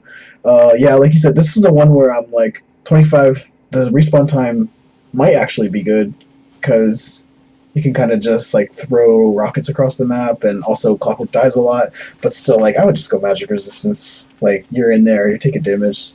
I would do that. And the last one, I would go 400 health. I just want health. Like, I don't know. That one's close though. Yeah. Battery assault is pretty good, but at 25, I feel like it's and it lasts a long time already. Like, so I think you get most. I think it'd be pretty crazy to like hook shot into an Earthshaker and then just make sure he can't cast spells like for a good 20 seconds. I don't know. It'd be pretty insane. Yeah, but like, hopefully you're killing him. That's such a long time. Yeah. Team fights don't like take that long, you know. Yeah. And like he's gonna have like Force Staff and Ags and stuff, like any of the heroes for that matter.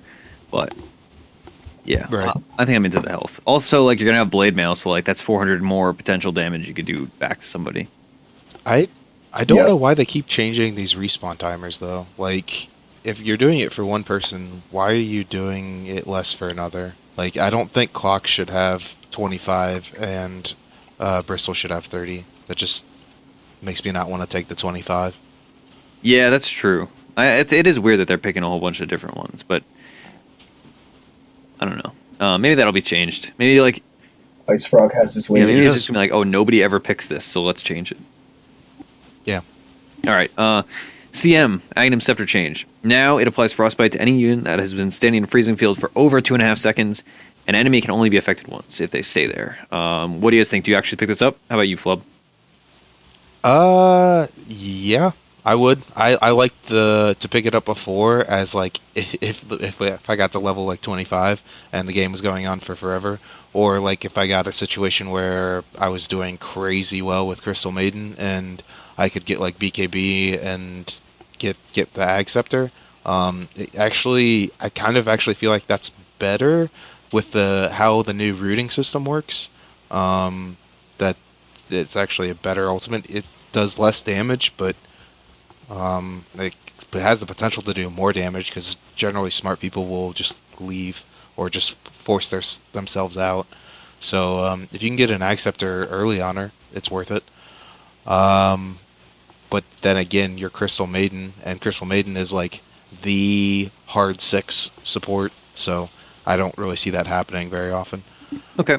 All right, so at 10, 50% magic resistance or 50 damage. At 15, 125 cast range or plus 200 health. At 20, 120 GPM or minus 35 seconds respawn time. At 25, plus 1.5 seconds frostbite duration to synergize with the Ags, I suppose. Or plus 200 crystal nova damage. Just run them down. Magic resistance every time. Like, unless they're running like Ursa, Jug, like just all right click, always magic resistance. Cast range, probably. There could be a scenario where health would be more important, but yeah, like if you went very Aether rarely. ones. Yeah, like, but even then, I don't know, man. Cast range is pretty freaking awesome on supports. I would actually consider the respawn timer on this one. I know I've already have basically said that I'm a proponent of it, but like the gold per minute's amazing, and that'd be good to get like into the Aghanim Scepter at that point. But like having the respawn, getting her up, having the mana that people depend on is actually kind of a big deal, because when Crystal Maiden's dead and down, if like there's certain heroes that are depending on your mana, then that sucks. Though you're level 20, so I guess 120 gold. And it's a toss up between the next two. Like, Frostbite if you duration. get either if you don't, basically. I wouldn't even say that. Frostbite duration could be really good versus the right heroes. Like, just right click. If they have a lot of right click, it's better to sometimes like keep someone locked out. All right. Yeah, I mean, if you can catch someone in like a 4-second frostbite, like that's pretty brutal. And you could kill those fancy ancients. Yeah. All right. Darkseer. Wall of Replica no longer deals damage when heroes walk through it. Wall of Replica now applies a 1 second 75% slow to units that cross and proc the wall. So now you can blink if you get hit by wall. Although usually you're going to be vacuumed first, so whatever. Any thoughts on this, Skrunk? These seem like pretty small overall changes. I think it makes better like vacuum wall combos if you have teammates, because they're all slowed. Yeah, exactly. You said it. Like, it makes it easier. Golem or whatever Stormbolt setup. That's about it. All right. At 10, 12% evasion or 100 cast range. At 15, 90 damage or 14 HP regen. At 20, 12 strength or 25 intelligence. At 25, 12 CDR or 70 ion shell damage per second. Yeah, these ones got me fucked up. I don't know. Like, I feel like I'm just gonna find myself clicking 12% evasion a lot of the time, just because like I don't give a fuck, and like it might do something like at some point in the game. You know what I mean? Like, I'll just click it and just forget about it and like pretend I never got it, and then like it'll come out later. But cast range is. I mean, but you good, also like so. Your combos are mostly blink combos, right? But having Surge at 100 extra cast range is nice, I guess. And also, like, that applies to like items, and like he's a scythe builder. Sometimes. Yeah, the blink range actually probably makes it true. worth it to get the cast range. Yeah, you're right about that. So we'll see. I have a feeling which one I'll end up clicking a lot, even though I know which one is like more logical, better probably. But the next one is also like that too. It's like 90 damage or 14 health regen. Like, it's so tough. Like, because 90 damage is so much, and like you don't really tank a lot on Darkseer, really. I mean, you can sometimes, but you're just like buffing people. I guess. And like staying back so you can get your combos off when they're grouped up. You know? Yeah, but like when are you hitting people? Like, that's the question. Like almost never, but Gotta get those creeps. So probably health regen. Gotta get those creeps and towers. Gotta punch them down. 90 damage. I just want to punch people. Like bop. You Push down surge. those towers. Push down towers. Yeah. Yeah. Your creeps will die to all the creeps will die to the ion shell, and then you run up and punch towers. You can't do any ion shell damage to that. Yeah, honestly, I think 90 damage is a little bit better, because I don't find myself getting hit a lot on Darkseer, but if I was like tanking up and trying to be the frontliner, then yeah, I suppose I would go health regen. Next one, I would probably go int, like all the time. I think. And then the other last one, cooldown reduction probably. Yeah. I don't know. They're close for me too. I mean, you're casting like a ton of spells, and none of these cooldown reduction. Do these cooldown reduction count as items too? It's just like Octarine. Okay, that's what I thought. Yeah, making your mech like lower cooldown and stuff like that, it seems worth it. Yeah. Plus, That makes sense. wall getting up faster is always great. Like Yeah. wall is like one of the best late game abilities, and I mean you're level 25, so Yeah, and vacuum has a long cooldown too. Yep. All right, next hero, Dazzle. Multiple instances of Poison Touch stack now. That is going to apply to a talent we'll get to. At 10, you can pick 10 int or 125 health. At 15, 100 cast range or 40 damage. At 20, 25 move speed or minus 30 seconds respawn time. And at 25, minus 6 seconds Poison Touch cooldown or 60 Shadow Wave heal. Assuming this is not a mid Dazzle, I guess I will concede this one to Flubb. okay. Mid dazzle. All right, so Mid Dazzle's good. All right, I don't. It's, you got to convince Proud, not me, man. that's true. So I, as a support, would probably actually go for the 125 health because once again, if I don't have mana boots by that moment, I'm doing something wrong, and I don't really need the extra intelligence. Cast range, definitely not going for damage. Coward. Yeah, you're not playing mid Dazzle clearly. I'm not playing mid dazzle. You asked me the support idea. This is definitely That's support fair. dazzle. I would most likely say movement speed. Once again, I mean cast range, movement speed, and like CD are like the things you pick up for support. So it's hard to ever go away from anything else. The last thing though, minus 6 to poison touch actually kind of Yes. sounds better. Yeah, that's wild. It's the best. Like, It's a 1 second cooldown, dude. So right, good. so then so you can good. like basically perma-stun someone. I mean, like it goes down and you stun. You can just like keep casting it if you have the mana. Oh my and- god. You do. And, like- You have a 4.0 agi gain or some shit, or int gain. And it costs Right, 7 and then- fucking mana. And it And does then a you- lot of damage. It does a lot of it does a lot of damage, and it does a lot of damage with your ultimate. Like your ultimate lowers their armor, and it's all armor. It's physical damage based.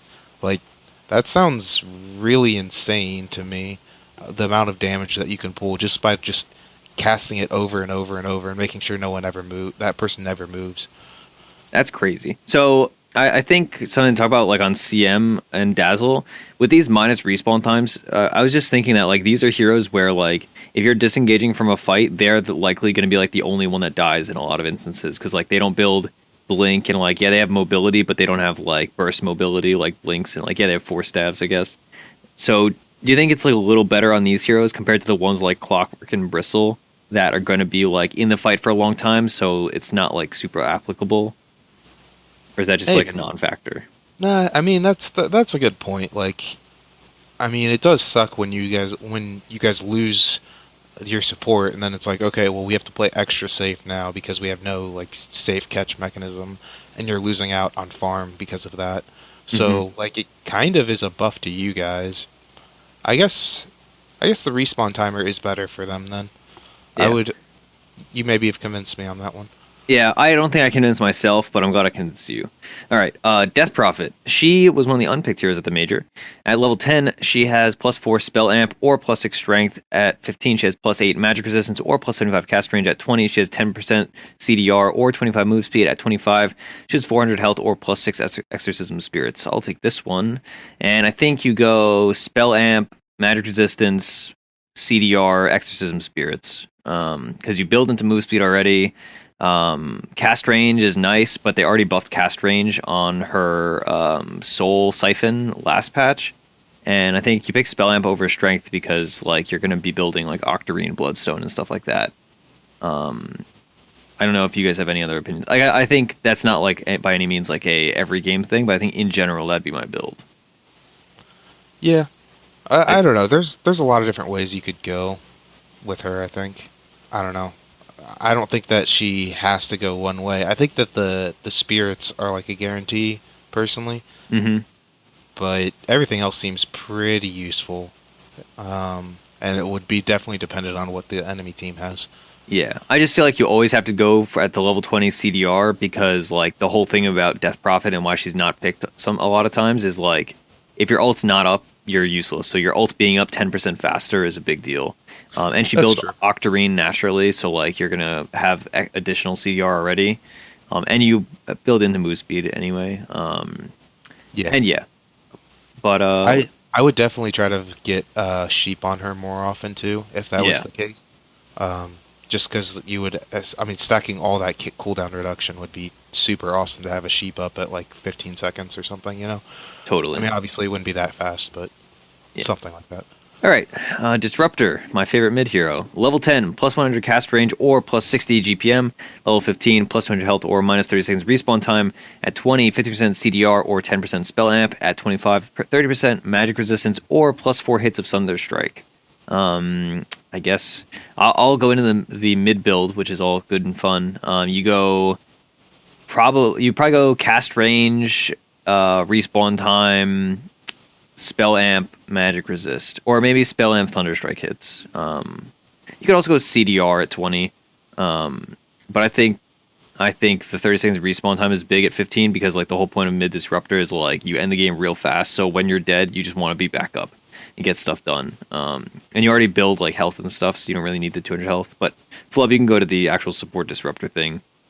See, actually, this is the one time I feel like I wouldn't grab cast range because his cast range is already really high. Yeah. And like getting that extra gold per minute in the beginning of the game, giving the ability just to like get up wards for free, and then Disruptor does really well with items. I know, Sam, when you used to play Disruptor as a support, it's really nice having those mana boots in the beginning. Like, it's hard to work that hero without mana boots. Obviously, at level 10, you'll have those, but he's also great to have, like, Force Staff and things like that. So, personally, I think the 60 gold per minute's better. I also, Yeah, I agree. I also feel like maybe Respawn Timer would be pretty good on him, actually. If you have a bunch of mobility, I would probably get Respawn Timer so that people could just like leave me. Otherwise, I would go for the 200 health if like it's major team fight, which is a possibility with Disruptor. You're already getting bursted. Yeah, or just getting bursted in general. I don't know, like, and then the rest of it, like, I wouldn't go the 4 Thunder Strikes, that's for sure. But I'd probably go cooldown and magic resistance. That's probably what I would do. Yeah, that's fair. I think the Thunder Strike's probably pretty weak, but also like it extends the amount of time it's on it. I assume, which means that's more time for you to glimpse. Right. It's more information. It's sight. So it's hard to say that I wouldn't for sure, but at the same time, like it can be purged off at level 25. So Yeah. that's what I'd be worried about. That's a good point. All right, we got the Proud Hero, Doom. Infernal Blade mini stun increased by 0.1 second. Hoof Kaz. Yeah, okay, that's fair. I'm not super concerned about that either. At 10, he has 150 health or plus 8 int. At 15, he has 15 MS or 6 armor. At 20, plus 50 damage or 28 HP regen, compounded by the fact that he has all that HP regen from Scorched Earth. And at 25, he has plus 2% Infernal Blade damage or Devour can target Ancients. What do you pick? 150 health or 8 int. Just play the game. Figure it out. Move speed or armor. I'd probably go armor. You get plenty of move speed from like Tranquils or whatever boot you want to go. And like Scorched Earth, like you're fine. You're not really running people down. 50 damage or 20 health regen. I'd get the health regen. Like, you don't right click anymore. Like, you have a fucking 2.0 base attack time. That's just not a thing. I would go 2% Infernal Blade damage too, rather than Devour can target Ancients. Late game, I don't really feel like any Ancient is as good as either Wolf Aura or was like Stomp is pretty strong, but it's mostly just like Wolf Aura is really fucking good, and Ice Armor is very good. I guess better than the Dragon Aura. I mean, maybe if you got the Dragon AoE thing, that'd be okay, but it's not that great. Dude, devouring dragons like all the time. That's all I would do. Well, I mean, just for the fact that you are devouring a dragon, I think is reason enough. But as far as like what I would go in game, I mean, like Infernal Blade is fucking unreal. Like it's way fucking strong. Let me make sure that that's like actually as good as I'm thinking it is. But, Well, like, I mean, what about the Golem that gives like whatever it is, like plus 15% total HP to all the heroes around you? that's like good, but I don't know. So it's like 30% damage to all the heroes around you. Like 20 HP regen is like super solid. And actually, and there's the new ancient that has the root that you could do. That like the 2-second root. That's not bad. I don't know. I'm pretty torn, honestly. Like Infernal Blade is really good. Yeah, Maybe, I think it's maybe mostly if it's too hard for you to get your Infernal Blades out because like the world is too mean to you, then maybe. But yeah. Do any of the ancients have a targeted ability to break Lincolns? the root. Yeah, that's not targeted. That just roots like a random unit around you. Oh, does it? I could be wrong. Doesn't it get like the electric chain thing that I can cast? Oh yeah, that's true. Yeah, you could already break Lincolns with a stolen ability. I guess that's not very applicable. Okay. I mean, there's a lot of abilities that were targeted, like 2 or 3. Yeah. Okay, let's move on to Dragon Knight. Elder Dragon form Corrosive Breath now affects the splash targets. Dragon Tail is now a fast projectile while in dragon form. What do you think, Proud? I know this was our favorite hero of the major. Yeah, he's so fucking awful. Yeah, the Corrosive Breath thing's okay. It's not great. Yeah, it's okay. And then the Dragon Tail is no longer an instant cast point. Kind of a nerf, but it's super fast. And it's pretty low range. So I mean, it's a slight nerf. I just doesn't really matter to me. Yeah, I think it's just like one of those standardization things. Does the Corrosive Breath affecting splash targets, is that going to just help you with ancient stacks? But nowadays, like ancients are going to be so hard to take stacks of, so maybe that's like mitigated. I mean, it just helps you farm a little bit, but I mean, it's really not a big deal. Yeah, it helped. Like when you do splash to deal with creeps, right?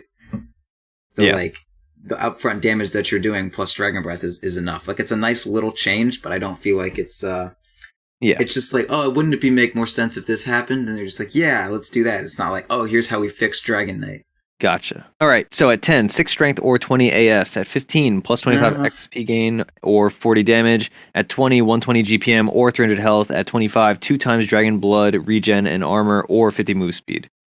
I'd probably go attack speed first, because 6 strength is a very low amount of strength, and you're already unkillable level 10. Mm-hmm. And then after that, I would go 40 damage, because Dragon Knight does 0 fucking damage. 25 XP gain is pretty good. Like, maybe just do that to get to the fucking 120 gold per minute. Yeah. It's like that 120 gold per minute is like, that's what you really want. You know, like you make it to however is Dragon Knight, and then like once you get that, then you like get the real fucking items. Like Dragon Knight is an incredible late game hero. It's just he has no avenue to get there. Except for, I guess, if you're 20, you have that much. Yeah, but then like, do it. But if you get that at level 20, like the game is not going to go super longer usually. Actually, that's probably not true. If you get to 20, it's probably going to be like a 10-minute longer game. Yeah, and that's like, depends how quick you get 20. Because you got 25% XP gain. I'm not entirely sure. I'd have to screw with it. I definitely do like the 40 damage most though, because like the whole point of 25 XP and then 20 gold min or whatever is that I'll get the plus 40 damage, right? Yeah. And the 300 health is kind of whatever. Like, yeah, you already have. Yeah, like 120 gold. Like over 3 minutes, I'd probably have enough items to give me that much health for my gold. Yeah. And then I would go, I might just go move speed. I mean, honestly, that'd be another thing I would tell by game. Like, if I need to be very kitey, I'd go the move speed. If I'm just face pushing, I'd go the regen and armor. Like, you know, do I need a bunch of, like, armor or do I not? Because, like, doubling that regen armor is super solid, but, I mean, you gotta make sure it's actually, like, you're getting some fucking use out of it. Okay, I'm into it. Drow Ranger. Movement speed reduced by 10. Level 10, she has 15 MS or plus 5 to all stats. At 15, she has 170 of health or 20 20 attack speed. At 20, she has plus 6% precision or damage or plus 14 strength. At 25, she has plus 350 gust distance and knockback or plus 25 agility. From marksmanship too, so it's going to go away if somebody's close to you. Yeah. Proud, what do you get? Move speed to undo that move speed nerf, honestly. You need the move speed. 5 all stats is nice, but like she gets a bunch of stats already. She has Dragonlance, like 5 strength, 5 agi is all that matters there. The int doesn't matter at all. And I just go with the move speed. I would maybe go with the health here. I don't know. Attack speed is good. I would just depend. Like, do I need to be tanky or do I need to do more damage? Probably normally do more damage, honestly. Actually, I don't know. It's like 17 strength. No, that's not 17 strength. It's like 8 strength versus 20 attack speed. It's pretty even. I could go either way. 6% precision or 14 strength. Probably 6% precision or if you're doing a straight up drow strat. If you don't have a ranged mid, maybe the 14 strength.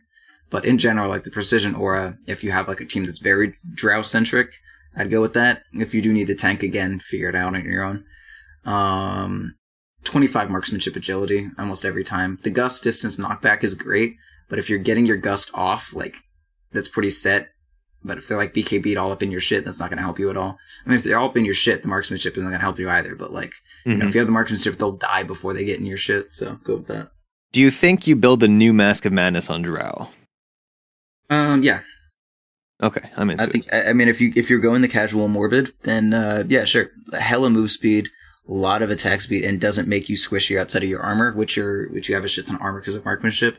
If they get on top of you and you don't have marksmanship, you don't have as much armor. You use the move speed to get the fuck away. Yeah, or you just hurricane pike away and then you get your bust back. Yeah. I'm into it. All right. Earth Spirit, magnetized debuff, now has an overhead counter similar to Replicate, so you'll be able to, I guess, count your stones a little better. Flubb, what do you think about this? Is this like notable, or is it just like you know it already, so who cares? I mean, I know it already. Generally, I'm looking at that counter constantly anyway. Yeah. So. All right. So at 10, you have a choice of 10 intelligence or 4 armor. At 15, it's 15% magic resistance or 90 GPM. At 20, it's 15% spell amp or 300 health. At 25, it is plus 300 rolling boulder damage or minus 35 seconds respawn time. Flubb, what do you do? Probably armor, I would say. The intelligence could be good, but generally armor. Yeah, that makes sense to me. Next one is a toss-up. Gold. Nah, I wouldn't necessarily go gold. Get the sheepstick. It would be nice to get some stuff, but definitely not sheepstick. I feel like maybe... I would say the health, probably. Really? Spell amp. Oh, Yeah. man, I think this is so, like, definitely spell amp. I'm of that opinion, too, as the resident expert or spirit player. I don't know. I feel like spell amp is nice and it to do damage, but like I don't know if I could get off an early veil, then spell amp is good. Just stack the spell damage and guarantee it. But people will build BKB versus their spirit, and they're gonna try to take you out before that goes down. And having that 300 health, it really helps that for that buffer. Definitely rolling boulder damage though, level 25. That is a shit ton of damage for awesome. a 4-second cooldown ability. Oh my god. Is that the first respawn time on level 25 so. that we've seen? Yeah. I feel like it is. It's usually been Interesting. on level 20, and some have been on level 15. Yeah. All right, It is yeah. honestly pretty attractive, though, the respawn time on our spirit. So I feel like, I mean, if you do make use of that 30 rolling boulder damage, you're gonna fucking die. You're fucking dead. Maybe. Yeah. Fucking I dead, guess. boy. I don't know. You get glimmer and force, and you're running all over the place and being super sneaky all the time. Yeah. Some of these level 25 talents are so much better, like on certain heroes, than other heroes. Like, I don't know, like Dazzle, you can like pretty much permastun somebody potentially, whereas like on Dragonite, granted Dragonite's gonna hit level 25 earlier, I suppose. I don't know. Maybe the support ones are just better. Or like Disruptor, level 25 talents on Disruptor are like okay, whatever, but like Dazzles are so good. Or like Earth Spirits are so good. I don't know. All right. Earthshaker. Excuse me. I'm like getting sick from the major, or like just losing my voice. All right. Earth Spirit. Earthshaker, no actual changes. At level 10, he has 250 mana or 8 strength. At 15, 20 movement speed or 50 damage. At 20, 10% spell amp or 35 seconds less respawn time. At 25, 500 health or 2 seconds less on enchant totem cooldown for all those crit shaker builds. What do you guys think? Totally mana, movement speed, spell amp, enchant totem. Yeah. I can get behind that. Yeah. Also, because like now you'd build the Ags, and then you'd have Ags with the enchant totem cooldown, so you'd just be hopping everywhere. That'd be wild. And you'd get over the map so fast. Be unkillable with stuns constantly. He's already made of stun, and you're getting him more stuns? Yeah, for sure. And you get at this phase of the game where like people will have low BKBs. I'm into it. If that 50 damage was base damage, I would love it, but it's not, so fuck it. Yeah, that's true. Okay. Elder Titan. Astral Spirit attack damage per hero increased from 10, 20, 30, 40 to 12, 24, 36, 48. Natural Order armor reduction aura is centered around the hero, and the magical reduction aura is centered around the spirit. And when the spirit's inside of you, you get both of them. Natural Order now removes 40, 60, 80, 100 of the base magic resistance rather than a fixed amount. Natural Order is 50 range larger. Who plays Elder Titan here? I sure don't. I definitely do. Flubb does, Yep, right? I definitely do. Yeah. I mean, it's hard to say, like, without me playing it at this point. I feel like I don't. I feel like that he's been decreased a little bit. Well, I mean, he has been decreased, but he's. I don't think the changes are that big to him. I don't know. He's still got his, like, useful stomp that, like, sets everyone up. Astral Spirit getting increased doesn't really help anything. Natural Order, the changes in Natural Order is pretty big, though. Yeah. All right. So at level 10, you pick from 20 seconds less respawn time or plus 10 strength. At 15, it's 275 health or 25% XP gain. At 20, it's 12 magic resistance or 50 attack speed. And at 25, it is 15 armor or plus 80 hero attack damage per hero hit with Astral Spirit. I feel like these are pretty linear, right, Flubb? Yeah, very linear. Yeah, it's like strength, XP gain, magic resistance, armor, right? Or like strength, or like, I guess, respawn time, XP gain, magic resist, armor. Unless we're playing like core Elder Titan, which does not seem likely. Yeah, if you play core Elder Titan, the attack speed could be useful, but that was like old, like offlane Elder Titan. I don't see us ever doing that. Yeah, and people are going to be stacking less, so you like it's even worse to play offlane Elder Titans because you can't just like take their you can't just throw Astral Spirit in their hard camp and then like do a ton of damage. Yeah. All right. Ember Spirit. Activate Fire Remnant damage rescaled from 100, 150, 200 to 100, 200, 300. Sleight of Fist now places Ember Spirit in front of the target rather than randomly around the hero. I guess that's to nerf Pocket Ricky. At level 10, you have 15% spell amp or plus 20 damage. At 15, you have plus 20 MS or plus 6 all stats. At 20, you have plus 8 armor or plus 15% CDR, which affects remnant charges. And at 25, you either have 500 more absorption on Flame Guard or 2 seconds extra on Searing Chains. Proud, what do you think? I have my ideas. I mean, as far as whether you want the spell lamp or the damage, I guess that's just you decide whether or not you're going to end early or it's going to go late. Mm-hmm. I feel like I would personally actually like the spell lamp more. Really? To be truthful. Yeah, because I feel like once you get to the point where your Slight is doing a lot of shit, the 20 damage is going to be pretty negligible. But the spell amplification for the time that you get it is going to be a big deal. That's but I'm not entirely sold on it. I could go one way or the other. Like whether or not the game's going to end early or late is how you decide on it. And I would tilt a little more towards the spell lamp, but that's probably just because I think that's a unique point and I want to hammer it. Yeah, and they buffed Fire Remnant damage, so like now you're actually going to be leveling it at 12 and 60. Because I mean, that's 900 damage. If you like use it as a nuke, that's 900 fucking damage. Like that's a big goddamn number. Yeah, why pick Lena when you can pick Ember Spirit? Right. Yeah, that's pretty awesome. And move speed or stats, I'd probably go with the stats, honestly. Like, I feel like you're pretty okay on your move speed with the travels. Yeah. And just, like, stats are solid. And Blink. 8 armor versus cooldown reduction. I'd go with the cooldown reduction, because if you play it right with the cooldown reduction, you're not going to get hit. And I'd go with plus 2 seconds on Searing Chains, I think. I agree. At 25, you're not utilizing the absorption. Yeah, I'm into it. I think like there would be very specific situations where the absorption would be good, but in general, yes, Searing Chains all the way. I agree. Yeah, that's a really long disable. Yeah. The Sleight of Fist, though, I do really like that change because it used to be like sometimes your cleave would just like go in some random way and like not cleave into anyone, whereas now you can actually like cleave when it's a good time. Yeah. I think that's primarily a nerf because once we see Ricky Ags into Ember Spirit would be the dumbest thing because like periodically he would just be around the back of the hero and then Ricky would also hit. Like that would be way too good. Anyway, we'll talk about that later. All right, Enchantress, a Skrunk question, I suppose. At level 10, plus 5 all stats or plus 15 movement speed. She's already super fast. That seems weird. At 15, plus 8 seconds of nature's attendance or plus 40 damage. At 20, plus 12 magic resistance or minus 25 seconds respawn time. And at 25, plus 10 more wisps to nature attendance or plus 25 flat intelligence. Skrunk, what do you think? Yeah, I'd probably I'd probably go with the stats, just because beefs you up a little bit. She only has like 800 HP, so helps her out with that a little bit. 40 damage, definitely. Damage is so good. I would go magic resistance. I think. I just don't know how to evaluate respawn time at this point. Maybe it ends up being good.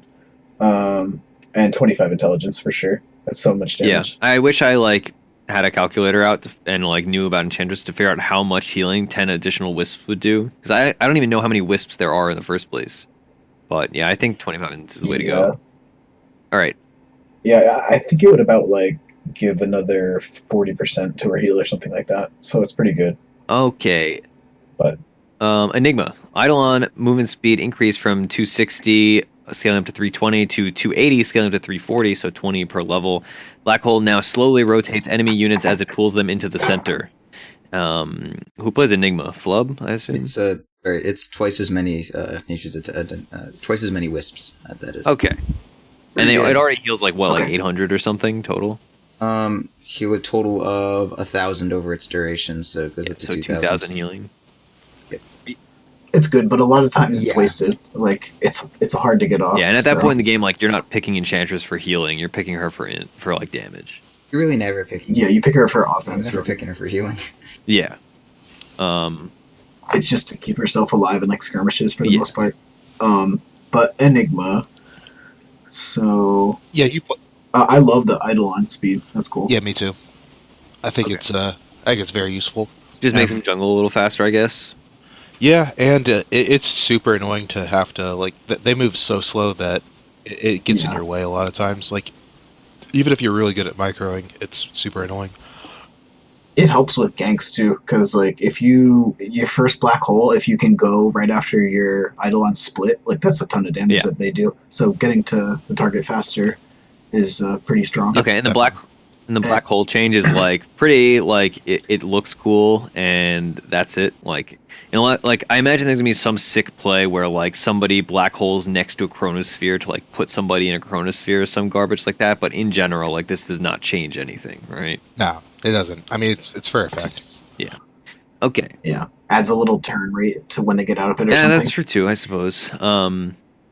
All right, so at level 10, 20 MS or 12 magic resistance. At 15, 15% CDR or 120 GPM. At 20, 300 health or minus 30 seconds respawn time. And at 25, plus 8 Eidolons or plus 12 armor. Who wants to take this one? I'll do it. Definitely movement speed. Yeah. I mean, there's no question. I don't really have to explain it. You got to get in, got to get out quicker. Cooldown. Don't go for gold. That's dumb. Cooldown for sure on that one. Black hole needs to be coming up soon. Plus, you can get out Eidolons quicker. Have potentially 9 Eidolons attacking someone for a second or two. Be a shit ton of damage.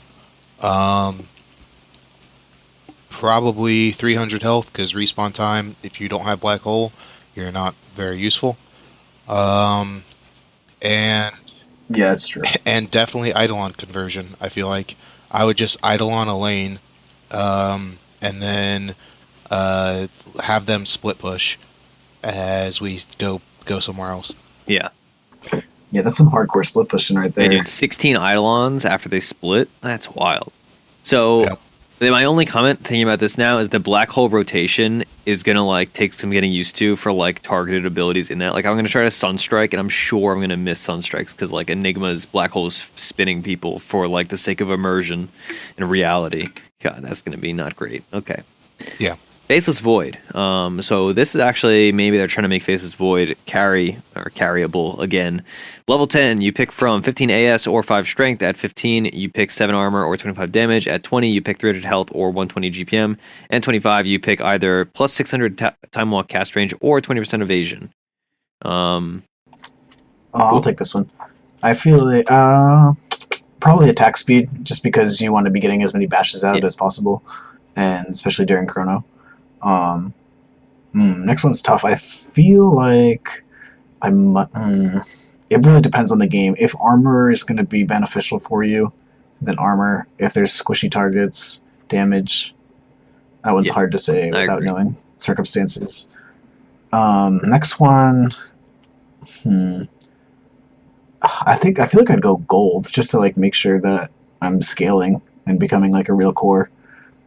Because you can time walk off a lot of damage. Your effective HP is pretty high if you use your skills, and that gold could translate into that health like fairly easily if the game is going to go on for much longer. If it's like the last team fight and you just ding 20, of course you're going to go health, you know.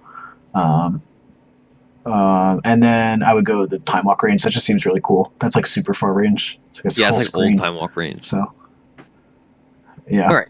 So you can use that to initiate better and all that. Maybe you could skip blink now, but like I mean, level 25 is so hard to get to. It's still 25, but yeah, it's better than 20% evasion though most of the time. All right. I feel like. Proud's favorite hero, Gyrocopter. Scepter attack interval is better by 0.1. Homing missile now has low attack priority, which means that creeps won't attack it, but they already don't do damage to it, so that's just like a quality of life thing. Whatever. All right, you're still you're not on the purge train of like Ags being good on Gyro. Not really, no. All right, good. Me neither. At level 10, you pick from Spell Amp by 6% or 150 health. At 15, you pick from 10% magic resistance or 30 damage. At 20, you pick 25 MS or 20% CDR. And at 25, you pick 3 homing missile charges or 4 extra flak cannon attacks. Okay, well, I didn't know Spell Amp could go that low, so I would go with 150 health. Yep. I'd go with 30 damage. Over 10 magic resist because I'll get a BKB eventually, and Gyro deals 0 fucking damage, and he needs to. I'd probably go 20% cooldown reduction. You're already decently fast. You don't have a cast point on your Q to catch up for. And you really need more flat cannons. And I would go, I love homing missile. I fucking love homing missile, but I would always go with more flat cannon attacks because Gyro fucking sucks, and that's the only good part about him. Yeah, I'm terrified of the thought of people seeing these and start playing 4-position roaming Gyrocopter because, oh my god, I don't think anything is more annoying than laning against somebody just throwing homing missiles at you. Yeah, no, that's great. Unless you're playing like Puck, it is by far the most tilting thing I've ever played against. And just imagine 4 of them coming at you at level 25, like, Jesus. Dude, that would be so fucking funny. That would be so much damage if they hit you. You just imagine, just watching someone queue that up, and you're like, Jesus fucking Christ. You get, initiated on, and it's just this fucking, chain of missiles coming at you, fucking hell. And then he force staffs. Astral me, fam. He force staffs one of them, and then a teammate force staffs another one. God, it wouldn't even be, too terrifying. It would be like, are you shitting me? This is happening to me now. And you have 6% more spell amp on the damage if you pick that first talent. Oh my god. Wow. And the CDR would affect the homing missile charges too. So they would charge faster. Yeah, maybe I will go this because oh my god. Yeah, that seems like it's either going to be really, really bad or the most cancerous, obnoxious thing in the entire world. That sounds horrible. It's not horrible good. It sounds horrible. I would never build that as a support. Non-believer. Okay. Huskar. Level 10, 150 extra health or 15 movement speed. Or level 15, 30 damage or 15% lifesteal. Level 20, 15 strength or 40 AS attack speed. Or at level 25, you get 100 attack range or 400 life break cast range. Who of us hates themselves enough to play Huskar? I like Huskar. Yeah, I figured about that one. What do you pick? Health.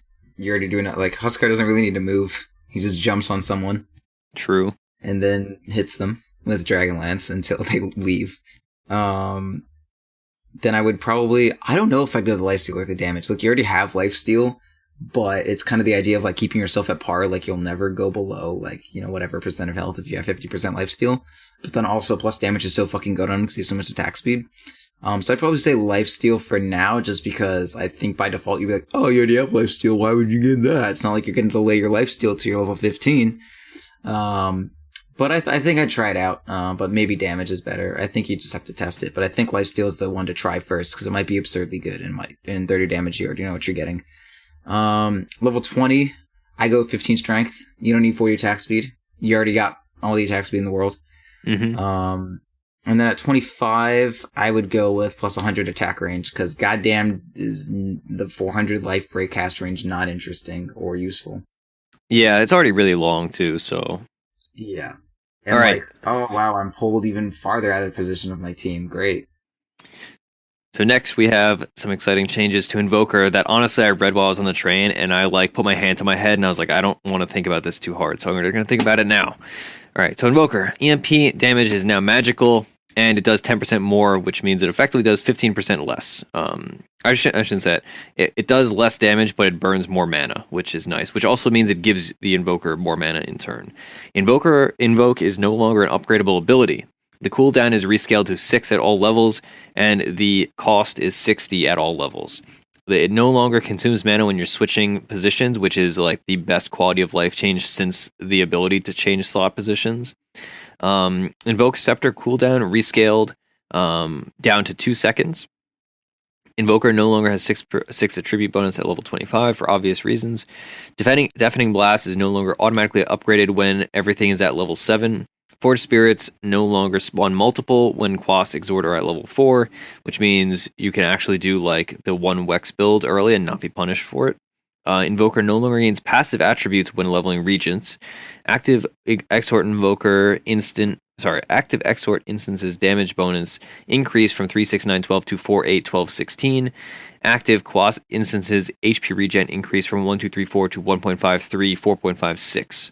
So I think basically this just makes Quas Wex a little better, but also more importantly, the whole thing is like now you can have 1 point in Wex early to have Alacrity for laning phase, and you're not punished for it by not having Forge Spirits at 8.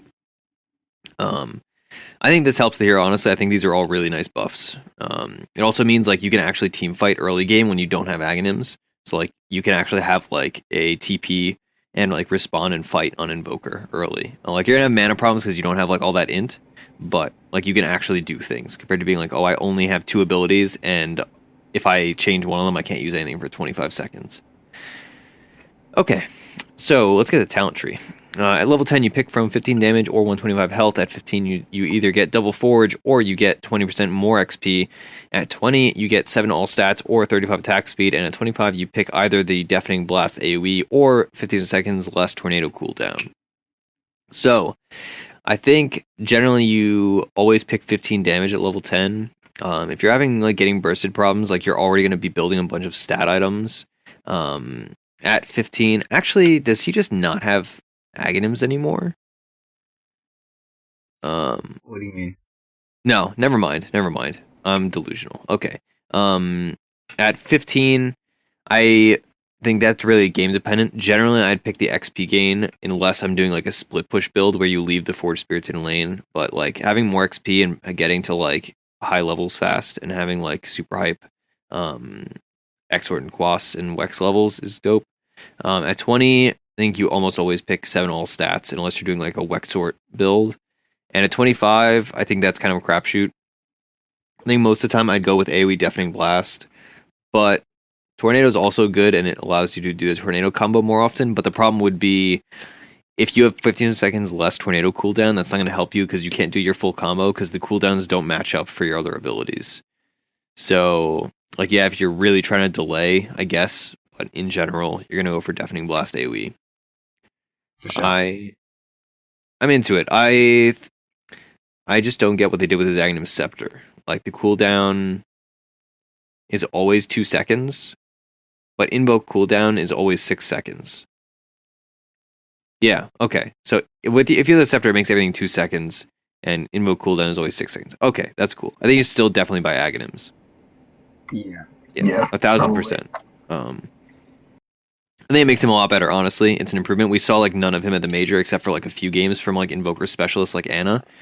So I'm happy he got like changes and buffs. I think it's really dynamic. And it makes him actually fun to play for the first like 10 minutes. And it's not just like I'm playing Sunstrike Simulator and farming.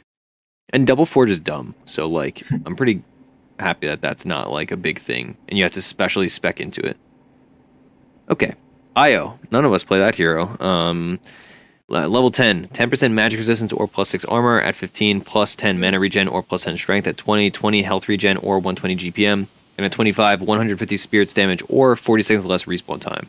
Does anyone want to take this one? Flubb, maybe? I will. I don't know. I play him a little bit. He's not like top 10, but I play him.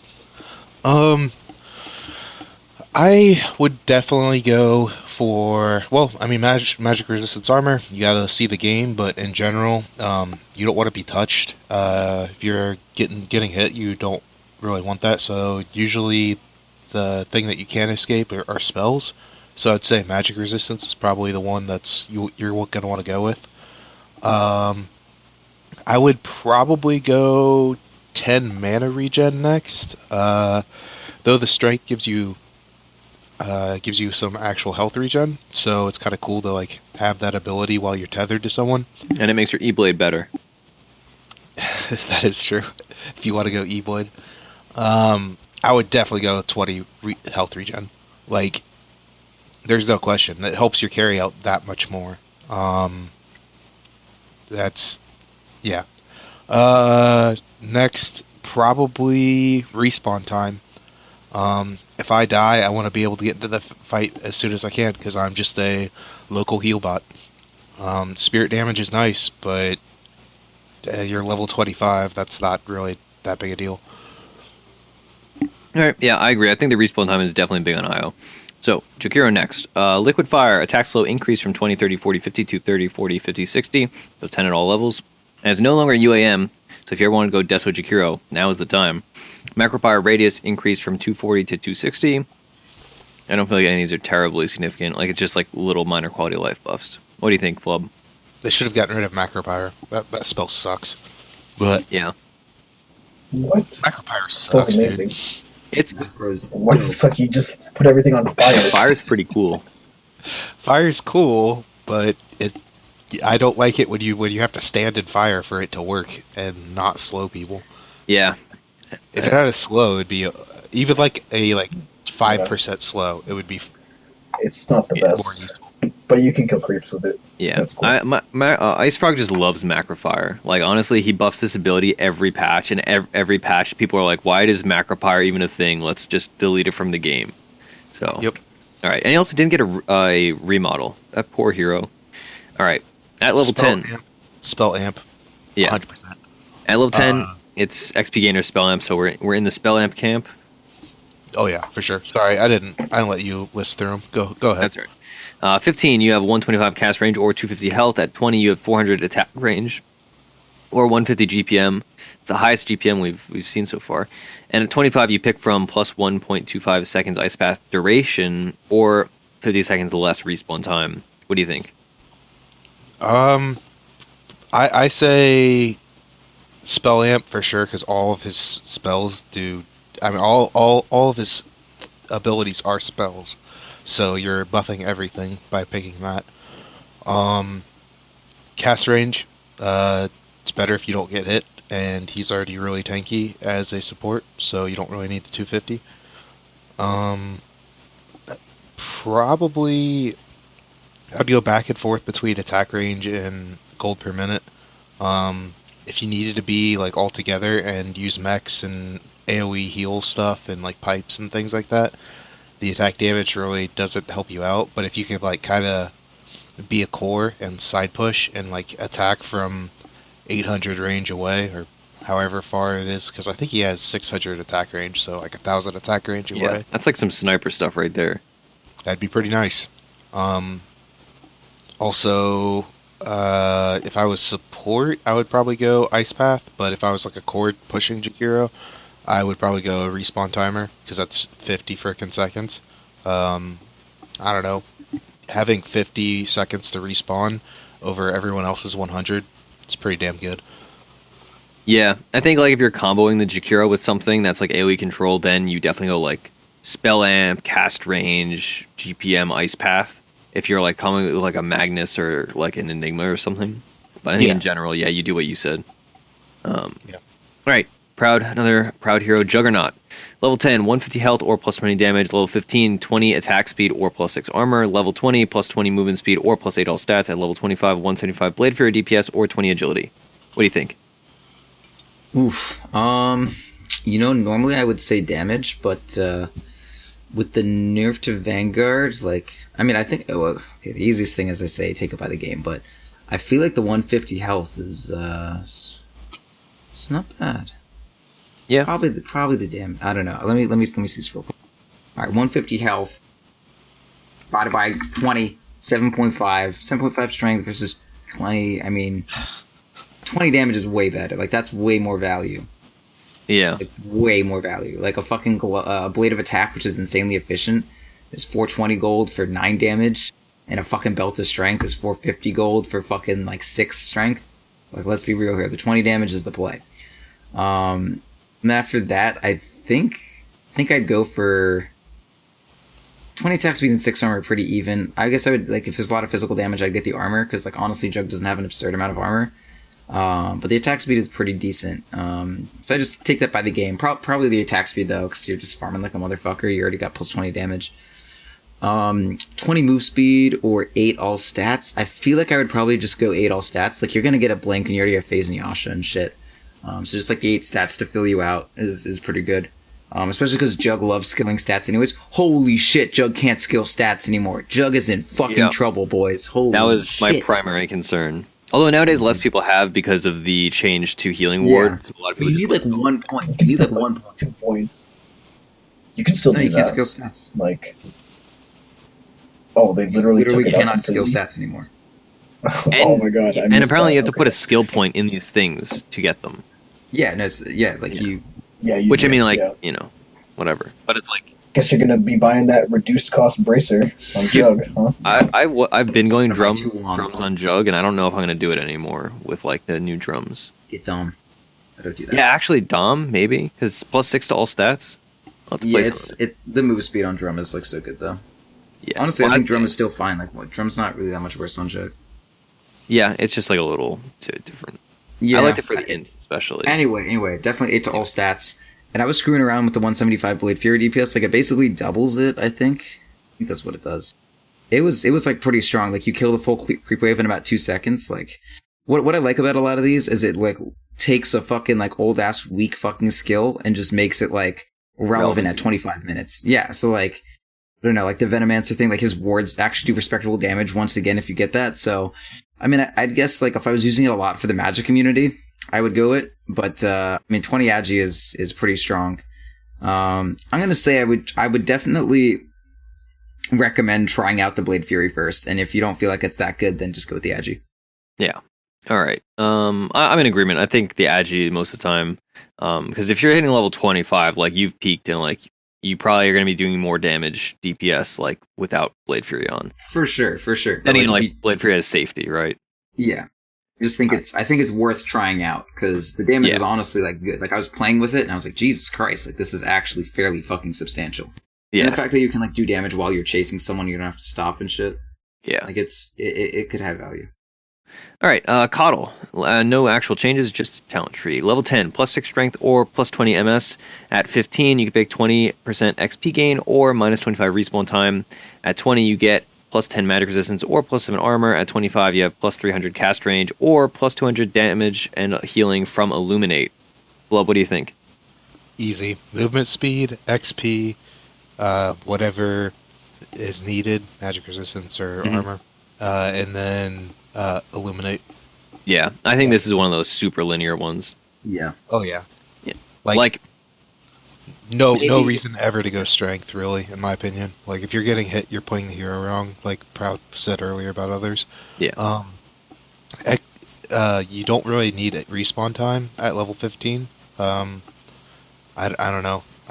Plus, it's only 25, so it doesn't help you that much later on, as much as the other ones do. It's I don't know. I don't like the 25 ones. And then healing your entire team for 1,000 more health and doing 1,000 more damage to the enemy team if you get the most perfect Illuminate. Yeah, I'm definitely taking that. I think it's 200 at max, like, charge. Right. Well, it's plus 200 at max charge. Times 5. Oh, times 5 people. Yeah, okay. Yeah, if you're hitting, like, the optimal, yeah. All right. Yeah, if you're getting the 5-man heal, 5-man damage. Which, Yeah, I mean, good point. obviously is probably not going to happen, but still, Yeah, maybe if like, you get 3, like, that's 600 difference. I agree with you completely. The potential I think is there. Coddle, yeah. Sorry, you can even go. if you're using it as like a heal bot, like you're still healing 1,000 more for your team. So Yeah, I think Coddle is so far the most linear, like, no deviation hero so far, other than obviously the level 21, which is very like, am I dying from magic or am I dying from physical?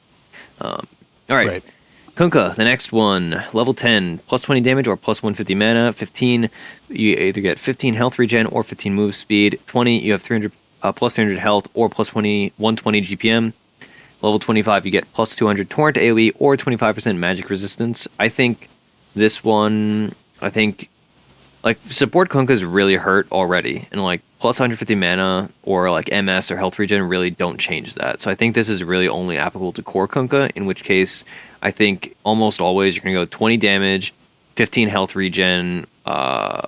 You could go health or GPM, probably health, because really late game you're going to have just like Daedaluses and Rapiers and a Blink Dagger and like BOTs and maybe an Armlet. And then at 25 you probably always go the Torrent AoE, unless maybe if you're trying to be really careful with the Rapiers, you could do the magic resistance. But like plus 200 Torrent AoE is really huge. Like, that is absolutely humongous. Yeah, I knew that you would like that when I Yeah, saw that. I'm into it, but like I still think this hero has some problems as like a mid laner, and like as a support, like the Torrent nerfs just make him like absolutely much worse. yeah, but like as a support though, with like adding that at 25, that like makes him really strong. Yeah, that's for sure. But the other big thing about Kunkka is like he's generally so far away from the fight, like he doesn't get a ton of XP. So like I think you pick plus 200 Torrent AoE regardless of being support or core. But if you can get there as a support, like that's a really weird situation you're in. I just think that like he's wanting to get to late game anyway because he can core and he's a support that like can do that. So Yeah. it's not like that. To like getting Crystal Maiden to the end is like very hard to do. But like not end, but getting her to end game is very hard to do. Whereas Kunkka, it's very, very easy, and you're like trying to get that to happen. So Yeah, that's a good point. All right, LC, overwhelming odds, damage per hero increased from 20, 40, 60, 80 to 30, 60, 90, 120, but the base damage rescaled from 40, 80, 120, 160 to 40, 60, 80, 100. So basically it's better if you get heroes in it, but worse if you're just doing it on a bunch of creeps to farm. Yeah, so not as good against Broodmother Yes, as very it true. was. But yeah, not that big a difference overall, to be Yeah, honest. all right. So at level 10, you could choose from 7 strength or plus 15% XP gain. At 15, you get 30 damage or 20 MS. At 20, you get plus 7 armor or minus 20 seconds respawn time. And at 25, you have either plus 40 dual damage flat bonus or 25% CDR. Who wants to take this one? I'll take it. I feel like you go strength. Like, just the stats are good. Maybe XP, but I don't know. That's the toughest one I feel like is here. The other ones I would go damage, armor, and 40 You go dual the damage over the move speed? Yeah, I guess I it's would. 30 damage. I think you have blink. But Probably a bit more still- valuable than a windlace. 30 damage. Yeah, that's a lot Yeah. of damage. Like, I think at 15 you should have blink anyway, right? Yeah, And that's fair. I know you need to maneuver and fights more than just blinking on one person, but I don't know. I just think damage is I wanted to is be really like, get good. more move speed, you get more duels, but I mean, they have blank. Like, it's fine. Yeah, you may win a duel that you didn't with the Sure. damage too, you know. But that level 25 was 40 plus 40 dual damage. So what is that, like 64 damage for a I one don't duel? know. If you're I would something I would like that? say I would think of it this way: like when you start hitting like 90 dual damage, that's like insane, and like I can conceivably see you hitting like 60 by level 15 on like a decent game, and then you get the 30 damage, and that's when you just start like going nuts. So I don't know. I think the damage Yeah. is just it's an added bonus, and like duels are there to get more duels. Like it compounds on itself. So I think the damage buff. I'm surprised they gave her a damage buff because it's super strong on her. Man, so if you're 25, that means every duel you win, you're getting 40 duel damage. Yeah. Jeez. No, I thought you were getting an additional 40 on top of whatever. I think it right now is, it's 8 but- or 24. Yeah, because it's 10, 16, 18 or 10, 16, 24 if I recall correctly. Yeah, give that. Yeah, so give that a checkaroo 64. Yeah, check that out because otherwise that seems absurd. Like you hit level 25 and you're like, all right, buddy, every duel I win against like some support that's like poor, like you're gonna 3-shot a shadow demon and it's like, okay, here's 64 damage. That's more damage than that person That has. seems ridiculous. Plus 58 Yeah, no, damage. Oh my god. oh my god. I mean, these level 25s are just nuts. So like, it's hard, but like that's But one some of of the them crazier aren't. ones. That's what bothers me so much about this. That like Kunkka's plus 200 torrent AoE or plus 25 magic resistance. Like torrent AoE is really good. Don't get me wrong, but like LC 58 dual damage. Like that's not even Don't go late versus Legion Commander. Just like do whatever is possible. Don't go late versus her. Just go like honestly, just go like level 1 or at level 10 to get XP gain and go Midas and then like just hit 25 as fast as humanly possible. Like that's not even a joke. Like go like It's blink true, Midas. you know? Like obviously you want your blink super early to be useful, but like if you can get away with Midas, like that's wild. I don't Midas know. gaming. And like Now you know the new pub. yeah, and like the XP In gain. the jungle the whole time with Legion Commander farming up the Midas. until you get up to level 25, and then you're ready to start fighting. This is actually wild. I think like especially because you got to consider now you get to level 25 at the rate you got to level 23 in the previous patch. Also, I changed your answer, Skrunk. You're no longer getting 7 strengths, you're getting 15% XP gain because you're not doing anything besides farming. Yeah, I can see that. That one's tough. The stat like Legion Commander is just kind of weak, no, but she gets to a point where she's like unstoppable, you know. So, but I could see that one going either way. Yeah. All right. Well, until that ruins our pubs, let's talk about Leshrac quickly. Lesh, Lightning Storm jumps rescaled from 4, 5, 6, 7 to 4, 6, 8, 10. Lightning Storm cast point reduced by 0.15, which those are nice changes, right? Yeah, they're good. I mean, he's still nerfed into Oblivion like a couple patches ago, but we did see him at the Major, so maybe he has some promise. All right, so I think his support's still fine. Like it's just, that's where they ran him in the Major. He's just not like the evil, what was it, Octarine core machine that he was before. Yeah. All right, at level 10, you pick from 125 health or 15 movement speed. At 15, you get 400 mana or 8% magic resistance. At 20, you have 5% spell amp or 12 strength. And at 25, you have 50 Diabolic Edict explosions extra or 2 seconds longer on the slow from Lightning Storm.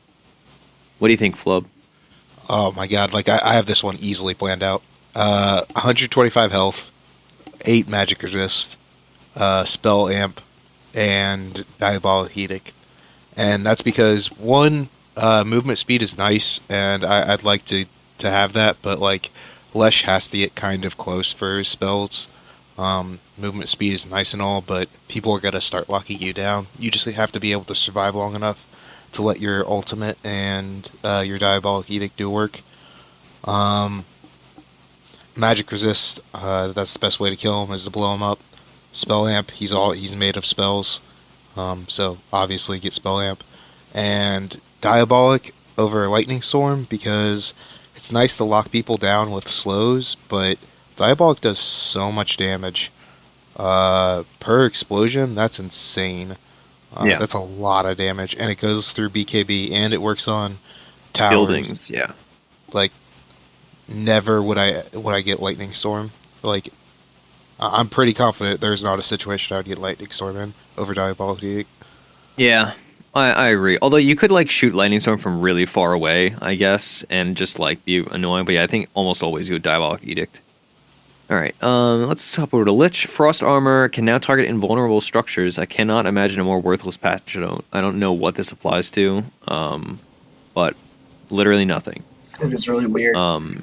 At level 10, you either pick from 125 health or 15 MS. It's the same exact thing as Lush, actually.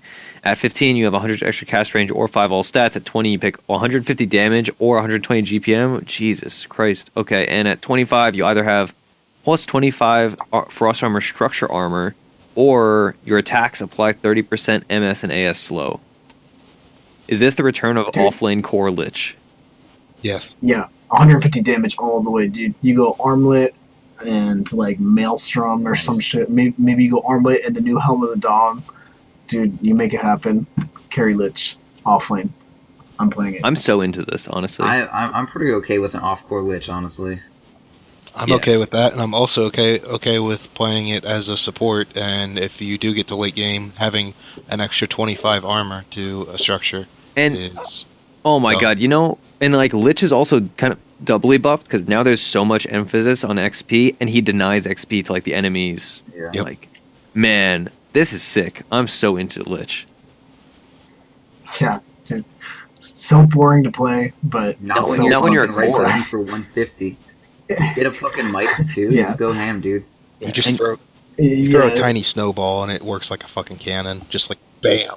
Yeah. And I assume that like the MSAS slow pierces BKB too, and like that's just wild. Probably. And like you're getting that at the point in the game where this- BKBs are low, so even if it doesn't pierce BKB, like it's still crazy good. Well, and it probably stacks with all of his other freaking slow stuff, his armor and his blasts, and just, man, that's so much slow. What's the cooldown on chain or the Q? Like the nuke? Isn't it? Is it like 8 seconds? It's something like that. Yeah, it's somewhere around like 8 to 10. Well, sounds like the perfect number to coincide with Mask of Madness. So you throw out your Q, your ult, your hot mask with your 150 damage. Fucking go ham. You don't have anything to cast. That's like... Yeah, dude, it's perfect. It lines up perfectly. That's the old Lich build, too. Yeah. Oh my god. I'm actually... Armlet mask. This is going to be like... making a return. You have Ice Armor too, so the -5 armor of Nom doesn't matter to you. Yeah, dude, it makes up for all the weaknesses. And you can even this is the thing. You can even like delay your Mask of Madness and those items until level 20 and go like for like a heavily farmed like a team fight Lich, and then suddenly it's like, okay, I spent 1900 gold on a Mask of Madness and like a Daedalus now, and then like invest in a Daedalus later, and just suddenly you're like doing 1 billion damage and is slowing movement speed AS, and like they can't run away from you. Yeah. And like you could still have agony. Yeah, maybe get like a blink or something earlier on to help out with utility. Then later you're like a carry. Well, I think you still go Ags early, and then like you just transition. Yeah, Ags. Like once you're level 15 or something, you start building for the other stuff. I don't know. That has so much potential. Like no joke. And he levels so fast. He would hit 25 so early. You definitely go Midas with this also. Like you just hit it so early. Yeah. I think you found the treasure in the patch. Like that is an awesome analysis. Holy shit. I'm so into this. Yeah, I mean it seems like it could be there. Level 20 is still pretty high, but with the new you hit it at like the equivalent of like experience. And you hit it at the equivalent of like level 18ish, which like you hit level 18 in like almost every game. Unless you're like really getting stomped. Okay, that definitely needs some like play testing. Maybe that's the Cocoon Miranda strat that we just gave away to everybody. All right. Life Stealer. No actual changes. Level 10, +5 all stats or 15 attack speed. Level 15, 200 health or 25 damage. Level 20, 15% evasion or 25% movement speed. 25, +1 second rage duration or +15 armor. Proud, what do you think? I go 5 all stats first. Attack speed isn't that great because you're shitty base attack time and you're gonna get Echo Saber. Like it's kind of whatever. Like 5 stats is good. I mean, Agi, so it's like 10 attack speed versus like 5 strength, a little bit like an armor and some int. I'd probably just go with that.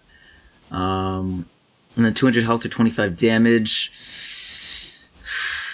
I'd probably go with damage. Like you're pretty tanky. You're gonna get a Deso. That damage is gonna get buffed up. Like, yeah. I don't know. That's pretty even. No, I'd go with the damage. Okay. 15 evasion or 25 move speed. I go with the move speed. No one's going to man up you on you anyways. Maybe if you get an Ursa, you get the evasion, but that's about it. 1 second rage duration or 15 armor. That's game dependent purely. No really interesting analysis about that. But in general, I'd actually probably get the rage duration for the most part. If it's not a good game for AC, maybe get the armor. But in general, I think the rage duration is good unless you're against Sven or Ursa.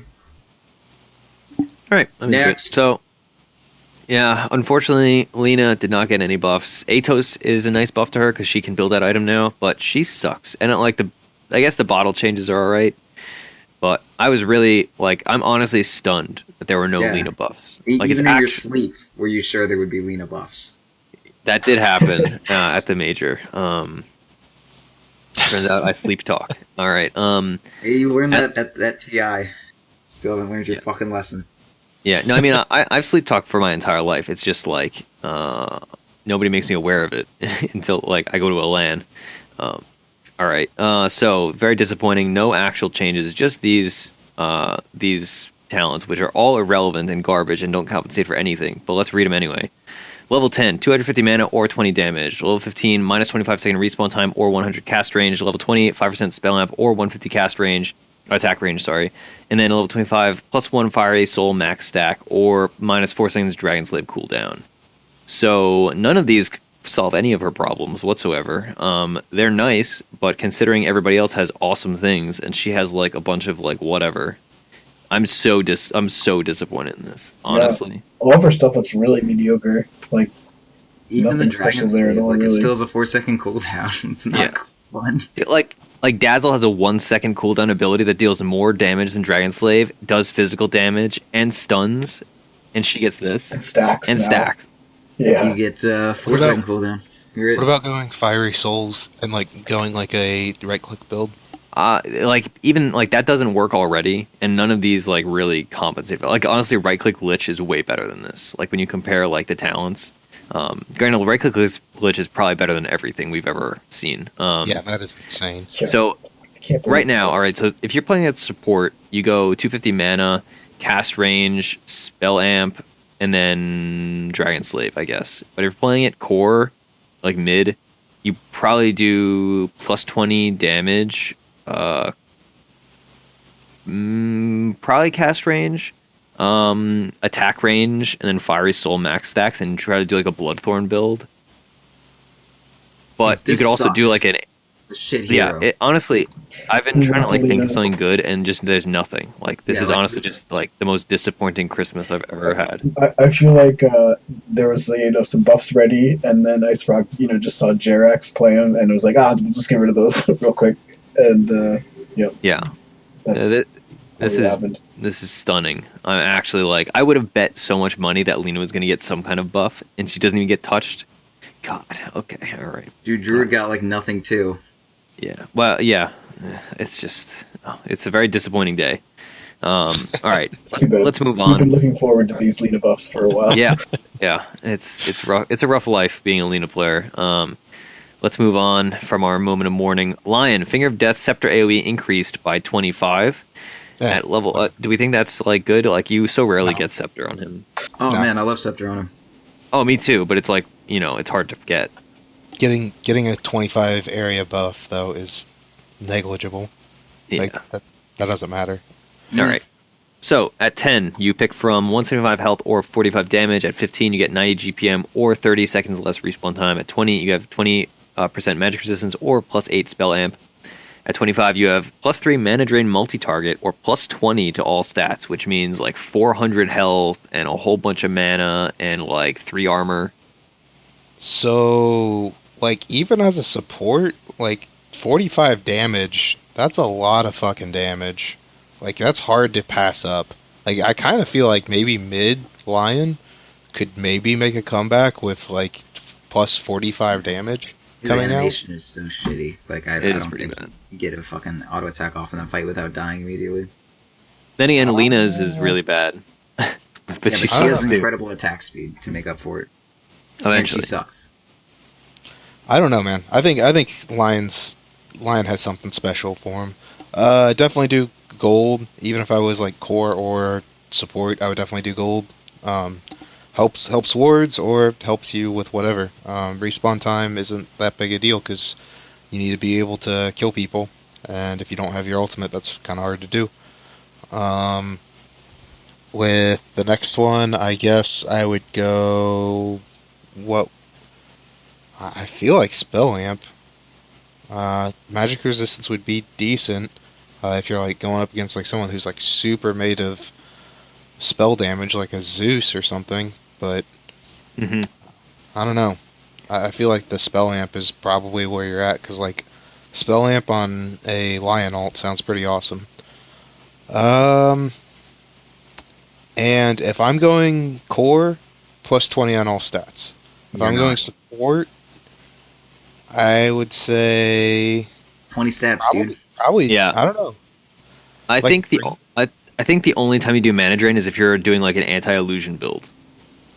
Yeah. Like that's really good if it's anti-illusion. Otherwise, it's like, dude, I want 400 health and like hella mana and a bunch of armor. Well, it's good versus that, and I mean, the mana drain, if you can get them stunned out for a little bit, it's a lot of. If they don't have any mana with like all of these things that are increasing spells and what they do, like mana is actually kind of useful at level 25. So if you can drain out all of their mana, that being said, it's hard to do, but mana drain does drain out a lot when it's level 4. And you can do it to 3 people at once. I think it's worth it. Yeah, I could see it being like really really surprising in a fight and just be like, oh my god, we all have no mana. How are we gonna do X? All right, Lone Druid, proud. Returning from true form to druid form, reduced from 1.9 seconds to 0.8 seconds, and you could also no longer dodge stuff with this. Spirit Bearer, so that's pointless. Spirit Bearer now has 0.5 mana regen. Well, I guess like if you're getting ganked, you can shift. Doesn't matter. No, it's returning from true form to druid form, so if I want to reduce my health. Yeah, but like you run fast though. Yes, that is true. Okay, level 10, 250 health or 200 attack range. Level 15, plus 65 damage or plus 30 Spirit Bearer damage. Level 20, plus 7 Spirit Bearer armor or minus 50 seconds respawn time on the hero.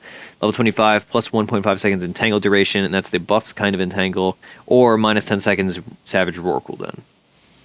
So the one thing that you get looking at this is you're like, okay, well, let's compare my two options. Either 65 damage, this is obviously the second one. Either I get 65 fucking damage, or I get 35 on my bear. So, like, my options are, like, more than twice as good damage on the druid, plus it's not reduced because it's not fucking normal type damage on heroes. So I'm like, do they just want me to only play, like, Lonely Druid now? Like, do I just have a Dragonlance and plus fucking 200 fucking attack range on my hero now? And then you have minus 50 respawn time, and then if anybody jumps you, just Savage Roar them on cooldown. Yeah, it's a 10-second cooldown, and or like a fucking 4-second fucking entangle. And I like literally, I will, if I have Dragonlance, I will have like 970 attack range. Like I am now sniper, and I have built in like 40 attack speed and 50%. What is it? 25% move speed, 40 attack speed. And my bear is rooting people, and I have this fear, and they're being slowed by like orb of venom and shit. Like, it's pretty brutal. I feel like I have to play Lonely Druid. This attack range stuff is actually, and like also the cast range stuff is like, when it compounds with other things, it's actually like absurd. I'm gonna be honest. I hate this Lone Druid. I actually just hate it. I'm conflicted. I hate it. We could play Lone Druid Lina and both be attacking, and we could have a Jakiro support, and we could all be attacking from like 1,000 range. I'm just like my brain hurts with all these like attack range, cast range things. The root changes are like a pretty decent buff to Druid, but it's not anything close to as cool as the main buff about these. So one of the main things that sucks about Druid is that not only does he not, like, his bear doesn't gain, the bear doesn't get stat gain as you level up, but also when people like level stats, that doesn't help the Druid at all. So like the fact that people aren't leveling stats anymore does even the playing field a little bit, but also these just fucking suck. Like, okay, if I wanted to go a bear centric build here, I would get plus 250 health. I'm already in bear form. It doesn't really matter that much. I'd get 30 Spirit Bear damage, which is like the bottom choice for like, well, not the bottom choice for a lot of people, but it's like a debatable choice for other people. Like 30 damage, okay, whatever. I would get 7 Spirit Bear armor, which is like pretty good, but not too crazy. And then I would get like the entangle duration, maybe. I don't know. Like none of these are like, oh man, this is so fucking good, and the hero sucks as is, and I can't disjoint shit anymore. And I don't know, man. I feel like I'm just gonna go Lonely Druid. What if you do one of these like builds where you put items on both the druid and the bear? Like I remember you did like the double basher thing. Yeah. But then like 200 attack range won't matter. Well, you should. I feel like the trick here I'm is gonna go Dom because it'll give me like an attack speed aura and health regen for my hero. Yeah, that's true. But yeah, I'll go like Dominator and shit like that. I'm interested to know. I'm interested to know what that guy that you follow that does the Lonely Druid build does with this patch. Yeah, I'm definitely gonna look up a lot of lone druids because there's gonna be a fucking like crazy shift going on. But I mean, I was already trying out some builds. Like if you get like AC, Dominator, and Deso, and then like get like a Basher on your bear and that kind of thing. Like the bear will have pretty decent attack speed because the AC is now more like you get more attack speed from the aura than you did before. So like the bear will have pretty solid attack speed with like fucking like Dom AC, and then just get like Phase and Orb of Venom and fucking like and I'll have like Deso on my hero and Blightstone on my bear like. It could work. Yeah. It'll be interesting. I'm a bunch of Gloves of Haste because those got buffed a while ago, and I was like, yo, here's the plan. You just buy Gloves of Haste. 20 fucking attack speed for 500 gold. So I just get like 2 Gloves of Haste on the bear, and he's got like a fucking Hyperstone. Yeah. So this might be hype. Who knows? I'm upset, though, because I like the way I played Druid before. All right. Luna. At level 10, you choose from 15 damage or plus 4 armor. At 15, you got 150 health or 40 Lucent Beam damage, which also affects the ult, of course. At 20, you have 25 attack speed or 10% magic resistance. At 25, you have minus 4 seconds Lucent Beam cooldown, which brings it down to what, like a 2-second cooldown? And then, or 15 to all stats. And also, we have to talk about, we don't have to talk about it because we already talked about it, but the illusion nerfs are also going to hurt Luna. But she's super popular, so she probably deserves to be hurt. What do you think, Proud? I would go with the 15 damage. Your armor is already super solid. Plus 40 Lucent Beam damage sounds really fun, especially because I love the level 25 skill. I was screwing with that earlier. So let's say we go with 40 extra Lucent Beam damage. And then we go with 10% magic resist because you've already got the attack speed. You've already got a lot of attack speed just from your Agi and the items you build. And I just want to go minus 4 second Lucent Beam cooldown because it then becomes a 2-second cooldown ability, and you can basically alternate 2 auto attacks Lucent Beam, 2 auto attacks Lucent Beam, and it's like really fucking solid. And maybe you go Ags, like maybe this is more of a spell based Luna. It's just really fun to have like a really spammable fucking spell like that. Yeah, like I would love cannon build. Yeah, like I would love to go a like Manta Scotty or something and just like keep slowing people down and tossing Lucent Beams. Like I'm not sure if it's good. Like I think the best way to play Luna would still be like the classic way you play Luna. Like you just get like the damage and then maybe the health and the attack speed and the stats. But this is something where I'd be like, that's probably like what the safest thing to do. Like you can't go wrong with it. But I definitely think that it's worth investigating something like this, especially because it's like a new patch. Whatever you do is probably going to work in some regard. But just like try the new method out, see if you like it. It might be fucking hype as shit and people just be too scared to try it. So yeah, like I'm gonna be playing split items Lone Druid with like a Lonely Druid focused item build, and on Luna I'm gonna fucking have a 2-second goddamn cooldown on Lucent Beam. Also like it's only once you're 25 that it becomes that, so like you don't really need to be Lucent Beam focused until you're hitting like level fucking like 22 or something. Like all right, time to fucking turn up to this fucking Lucent Beam shit. Yeah. Also, like, OG was doing that Lucent Beam build with, like, a scaling physical damage core, like a pure damage core, like an OD, or, like, some physical damage core. Yeah. So maybe that is the thing. Like, depending on what your other core is, you switch between builds. Yeah. All right. Lycan, completely rework. How now behaves like a normal buff rather than a pseudo aura. How duration increased by 3 seconds. It now gives you how a hero bonus damage reduced from 14, 26, 38, 50 to 10, 15, 20, 25. This is like half as good. Yeah. How creep damage reduced from 5, 10, 15, 20 to 4, 6, 8, 10. How provides more max HP to heroes, scaling up to 200 from 50, and 25 to 100 to non-heroes. Hal has double the effect at nighttime. That's the trick here. Feral Impulse no longer provides 15 to 30 attack speed. Feral Impulse bonus damage rescaled from 15 to 30 up to 15 to 48. Yeah, Feral so Impulse. instead of attack speed and damage, your passive on Lycan now gives all of your units just a fucking ton of damage. Yeah. Feral Impulse now provides a ton of HP regen too, 14710. Summon Wolves base attack time reduced from 1.25, that would scale down to 1.1, to 1.2, which scales down to 0.9, which is the buff. Summon Wolves no longer gain 15 HP regen at level 4 because they have it in Feral Impulse. They now gain invisibility at level 4, not level 3, and they gain Cripple at level 3. Cripple attack speed slow increased from 40 to 60. Yep. So all I'm thinking is like Night Stalker strats, where you run Night Stalker Lycan. Yeah. Or And you constantly do Lycan ability damage. Luna, and you pop Howl for the duration of her Oh ultimate. yeah, So that's good. dope. Not really. I mean, it's like one of It'd those be like cute. nice little niche. Well, it's also, features. there's also Yeah, it'd be kind of there's funny. also Marana too. Like I don't know, like Marana, and there's Does other that turn heroes it to like night? that it doesn't turn it to night. I'm just saying that there's other heroes that are really good at night. You could have like the Night Squad, and Yeah. have like super good vision. And I mean, people kind of do that sometimes already. But like with Lycan and Night Stalker being like this, there's more of a reason to. And it's also like if someone picks Night Stalker, like I would pick Lycan as a counter. Oh, Yeah, it works that's a good whether point. he's on or against you. Um, Yeah. I don't know. I think it's cool. I like what they did with the wolves. I like that they're gonna do more damage. I like that HP regen is like applied to them.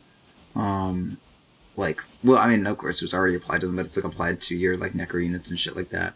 The max HP increase is good. Like, I don't know. The base attack time is also good. Like, I just don't like Lycan seems like he should be really based around his wolves, but they just fall off so hard. So this like base attack time and letting them actually be a little scarier is good by me. Yeah, and the talents will help that. So at level 10, you get plus 20 damage or 150 health. At 15, you have 20 seconds less respawn time or 12 strength. At 20, you get 50% evasion or 50% CDR. And at 25, you have plus 15 seconds of shapeshift or plus 2 wolves summoned. So Yeah. it's basically like a fighting build with the Lycan versus a split push build with like wolves necrobook. I think you go damage pretty much every time. Like, they're not really going to turn on you as Lycan and when your ulti form is going. And that's when you, like, that's when you're fighting. Like, you don't want health when you're not on ulti form. Like, you're still just going to die. And then I would go strength over the respawn time because you're not trying 20 to die. seconds is not a lot also. 20 seconds is the lowest that we've seen so far, right? Yeah, True. and you can also Shit. get away from death a ton. I would go for the cooldown reduction as well over evasion because you have, like, almost full uptime on your ulti. And you want as many necro books out as you can. Like, if you're not a minute in like 10 seconds dependent on a cooldown for a fucking necro book, I actually don't know how long necro is. I think it's 70 seconds. Anyways, that would be really nice. And then as far as the final one, 2 extra old wolves sounds cute, but they've fallen off so hard at this point that it's really nothing. Yeah. Okay, necro is fucking 95 seconds. That's pretty wild. Yeah, so cooldown reducing that sounds pretty fucking key. But yeah, like if you have 15% cooldown reduction plus 15 second duration on shapeshift, like that's a pretty fucking solid uptime, I'm gonna say. Yeah. Probably pretty like close sure. to like 100. Isn't it like it's like 5 seconds of like not being? Yeah, it's like Alk with Octarine kind of deal. Like it's very small. Yeah. AG brought up the exact number. It's 95% uptime on your ult if you have Octarine. But you're not gonna have Octarine ever. Yeah. Well, yeah. I mean, you're not, but theoretically, if you had Octarine, you'd also have that But affecting... functionally, it's like 70% uptime or something like that. Yeah. But with the Octarine, also, you'd have that more uptime on Necros. But yeah, it's not like a logical thing to put in the hero. So what do you think overall about the hero? Do you think this is like makes him pickable? I mean, he was picked at the major. Like, I don't really think it changes anything about him. I don't really like. I like the idea for the Howl rework, but I don't think it like adds flavor to him. But I don't think it drastically changes up how good he is. yeah, and people were bringing this up. Do you think that the backpack is going to help these Necro heroes like Lycan? Although we have to think that, we have to remember that backpack items cool down at half of the speed. So Yeah. your Necro is going to take like 3 minutes to cool down. Yeah, it's decent, but it's not that much. Like, could you scale? So could you start the game doing one of these like Vlad's Necrobook Deso build, and then as the game scales, transition into being a fighting core, and then just have the Necros in your backpack, so that like, all right, we want to fight, pop out your Necros, go for it. Like, could you transition from a Necro build into a like fighting build? Yeah, I guess so. I don't know. That's You could if you really had to. I think your goal is to win the game like, you're not before gonna go that for point, that. but it's yeah. gonna back up. Or like if you didn't win the game by that point, you just transition and then you transition back. I don't know. I feel like I just don't think that there's like really anything interesting to say about this Lycan. Like they did some cute shit to it, but it was all so like par. Like, oh, we moved the HP regen to Feral Impulse instead of all the wolves. That's 3 lines of patch notes. Like, I don't fucking care. That's not interesting. Yeah, I'm not thrilled with this. All right. Magnus. Your cooldown reduced from 30 to 25. Whatever. That's a nice little quality of life thing. People are bringing up you could Atos people on Magnus and then push them back with the root. That's cute, but I don't think that's like a thing that you're actually going to do, realistically. You need a lot of items on that hero. Well, not a lot, but there's a lot of items that are good on that hero. Yeah, he's slot starred already. You don't really especially with the spend- new build with like you don't Echo wanna spend Saber and all that. 30 Yeah. The hero's already good though, so like any buff is nice, right? I'm not going to complain. Level 10, 25 AS or 15% spell amp. Level 15, 90 GPM or 50 damage. Level 20, 15 strength or 20 movement speed.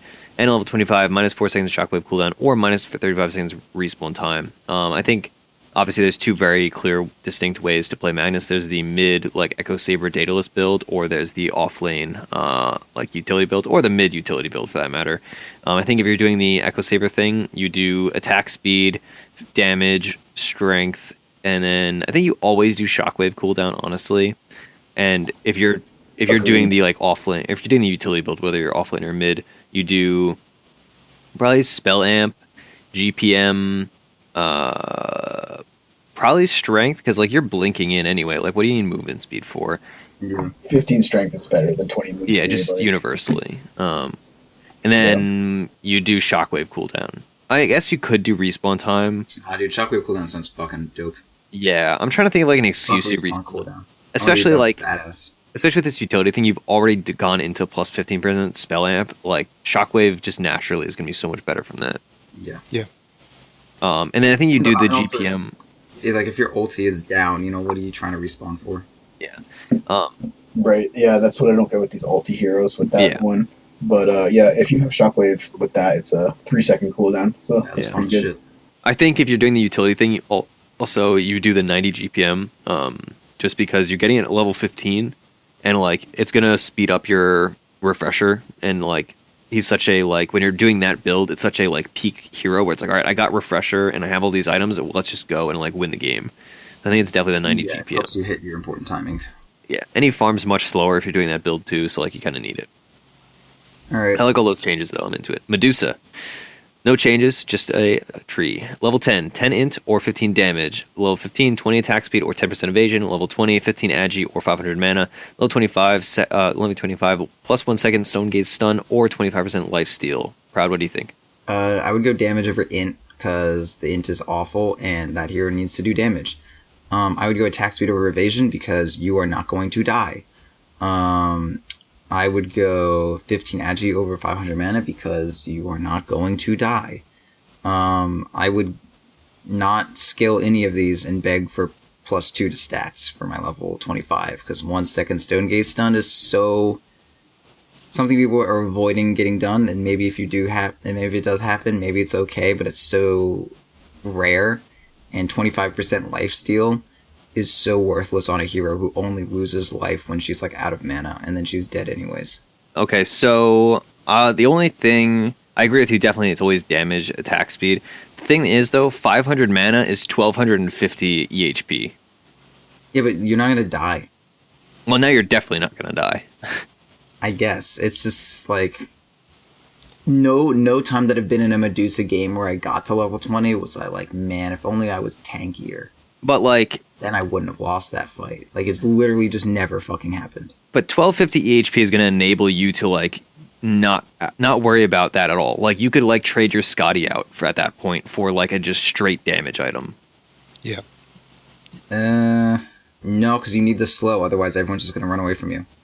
Well, you could trade a different item out then. Which Like, one? I mean, I don't know. I kind of feel I don't know what your Ursinity ideal with a 6 lot of slots are, but HP. like 1250 HP is absurd. Like if you're already hard to kill, now you're like impossible to kill. Compared to like I mean- 15 agi, like you already have a ton of agi. You have a rapier. Like this is 1250 more of a buffer for like the rapier being gone and being alive. How about this? If you don't have supports that are about like saving people, then you would go the 500 mana. If you had like lockdown supports, you'd go the agility. I don't think know. you go the just- mana every time.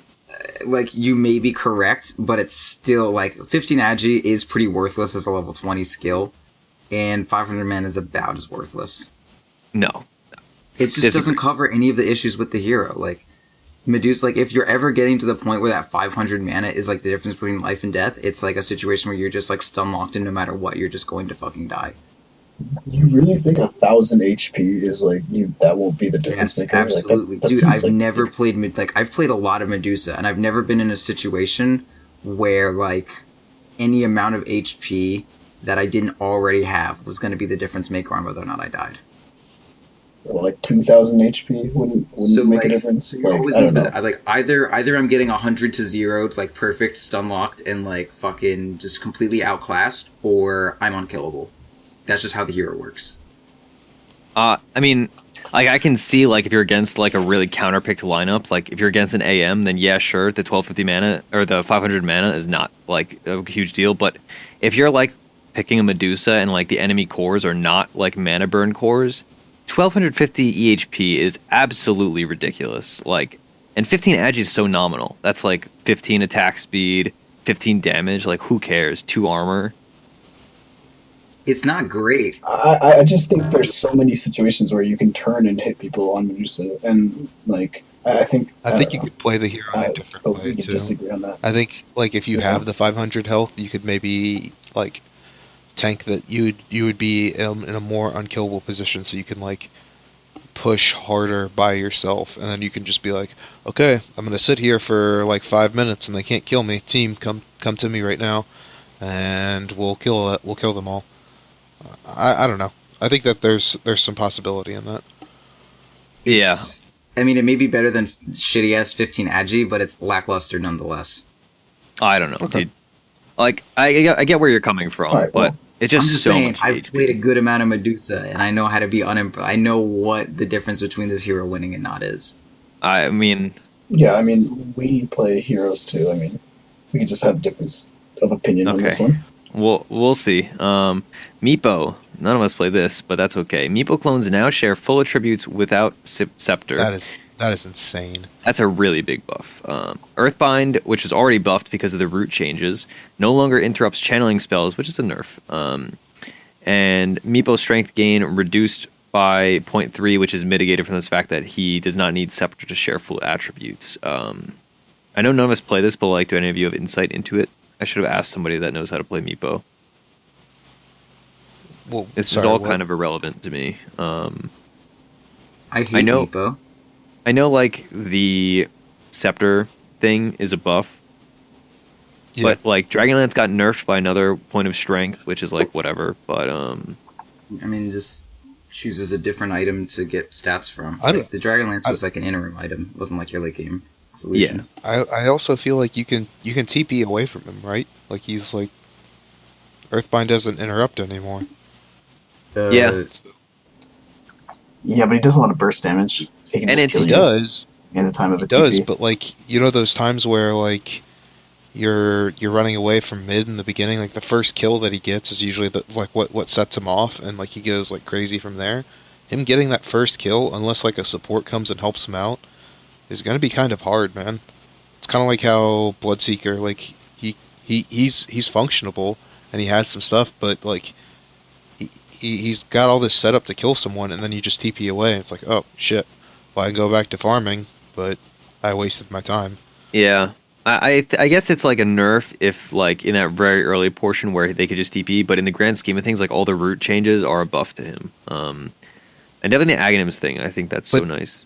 But he can't. It seems like it doesn't work like root, right? I don't It think is. Earthbind is one of the roots. Oh, that's an ensnare, actually, right? People were saying that, or at least someone on Twitter was freaking out that the root change was a great buff for Meepo. Yeah, I think that was Maybe- Sheepstick. Anyway, let's go to the talents. Level 10, plus 4 armor or 15 damage. Level 15, 15% lifesteal or 20% movement speed. Level 20, 10% evasion or 25 AS. Level 25, plus 400 health or minus 3 seconds poof cooldown. What do we think? Probably like damage, movement speed, attack speed, health or something, or poof cooldown. Probably poof cooldown last. Honestly, like, I'm the least qualified to talk about Meepo. I have no idea. I've never played Meepo. I think damage, movement speed, attack speed, poof. I think all right. I'd probably go with, I don't know, either the armor or the damage, because it's only going to be applied to your main Meepo. Yeah, that's true. Right? I think you go 400 health. I probably would, because it's talent based, right? And like your skills are shared with the Meepo, so I would assume your talents are too. Yeah, oh, that's a good point. I think you go 400 health at level 25 because like you build so many things for this like burst damage with like E-Blade and like a bunch of E-Blades. And a lot of things like E-Blade Sheep, BOT, E-Blade. Yeah. Anyway. Yeah. Tweet somebody qualified to talk about Meepo. Maybe 400 health is worth it though, because like I don't know, you do just want to like tank up after a while with Meepo. Yeah. And he's not going to get the passive stats that you get from leveling stats anymore, which were actually pretty significant. Right. Anyway, all right, Mirana. Added a charge indicator for Mirana's ultimate, Scepter. Aghanim Scepter Starstorm. That's nice, good quality of life thing. Level 10, 8 Agi or 150 health. Level 15, 5% spell amp or 30 AS. At 20, you get plus 40 damage or plus 8 armor. And at 25, you either get plus 100 attack speed with the leap aura, or 2 multi-shot sacred arrows. So I think they're kind of opening up a build for like you could do the like E-Blade thing, or you could go for like you still always build Ags, of course, but then you could go in for like physical damage. I think with the E-Blade build, you do Agi, Spell Amp, damage, and then sacred arrows, I guess. Or if you're doing the other one, you just go like still Agi, attack speed, damage, leap attack speed. I think these can kind of go both ways in a lot of them. Plus 8 armor is really nice too, depending on the game. So yeah, the 3 arrows seems kind of cool. I'm curious, like how they come out. You know, like what angles they come out when you I'll give fire it a try right quick. yeah, please do, because I'm very interested as well. Yeah, but I would love to see like the triple Mirana arrow. Like that'd just be so in a team ridiculous. fight, just like bam, 4 people out. Yeah, like holy shit, dubstep starts Yeah, playing. just pop them one after another. Alright, let's level to max. All right, so let's move on to Morphling while we're doing this though. Okay, yeah, while Prad's figuring that out. Okay, Morphling- it just literally goes out like, imagine Wolverine claws. Basically that. Oh, okay. Yeah, that's like what I That's figured. cool. That's awesome. That is I'm interested. very hard to dodge. Yeah. Yeah, Well, that's true. It's not That is- quite that narrow, maybe. Yeah, more like, what is it? Maybe a 45-degree angle bisected. Yeah, it's more like a 60-degree angle Sure. bisected. Okay. That'll be interesting, regardless. Morphling. Level 10, plus 8 Agi or plus 200 mana. Level 15, plus 25 attack speed or plus 12% cooldown reduction. Level 20, 25 movement speed or 20 damage. Level 25, plus 400 waveform range or plus 30 replicate damage. 30% replicate damage. Proud, what do you think? Sorry, I'm still trying to figure out this Medusa thing. Okay. We think everybody thinks you're crazy, dude. 1250 EHP is more than a heart. Yeah, I mean, if you look at it in net worth wise, that's 2 energy boosters. Like that's 250 mana. I feel like we're just like arguing for Mana Boot Medusa at this point. No, it's totally different. Like, the whole point is that, like, if you do that kind of stuff... Man, Mana Boots Medusa, that's, like, way more than 1,000 EHP. Yeah, but that's, like, not slot efficient. Whereas, like, hitting level 20, like, What, would you phase waste a boots are? slot on 15 Agi, or would you spend... That's more than half an Eagle song. That's, like, not bad. Yeah, but, like, you have things that give you Agi already, but you're, like, Not building much, 'cause out... Medusa does 0 fucking damage no matter how many items you put on her. But you buy Rapier, and then when you have a Rapier... And then you get that fucking at 15 attack speed, dude. Easy. Oh, God. Yeah, I mean, 15 Agi does seem like it would be good. I mean, it'd be nice, but I'd much rather have I'm 1250 just saying, EHP. I'm just saying, playing Medusa, like, your health, your EHP is just not a factor so many times. I'm just challenging that sometimes you're gonna have to get more damage out. You'll get more damage out by staying alive and hitting people, rather than I don't think every single game you only get stun locked and die on Medusa. I mean, I know 15 Agi would also help you in that situation too, though, by getting more damage out. I get what you're saying. I'm just, close. in my opinion, from my experience on Dusa, most games, I want to kill. I just feel like every single Medusa ever is going to go for the EHP thing in pro games and in high tier pubs, and I'm going to have that sweet, sweet feeling of like, boy, I'm just so good. You can feel free to. I mean, she's still going to be a bad hero. No, I mean, I just think like this further pigeonholes her, like that stat, especially as like a very late pick that you don't want to be countered. It's like if they don't have an answer for your mana pool other than to just brute force you down, and you have 1,250 more EHP, like that is absolutely ridiculous. Like she's already hard to kill. Right. Anyway, that's my point. So Morphling, what do we think? Right, do we go Morphling. Agi or mana? I think mana, honestly. Like, this hero just needs fucking mana. His mana's been nerfed so hard so many times. Yeah. Attack speed or It CDR? good, like, 200 mana is a big fucking number. Yeah. I'd go for cooldown reduction, honestly. Like, Yeah. a lot of my team fighting is just like, I'm trying to get my fucking combos out as quickly as possible. Yeah. Definitely the E-Blade factor is a big deal. And, like, the BOT Especially factor. And Lincoln's. And if I went for the plus 200 mana, I can actually support that more. Like, I think I like the cooldown. Yeah. Then I'd probably go maybe I'd go with the move speed, because the plus 40 damage isn't going to affect my E-Blade and my Adaptive Strike at all. I already right-click pretty hard, but I'm, like, the slowest fucking hero in the game. Yeah. So maybe I'd do then- that. I'm not sure. Waveform range or replicate damage? Probably waveform range. I mean, the replicate damage is only to, like, their, like, the base damage that they do, like, from the other hero's base damage. It's not going to be like, if I replicate a Spectre, the plus 30 replicate damage is not going to have anything to do with the Desolate or the Radiance that I'm copying or whatever, right? It's just going to be fucking Spectre right clicks her illusion for 110 instead of 80. If you played like a support Morphling and had the replicate damage increased by the fact that you had Aghanims, that might be legit. If you ran like an Alchemist Morphling or like I almost said a Morphling, that would not work. I think that has potential, especially like with the CDR on like the stun that you're already putting out that stuns people for forever. And like you'd have some movement speed for a slow hero, like you said, and extra mana at level 10 because he has some mana issues as support. I think that could be interesting. I think also just, I don't know, it's also waveform having that range is really nice to like initiate on. Yeah, or like run away with. Like 400 is a lot of range. Yeah. All right, let's move on because we are like running dumb long. Yep. Naga Siren, fixed Riptide, treating Naga as the damage source rather than her illusions. When illusions apply Riptide, that is pretty irrelevant. Level 10, 250 man. Also, again, to reiterate, she had those illusion nerfs.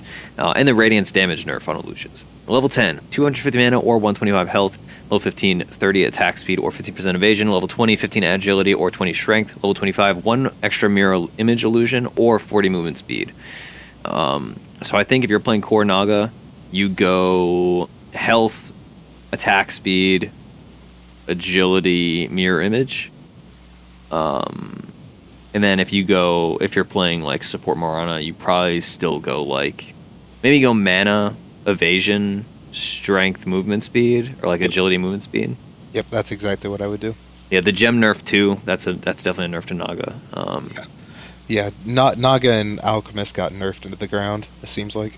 Yeah, I think support Naga will still be like fine. And Naga got buffed a lot with like certain other things that happened, like Iron Talon and Rain Drop and all that. But yeah, I think she definitely suffered from the illusion thing. All right, Nature's Prophet. Wrath of Nature damage increment per bounce increased by 4%. Wrath of Nature base damage reduced from 140, 180, 225 to 110, 140, 170. Scepter was buffed. Count no longer increases. That's a nerf, actually. It was base damage reduced from 155, 210 to 275 to 135, 170, 205. Okay, so it's just buffed across the board, the ult. Skrunk, I knew you like the hero. What do you think? It basically just you have to get good Wrath of Natures off now. Like, you need to hit as many units as possible before like hitting the heroes that are important, and you get rewarded for that. All right, so talent. That's basically Level 10, plus 20 damage or plus 175 health. Level 15, plus 10 int or plus 15 movement speed. Level 20, plus 35 attack speed or plus 8 armor. And level 25, plus 6 treant summoned or minus 35 seconds respawn time. What do we think? Right, like probably damage, intelligence, attack speed, treants if you're doing routing, or like that's what I was or gonna like say. still like damage, int, armor, respawn time if you're like playing this really aggressive. I think you always go plus 6 treant summon at level 25, honestly. I don't know, man. Respawn time is actually really good on Yeah, this hero. the treants, Oh, yeah, like, actually. 6 treants, so worthless. See, I see people picking up Nature's Prophet because they're like, oh, we have to get all the treants, and then like they're gonna do like the stupid like Ag Scepter build and like just Ags, make like Octarine thousands Refresher. of treants, and like Elk's actually gonna be good for the first 2 months because there's just gonna be armies of treants going down lane, and he's just like, all right, I'm just gonna farm this up, and he's gonna get like more farm than he's ever had in his life. Yeah. Okay, let's just go to the next post. Rework.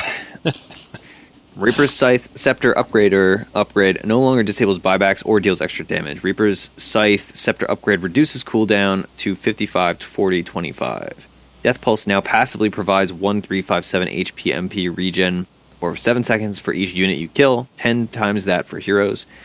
Death Pulse damage reduced from 125 up to 275, down to 80, going up to 200. Death Pulse heal reduced from 75, 90, 110, 130, down to 60, 80, 100, 120.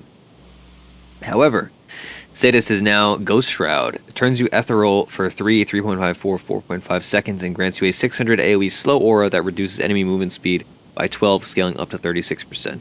While you are in this form, you take 20% more magic damage, but any HP MP you heal or regain is amplified by 50%, cooldown 28 down to 16. I think this is a cool change. I don't know if this like makes the hero really good or not, but I think it's interesting. I'm glad the ult isn't like the dumbest thing in the world. I like it. I think it's he needed some type of CC. He was kind of that was the biggest problem with him. Okay. What do you think like talent wise? Plus 40 damage or plus 6 strength at level 10, plus 6 to all stats or plus 15 movement speed at level 15, at level 20 plus 5% spell amp or 10% magic resistance, and at level 25, 400 health or 1 second less death pulse cooldown. I think he's a core now. I think he should be played as core, so I think the 40 damage is good. Yeah, damage. Like, that's a lot of Stats, damage. stats. Spell amp, Spell death amp. pulse. I don't know, was Death Pulse worth it, or would it be better to get 400 health? Live. I mean, you get 150% healing from it. Maybe 400 health, but I feel like you get more, you might be right. I don't know. The magic resistance might be kind of nice since you're taking extra magic from going ethereal or whatever. That's true. That's true. Yeah, that's fine. Alright, Night Stalker. Level 10, plus 7 strength or 100 cast range. Level 15, plus 300 mana or 25 attack speed. Level 20, plus 30 movement speed or plus 50 damage. Level 25, plus 12 armor or 6 seconds less crippling fear cooldown. Flubb, what do you think? Range, attack speed. Range, attack speed. I want to say movement, but man, that is a really hard choice. And then 50 is crippling a lot of fear. damage. Crippling fear being down 6 seconds is insane. Yeah, that brings the cooldown to like, what, like 5 seconds or 4 seconds or something? Yeah, you can keep someone forever silenced. Oh, If wow, it's yeah. night. Even better. I'm into this. I think these are nice buffs. Like, all these are, like, not huge, but, like, nice. Like the 12 armor is cool. Like I don't know, it depends. Like if you're going like off lane Night Stalker or something, or like the 50 damage you could make the same idea for that because like his attack speed is already super fast in Night, and then if you get 25 more attack speed, like that's a lot of damage per second. We could play core Night Stalker. You go strength, attack speed, damage, armor, and like you do like the armlet abyssal build. Like TI1 build. Yeah, like Shadowblade, Armlet, or like Armlet, Shadowblade, Abyssal, AC, Moonshard. I'd play it. All right, Nyx Assassin. I could see it. Level 10, plus 5 spell amp or 175 health. Level 15, 25 agi or 10 strength. Level 20, 120 GPM or 15 magic resistance. Level 25, plus 40 moon speed or 200% spike carapace damage. What do you think, Skrunk? For this one, probably go with the health, just to stay alive. Okay. You don't really do a ton of damage. Agility makes your E-blade hit harder, right? Yep. So, I don't know, though. It's not really that great on you. Probably strength. And maybe the gold. The level 20 gold per minute ones are like, if the game is going to go on longer, you get it. If not, just get the other. So 15 magic resist. And I think I'd go with the spike carapace damage, Yeah. I think, on that one. I think by that point you have Aghanim's Blink, so like you're really not going to be using movement speed. I think, like, especially for the spell amp versus health, it really depends if you picked Nyx to like counterpick like an Invoker or an OD, or if you picked him just like as an offlaner to CC and like stay alive and be annoying. Yeah. I love the idea of like reflecting a Lion's Blast and like just straight up killing him. Yeah. No, that's awesome. That's really cool. Yeah, I've had Laguna reflected back at me and not zero amount of times. All right. Ogre Magi, level 10, 60 GPM or 100 cast range. Level 15, 40 damage or 8% magic resist. Level 20, 250 health or 25 movement speed. Level 25, 15% spell amp or 40 bloodlust attack speed. What do we think? Flub? Cast range damage, man. Cast range damage for sure. One, because, I mean, he needs to get his stun off better. You can also go super bloodlust machine, because they didn't change that. And the damage will help out with harassing. And being able to actually do some damage in a team fight. Level 20, I guess it's a toss-up. I would probably go for movement speed more often, but I don't know. Whatever. And probably attack speed. Like, if you can get your carries that much faster and attacking that much quicker, I mean, the Bloodlust machine works. We've seen it through all of the major. Some people disagree with that build, but I think it'd be pretty strong. I also think that at 25, that is insane. I mean, that's when your spells kind of fall off in general. And, like, yeah, you could get the 15 bonus damage on, like, multicasting, like, 3 or 4 spells, and that'd be awesome. But I'd much rather have a carry who attacks, like, what? That's like 100? It's like a moon shard. Faster? Yeah, it's insane. Get a moon shard and that, and you're a guy just like doing machine gun fires. Yep. All right. Omni Knight. Repel spell immunity now functions like BKB and is not dispellable, which seems like a ridiculous change, honestly. Yeah, that's the dumbest thing I've ever read. Yeah, I read this and I thought I read it wrong, and I reread it like 5 times, and I still feel like I read it wrong because this just makes zero sense to me. No, this is great.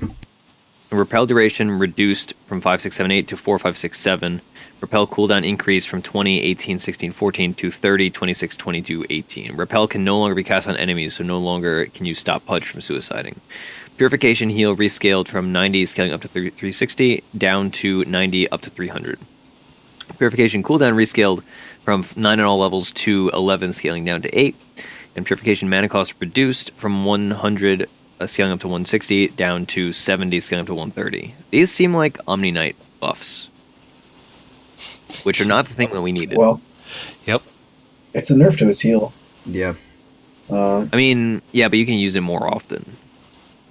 Yeah, Maybe 1 I second guess. more often. But, Yeah, I mean, And also, like, they already nerfed to repel by 1 second earlier, and they just nerfed it by another second. It's pretty hard, like, getting that 4 seconds of magic immunity every 30 seconds, getting that at the perfect time is hard, and it's going to be 4 seconds for a while. Like, you don't get levels easily on Omni, so... Well, I mean, you don't have to go Degen Aura, man. you also get plus 15% XP gain at level 10. Yeah, that's something. So his talent... I don't think Omni's going to be crazy. I think he's already crazy, and this is not a 10% nerf to his rune rate. I'll put it that way. Just skip his Degen Aura in lane and just heal and repel people and like. I wouldn't skip your first point in degen. I don't like that either. And For 1 second of repel. I like... the repel is just I hard to just... Like I early like game. the idea. PvP that can't be dispelled. Yeah. I mean, like it's Well, it doesn't get dispelled Yeah. anyway. Like it's the same exact functioning as it is now before, like pre-diffusal blade, which is like a lot of the game.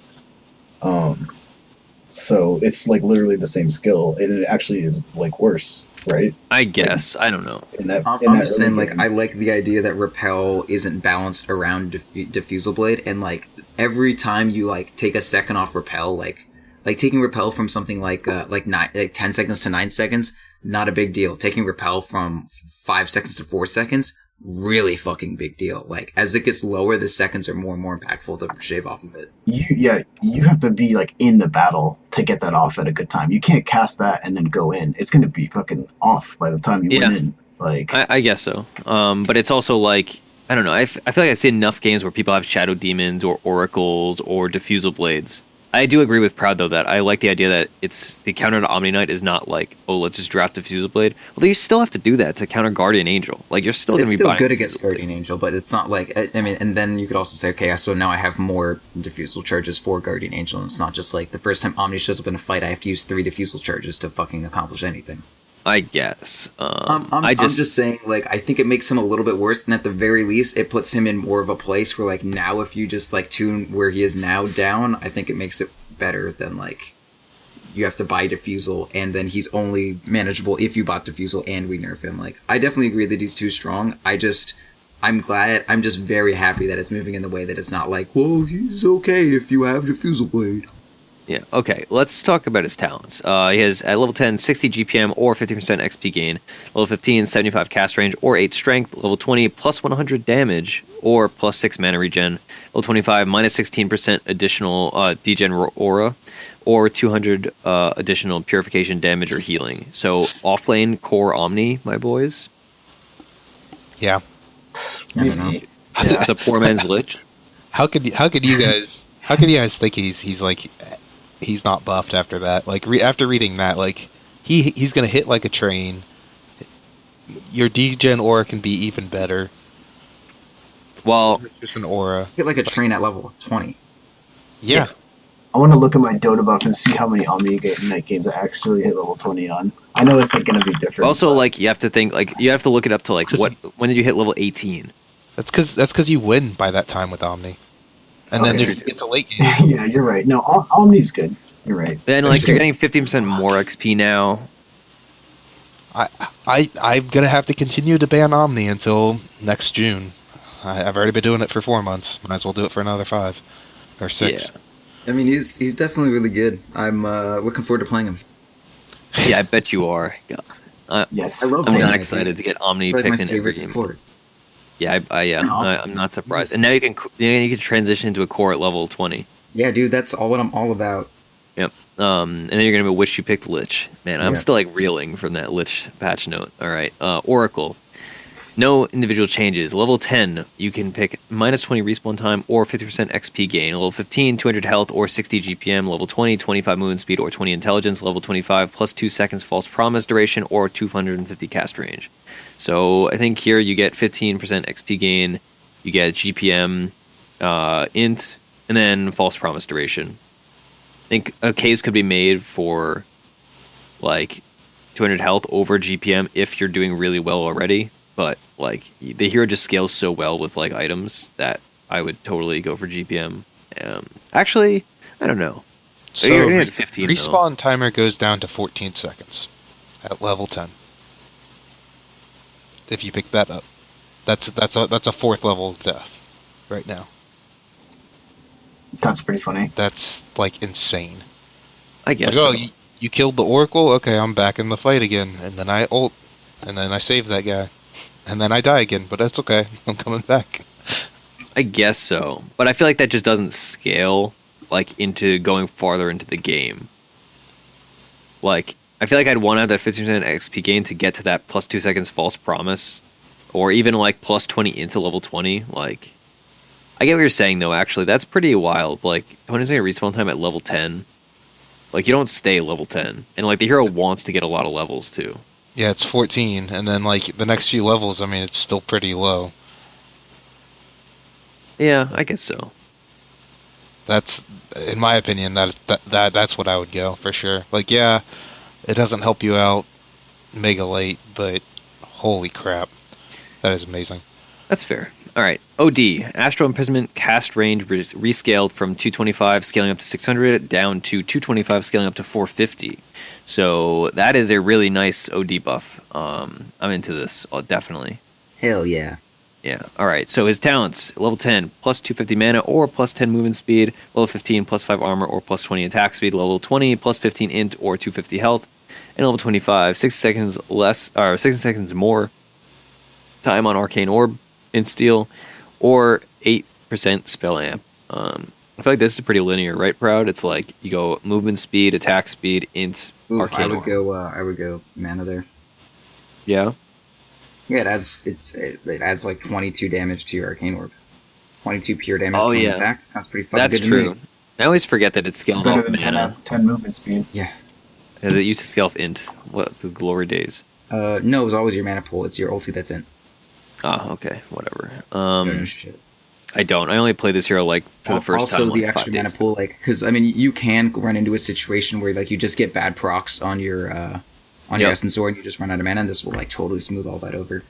Like, 10 move speed. I like going Blink and Force Staff. So like whatever. That's true. That's actually a good point. You do build a ton of mobility already. Yeah. And I guess you're not going drums anymore in this hero. No, I would definitely go the attack speed next though. Yeah. Like, Yeah, you just definitely need that bit of attack speed, and you don't build any items for it. So Yeah. And then 15 int is kind of a no-brainer, I feel. yeah, probably 15 int. That's fair. And then like 6 seconds Arcane Orb in Steel additional is like, that's wild good. Oh yeah. Yeah. I think that's yeah. Yeah. All right. PA, Stifling Dagger. Sorry. This what? one's hilarious. Are you actually going to choose Lifesteal for this one? We'll see. Stifling Dagger, base damage reduced from 75 to 70. Whatever. Level 10, 150 health or 15 damage. Level 15, 10% lifesteal or 15 movement speed. Level 20, 35 attack speed or 10 to all stats. Level 25, 25 agility or double strike Stifling Dagger. So supports will be dead forever all the time. For all posterity. I need to test out what that actually does real quick. Pretty sure it just throws 2 daggers, like random targets and shit. Random targets? That's not what it sounds like. That's what someone said, so that's why I'm testing it. Okay, is that fine? No, I mean, that's fair. Then I'll do it. Okay. So what do you think, health or damage? Damage, I think. Yeah, that's fair. I think if you want to be in a situation we need like more health, like you'll just buy the Vanguard. Yeah. And you're gonna buy that anyways, so yeah, just get the damage.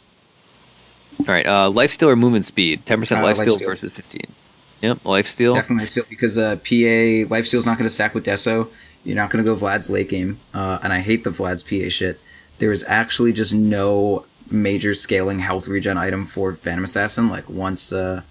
Abyssal peters out, that still doesn't stack with Deso, believe it or not. Oh, it does. HOD isn't scaling. It's just 10 and then. Oh no, you're right. You're right. It's not It still scaling. I didn't sucks. realize you said that. Yeah. Yeah. And yeah, that's that here. I'm spawning enemies. Okay. Attack speed or 10 to all stats. Whoops, wrong button. I think 10 to all stats. How much attack speed is it? 35. Hmm.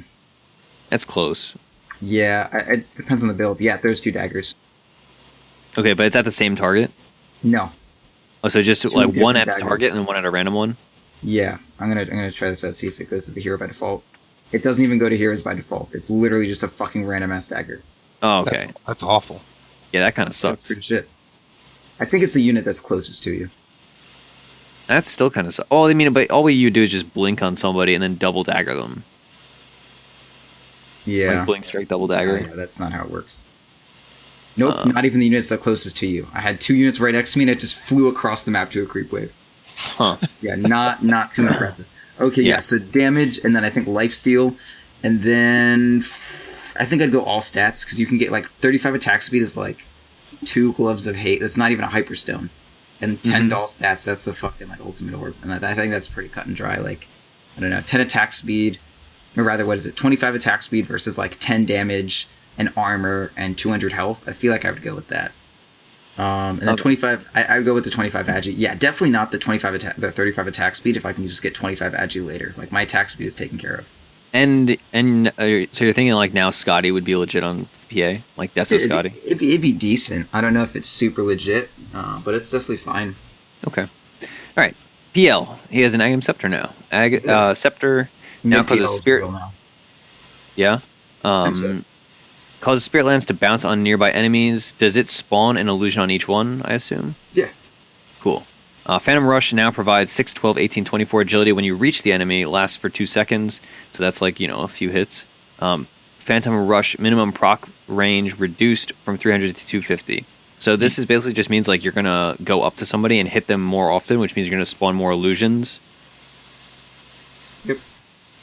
Well, and you get that bonus agility for that first hit, and then like also with the Aghanim Scepter, the bounce range is 400 to bounce, so like it's not gonna like bounce forever, and it only has 5 as a cap. So, I mean, it's not like that's true. I don't know. It's not like crazy like a Janata, or not Janata, but Shuriken Toss. That's true. Wait, it doesn't. What are we talking about now? The Aghanim Scepter PL. Yeah, so it just causes it to bounce. So it's basically like I kind of like to view it as kind of like Marana Ags. Like it just gives not quite as crazy, but like it allows him to kind of AoE farm sort of. Like maybe I would just get it really fast and then like an AoE farm now. See, I see it as Medusa's like snake, kind of bounces around same distance. Yeah, I can see it. Yeah, the bounce range is only 400, so like, okay. So talents. That's pretty weak. Yeah, talents. 150 health. Also, like he wants so many other items. Talents. 150 health or 20 attack speed, plus 8 all stats or 15 CDR, 15% magic resistance or 15% evasion, and 600 Phantom Rush range or 20 strength. What are we thinking? Probably like attack speed, stats, magic resistance, Phantom Rush range, or maybe strength at the end. Ags is so bad. Yeah, it sounds pretty god awful. It's pretty fucking bad. Okay, anyway. After that, but yeah, the range is awful. Okay, so I did 150 health first because I feel like you want to like if you kind of just want to fight on PO on the 20 attack speed isn't that big a deal. Like you're gonna get enough attack speed. That's true. I don't know. I was trying to make this Ags work, so this build I just made had like cooldown reduction and fucking stupid shit. I don't know. Maybe attack speed and then 8 to all stats to make up for it. And then I think you just tank up, man. I think you just tank up everything. I don't know. Right? PL doesn't do any damage anymore. They nerfed his agi gain way too much. Like, there's no point where PL actually does damage if you don't have like. But Phantom Rush works on like you and all your illusions, so that's got to do some damage now once you create it. The illusions do 0 damage. Like, but for me, it's decent, but it's not that much, honestly. What is it? Bonus agi like 24. It's decent, but it's just not like, it's not world ending. You know what I mean? Just like anytime I play PL, he gets like fucking like 2.0 shitty ass agi gain, and his damage has been nerfed so hard. Like he takes so long to come online to actually kill a motherfucker. Yeah. He just needs damage, honestly. Like you're gonna get 8 to all stats for your tank, and your fucking level 25 thing is gonna be 20 strength. Like you get a Vanguard 2 on him for the most part, I think at this point. So I feel like that health is just kind of like redundant. Yeah, I would just get like attack speed, stats, magic resist, like all of his shit is already gonna tank you up. So, all right, and Phoenix. Strength. Phoenix Sunray changed from pure damage to magical damage type, and it is buffed damage wise to reflect that change. Sunray base damage increased, yeah. So basically, it's going to do the same thing. It's just pure, so it doesn't pierce. It's just pure. It's just magical damage. Excuse me. Icarus dive slow increased by 3%. Also, like this is a pretty nominal change. Just changing it to magic damage. Level 10, minus 20 seconds respawn time or 175 health. Level 15, 90 GPM or 12 strength. Level 20, plus 10 armor or plus 8% spell amp. And level 25, plus 2 supernova hit count or plus 1 second supernova stun duration. What do you think, Flubb? Or anybody else, for that matter? Totally the 20 respawn second again. Like, yeah, level 10. I said about Oracle. That is awesome. I would probably not get any like the health stuff, even though like that helps Phoenix a lot. Like I can get that stuff with items. I would get the gold so that I would be able to do that. If I'm respawning a lot and putting myself in danger, then I want to make it up for the gold that I can get and buy some good items so that I don't die as I go later into the game.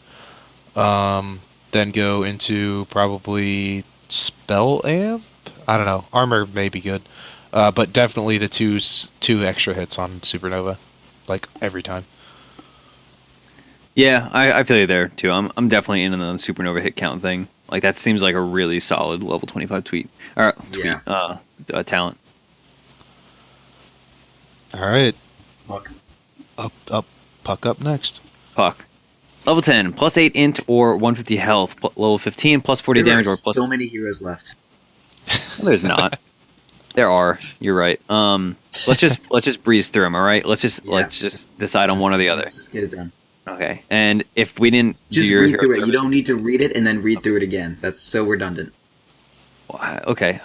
Plus Sorry. 8 int or 150 health. Hey, Int. Int. Okay. I'm agreed. Yeah, 40 damage or 20 movement speed. I say damage. damage. damage. Spell amp or magic resist. I'm on spell amp Spell amp. because it applies to items. Sure. 300 GPM. Jesus Christ. 300 GPM or 75% illusory orb distance speed. I'm actually on the fence here. Fuck me sideways. Yeah, 300 GPM. That's I like don't a- know though. You're already level It's a 25 at that point, though, GPM. right? Yeah, but Like, now you're perfectly 6-slotted puck for free. But nothing can make up for just having perfect items. And you 75% have a backpack. illusory orb distance speed is absolutely ridiculous. Yeah, that's pretty Like- cool. Okay. Like, That's crazy. perfect items. Alright, if you're 25 and you don't have perfect items, go for that. If you're 25 and you're close to perfect items, get the illusory bullshit. Yeah. Okay. Pudge. yeah, with backpack items too. I don't know. The 300 gold might be good. Oh, that's true. That could be. That's fair. Okay. Pudge. 8 strength or 2 mana regen. mana 5 armor or 15 movement speed. move. 150 GPM or 35% for 35 seconds respawn time. I That say one's GPM. tough. Gold. I'd probably go for gold, but Yeah. I don't know. It's kind of nice if you kill yourself, you're coming back quicker. I guess. 1.75 times flesh heap stack strength. Or no, plus 1.75. So that's like effectively each one is 2.75 flesh heap strength. Or 120 extra rot damage. Yep, the heap. Yeah, I definitely think heap. Especially because like if you probably have ags at this point, and then you're doing just a ridiculous amount of damage and healing. Stupid tanky. At that Pugna, point. Nether Ward mana regen reduction per second, rescaled to deal percentage or to do percentage base reduction. Level 10, 3 mana regen or 150 health. I say health. Yeah. You're okay on mana for the most part. By the way, that percentage damage is awesome. Just want to point that out. That I think that's a big buff to him. But I would totally do health. It's not the damage; it's the Yeah. mana reduction of like nearby enemies. Yeah, still. Yeah. Okay, Good. that's fair. It scales better into the mid to late game, that's for sure. But it's less We'll go with annoying health. early.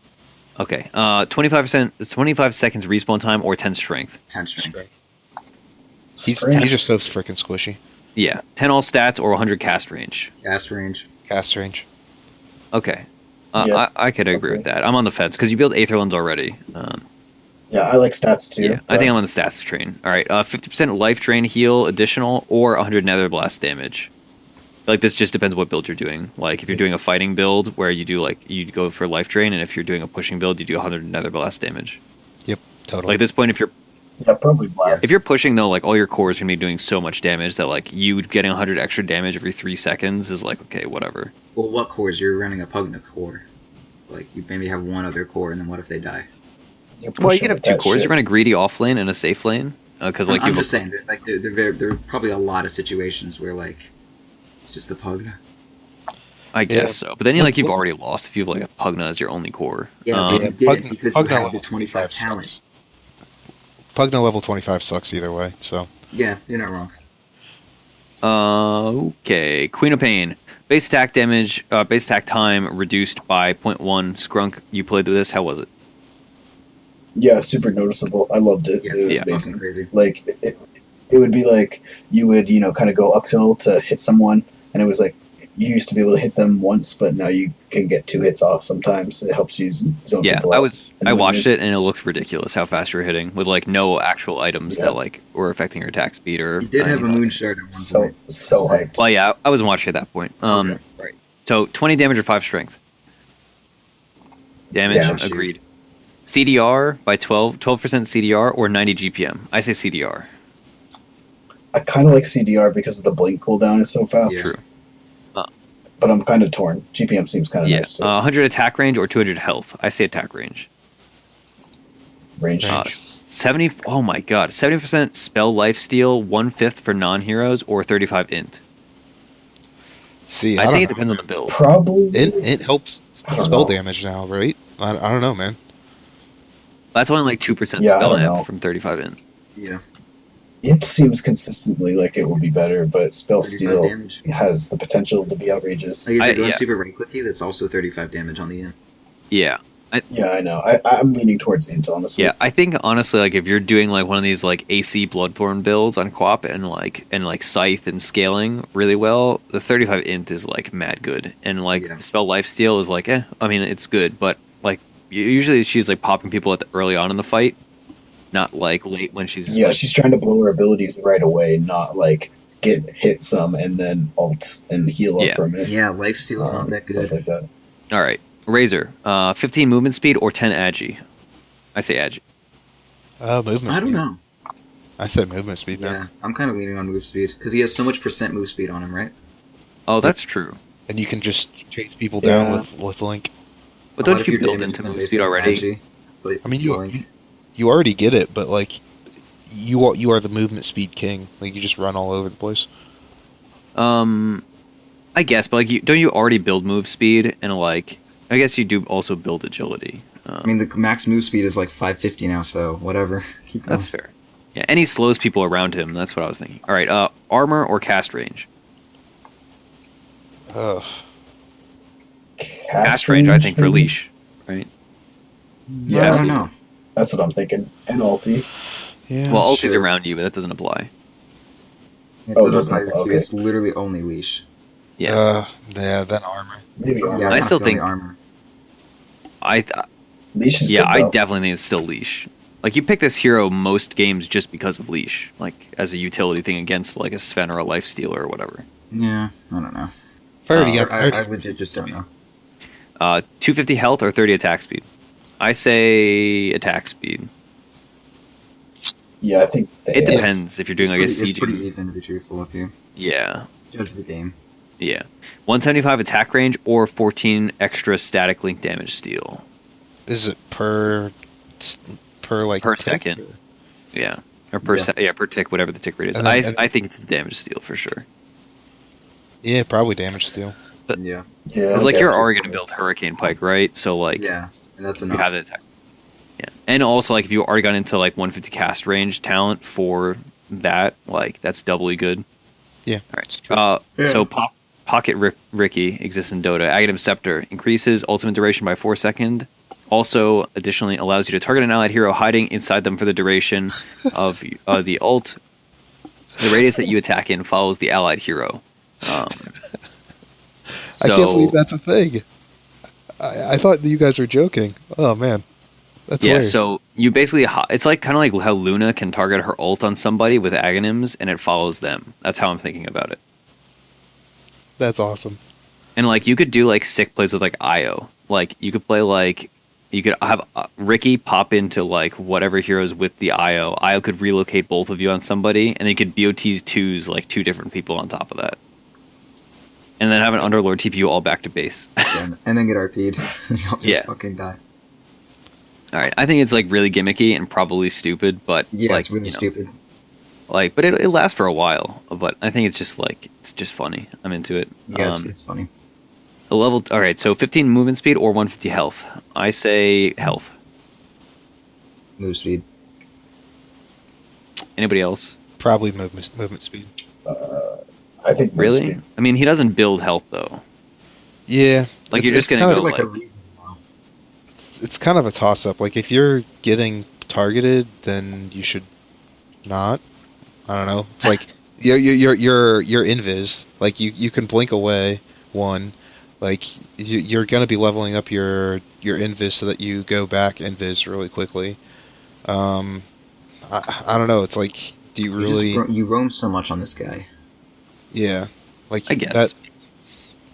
You have to also be like on blink that on constantly. people, So like you don't need the movement speed to chase them because you have like Orb of Venom already, and, like a Diffusal Blade. Right now.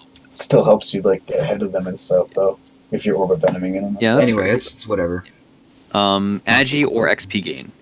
XP. Yeah, I think XP. Yeah. XP, yeah. All right, 250 cast range or +8 all stats.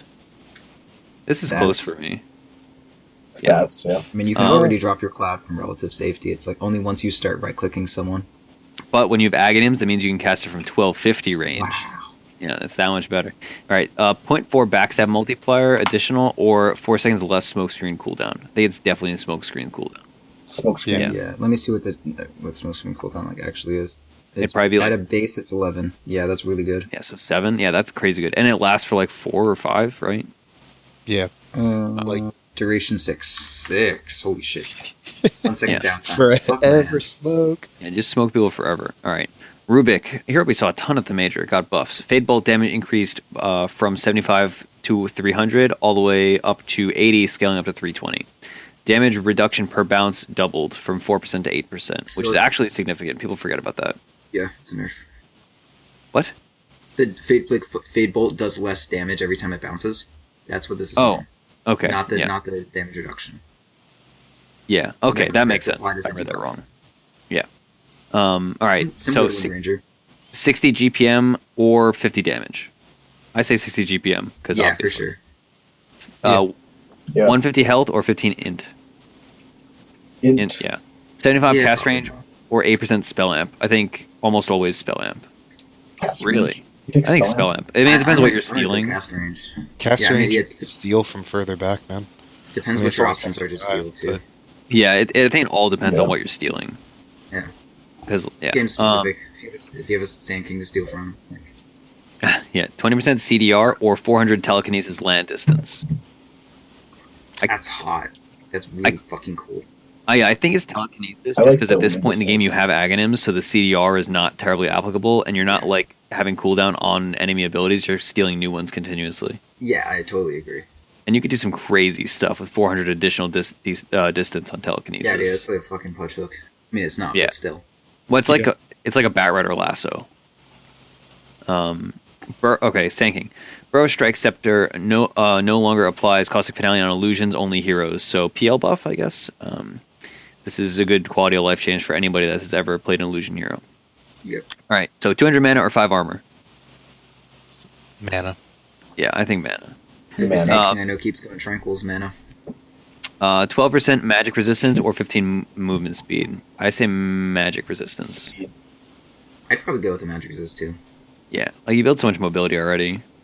Yeah, maybe. I don't know. I'm kind of torn, but yeah, like I don't know. If Sand King gets so deep into the fights, I feel like he takes a lot of magic damage and very little physical. Yeah, that's true. Maybe. I like the Yeah, speed though. it's probably a toss-up. Just wander Judged by the around. game. 350 health or 120 GPM. I say GPM. Probably GPM. Just like finish off your kit. Yeah, Yeah, I guess so. a lot Plus of your 4. survivability is from your evasion and like. Yeah. Plus 4 epicenter pulses or 50 HP regen. Epicenter. Yeah, I think Probably I don't that. know. Honestly, I'm pretty torn. Like that it guy would be like lives through impossible to fights. kill you with 50 Yeah. health regen. And Like you you're just not keep only burrow striking. Yeah. Like every late game fight with a Sand King is just like, oh, looks okay, fucking burrow strike, and we're all fucked. It's just how Sand King works. Yeah, but That is a lot of HP regen. Yeah, You you're right. Die. Yeah, that's like an alchemist. Like that's a ton. That would probably change the way the overall hero is played more than epicenter Yeah. pulses. I would want to just like, I would want Oh. to play with it before I made judgment. Yeah. You would I would Yeah. definitely try the Same. 50 HP regen first.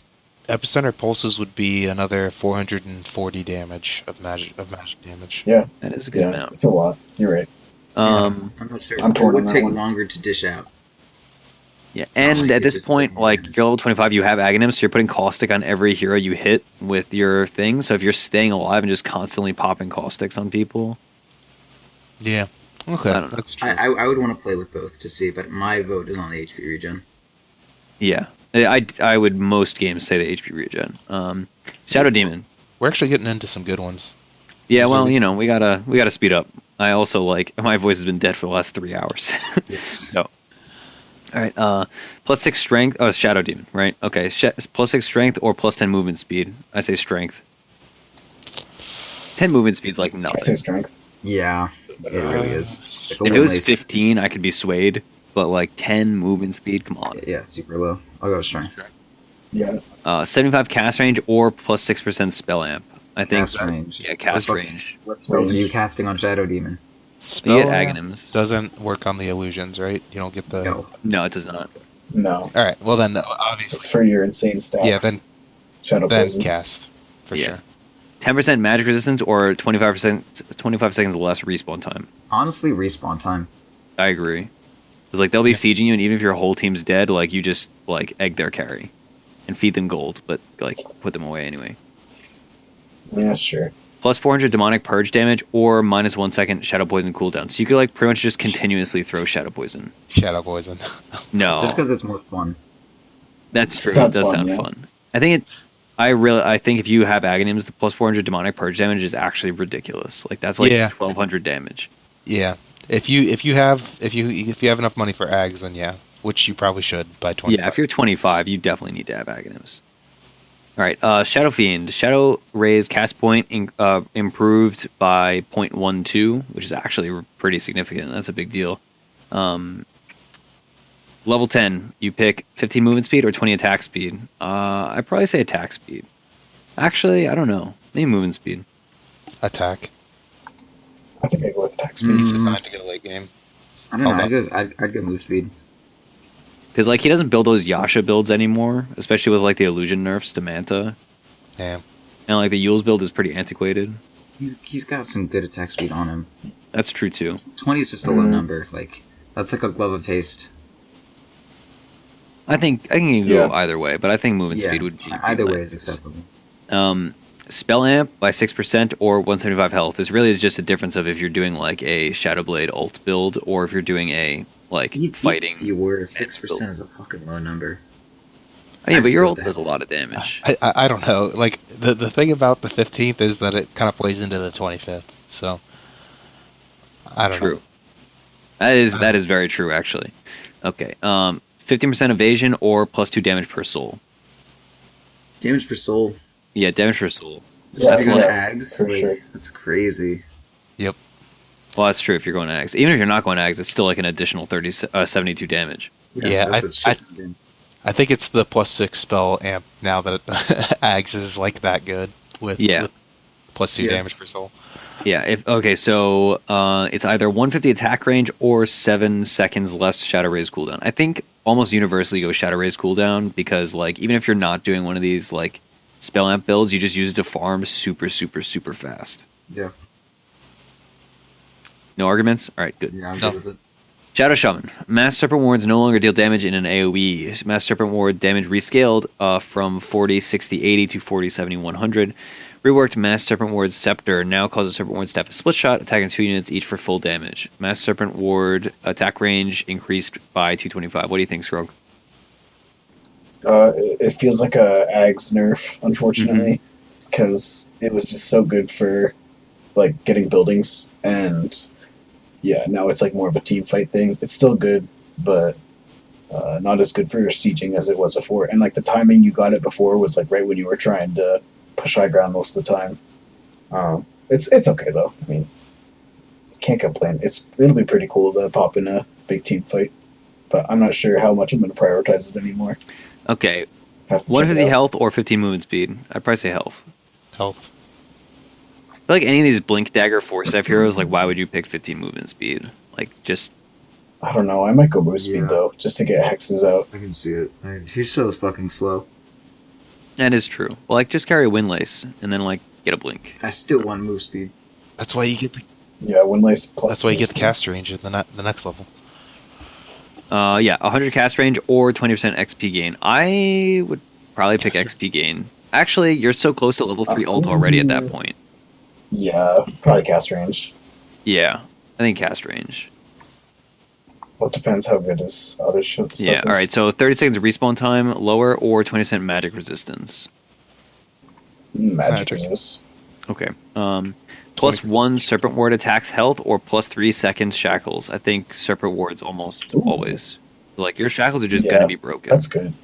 Like it's 25 minutes. Yeah. All right. Silencer, 10 +4 armor or +7 int. Oof, 7 Int? Int, right? Yeah, that's close. Both are good. I'd probably say armor. No, I go int. He has so much armor. He has fucking like 3.0 agi gain. Does It's he? fine. Oh, that's true. Yeah, dude. All the stuff is around int too. Yeah, but Yeah. like 7 int, like you get that pretty quickly. Like you just build Yep. so much int It's not already. much. But I never don't want int. I mean, like I get that 4 armor is like way more value, but and not even like chainmail's 550 for 5 armor. Sage's whatever the fuck, or Robe of the Mover and the Magi is 6 int for 450. It's like pretty similar, but I think agi's more important on the hero. Okay, Or whatever. Fucking whatever. 200 health or 60 GPM. I probably say GPM. I think GPM. Yeah, as a support especially. Yeah. Yeah. 30 attack speed or 12% magic resistance. I think I'd go AS Yeah, actually. me too. I think so. His glaives hit hard. Attack range or curse slow by 20%. I would probably say curse slow, and unless like you're a core silencer, which is rare. Yeah, I would And even assume. then, like maybe if you're core silencer, you still go curse slow. Like that's a lot of extra hits if somebody's 20% slow. 20% slow on top of what is it, like 25%? Is pretty nice. Yeah. All right. Skywrath Mage Scepter rework basically just doubles any ability you cast and targets an additional hero. It's pretty sick. Honestly, I'm pretty interested in this. I would totally get it. Not like rush it, but I would absolutely get this. Like, as my like I'd probably go like Mana Boots, Veil, Ags, with like a 4 staff involved. Yeah, it seems really good. It's better honestly. than what he used to have for sure. Yeah, I mean, it's actually playable, so it's definitely better than what it used to be. All right, 125 health or 7 int. I say int. And 50 damage or 60 GPM. GPM. Yeah, I think it's GPM as well. Plus 20 movement speed or 50% magic resist. I say movement speed. Yeah, I Depends agree. on the game. He's just a glass cannon. Yeah. 25 minus 4 seconds ancient steel cooldown or 14 mana regen. 14 mana regen, I think. Really? Like per It's just second. such a joke. Like, how could you not meme the fuck out of that one? I would get the ancient steel cooldown. I probably would too, but like I want to say 14 mana regen. Like, because I'm assuming you have Ags if you're level 25, and like having ancient steel cooldown on 2 people every few seconds is like, That's super Yeah, good. that's true. I don't know if you'd have the mana to like to be able to do that, right? I don't know. Level 25, you probably would. You're level 25, okay. Yeah.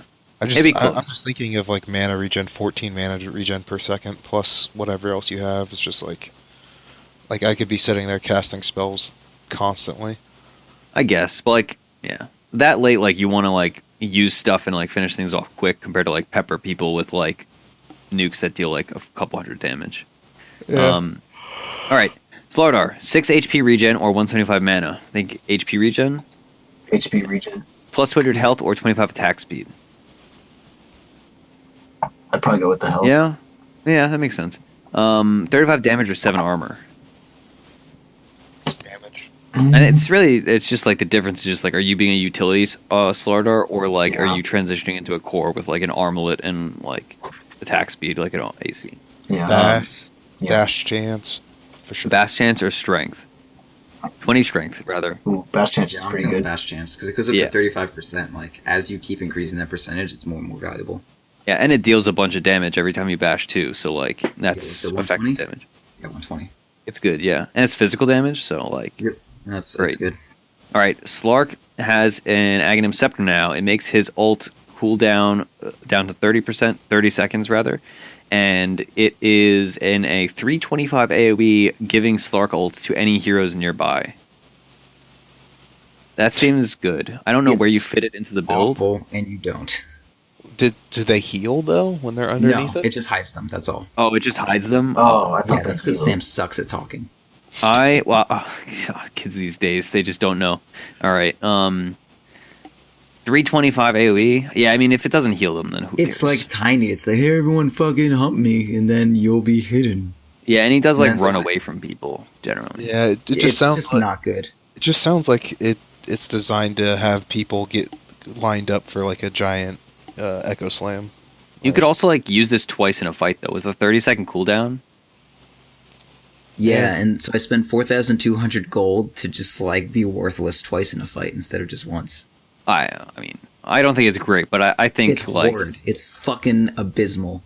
no, I disagree. I think like if it's like one core versus one core, like having the ability to like skirt in and out of fight and use your ult twice and just like slap somebody constantly. If you're like an item down though, you just fucking lose that fight every time. See, but like I feel like you go with it like later, like especially if they have like a lot of like single target stuff, and it's like, all right, I could get a care. BKB. No one's gonna go down building to this 5 item seconds. ever. Let's move on. Okay, I'm gonna build this item just to spite you. Feel 10%, free.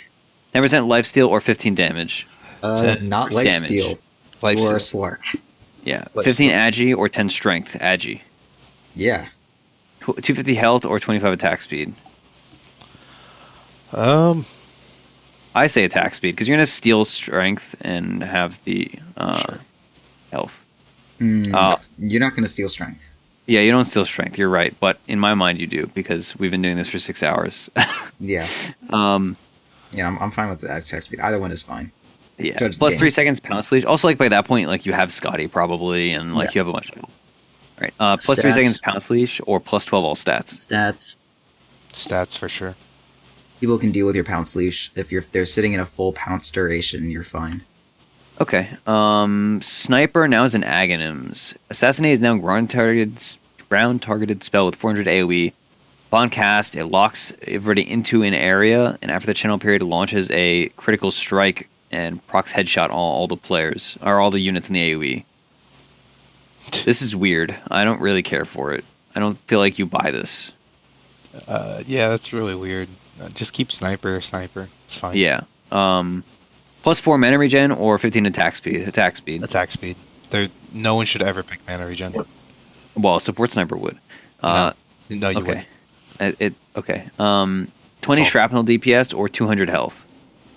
Shrapnel DPS maybe. DPS. Shrapnel DPS for Yeah. sure. 8 armor or 25% CDR, which also means your shrapnel charges get up faster. CDR. I might go armor depending on the game. Yeah. I think it's probably CDR. Actually, yeah, I don't know. It depends. If you're getting gone on, definitely not the armor, but you really shouldn't. And like you have Hurricane Pike to get away anyway. Yep. Okay, 100 attack range or 4 shrapnel charges plus 4. Plus 4 shrapnel charges. So 7 yeah. charges. Yes, 7 charges. That's insane. Just like use all of them, and you have to wait 3 minutes before you can fucking fight again. Not if you have It cooldown. would be like 6 minutes. If you have cooldown reduction, no. So Yeah, you- then it's like 4. And like one starts cooling down as one is casted. Shrapnel's the best thing about him. Just everything shrapnel. Next hero. All right, Spectre. Plus 20 damage or plus 5 armor? Armor. Damage. Proud. On what? Plus 20 damage or plus 5 armor? Damage. On Spectre. Damage. You do plus need 6 armor on all- the hero, but not early on. Plus 6 all stats. Well, that's an investment for later. Plus 6 all stats or plus 15 movement speed. I say stats. Stats. Plus 25 attack Yeah, speed or stats. plus 12 strength. Attack.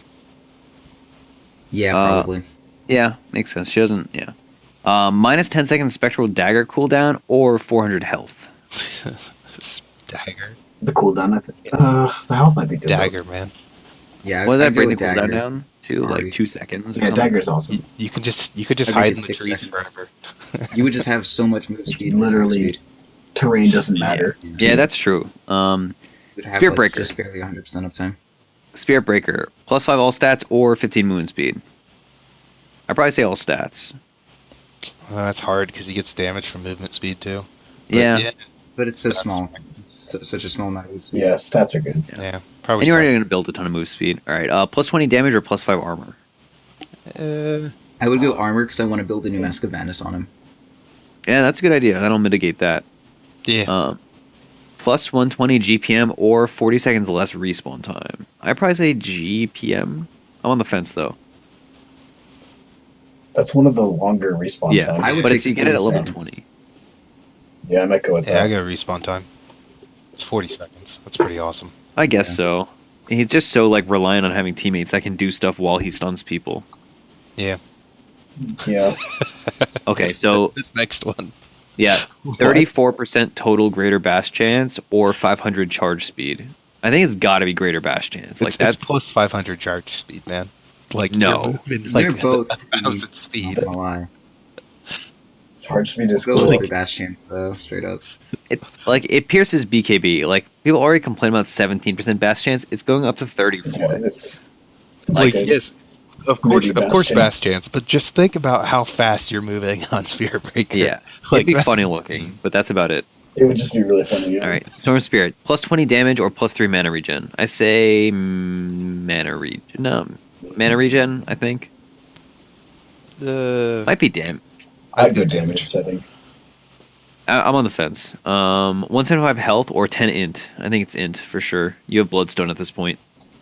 And Yeah, plus 40 attack speed or plus 7 armor. attack speed.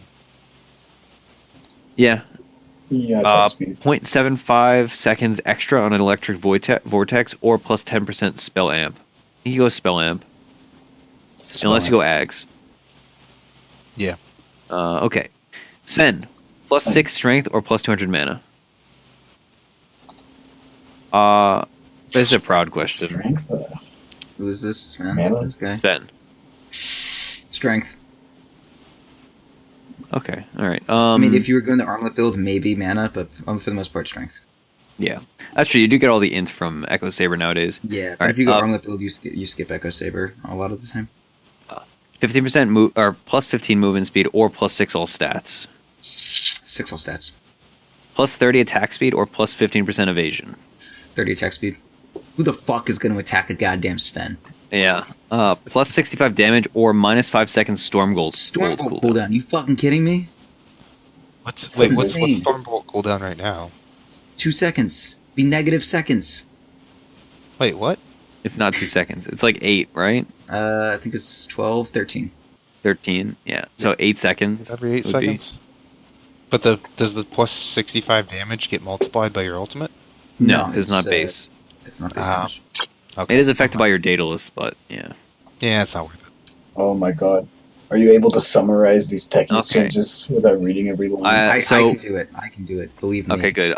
All right, so Let's your hear it. proximity mines aren't affected by True Sight. It's just if you're close to them, and then you can kill them. But you can't just like A-click over the ground and take care of it. They do a lot more damage now, and they cost a lot more mana. Basically just undoing the fact that they made them like half as much damage and half the cooldown. They deal 25% damage to buildings instead of as much as they did before. They don't give experience now, they just give a ton of gold. And you can't Quelling Blade them. Okay, Suicide Squad attack is replaced with Blast Off, which is like half a Suicide Squad, only you can like fly over there and you don't die. And it has a pretty long it has like a 35-second cooldown instead of like 3 minutes. Yeah. And you it can't just- suicide. Yeah, and it doesn't kill you. Stasis Trap is now a root instead of a stun. And it has a longer time, or a shorter time to set up and a bigger radius. And they don't expire.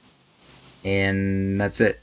Oh yeah, remote mines have a detonation delay now as opposed to just instant, and they take less time to set up. Yeah, so Techie's buffs basically. Like he just plays differently, but I think around the board, like it becomes a buff cumulatively. It kind of sounds like he's not as horribly awful though as like Yeah. proximity mines are just like. Yeah, he's not. You can just run over his regular mines and they won't go off unless you stand He there. feels like more of a legitimate hero and less of like a crazy. Like it's still gimmicky, but He's he's an actual area control hero now, not just like maybe they'll die. yeah, I'm into it honestly. Like it's buffed, but it's not like buffed in a way that like really is going to tilt me into oblivion. Yeah. But that being said, there are like every Techies player is going to be playing this hero constantly. Yeah. So that we have to deal with that. All right. So plus 20 movement speed or plus 2 mana regen. Mana regen, right? Yeah. Yes. Plus 25% XP gain or 200 cast range. XP gain. XP gain? Yeah, I guess so. 200 cast range though is going to let you like stay on the sides and like do stuff, whereas Yeah, compared to like getting in there. It just depends how he plays now, because if he does play like you're going to be casting mines like in combat, I would get the cast range, but if he doesn't, then I wouldn't. Okay. 120 GPM or 6 seconds less respawn time. Respawn time. Yeah, definitely respawn time. That's 60 seconds is a insane. long time, 60 too. Seconds? This hero's basically always going to be alive. What? That is so dumb. What? Yeah, he's just always going to be alive and annoying. Is he an angel now in like the background? Like what happened to these guys? Like holy shit. God. Plus 400 blast off damage or 25% CDR. It's got to be CDR. Well, what's blast off damage? That's the damage from the thing that replaces Suicide Squad attack. That's basically like a dive in and do a bunch of damage thing, and silence enemies. Probably CDR. It actually, the silence on it is really long. Like it silences for 4, 5, 6, 7 seconds. Like 7 seconds of silence is really good against certain teams, especially. Yeah, I don't know. I'd have to see the hero played. I guess I don't really understand what blast off's potential is. Yeah, I'd have to test it. It has 1,000 cast range, but it has a travel time. So like, I don't know. But I feel like the CDR is a no-brainer regardless. Okay.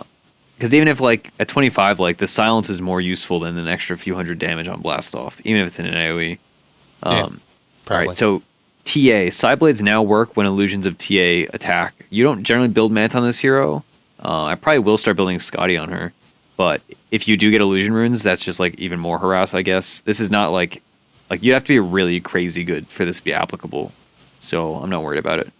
So 25 attack speed or 15 movement speed. I feel like it's almost certainly attack speed. Since you build like Blink Hurricane Pike right now anyway. I'm not super worried about it. Movement speed. And you get more refraction charges off earlier. Plus 6 all stats or 12% evasion. I say stats. Almost certainly. 12% evasion is not enough. If it was like 18 or 20, I'd maybe go in, but probably not still. Not with that buff that you were talking about earlier, where you can heal through shield. I don't think it's that necessary anymore. That's a good point too.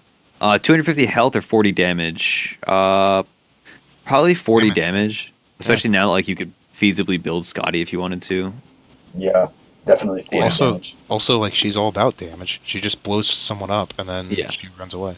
Yeah, and by that point you'll probably have Daedalus. Like that, it's definitely the damage. Plus 3 refraction instances or 30 seconds less respawn time. Almost certainly 3 refraction instances. Like that seems way better. Like not only does it make you do more damage, it makes you more tanky. The only reason why you'd go respawn is because like they have just a shit ton of dot damage and you got like super counterpicked.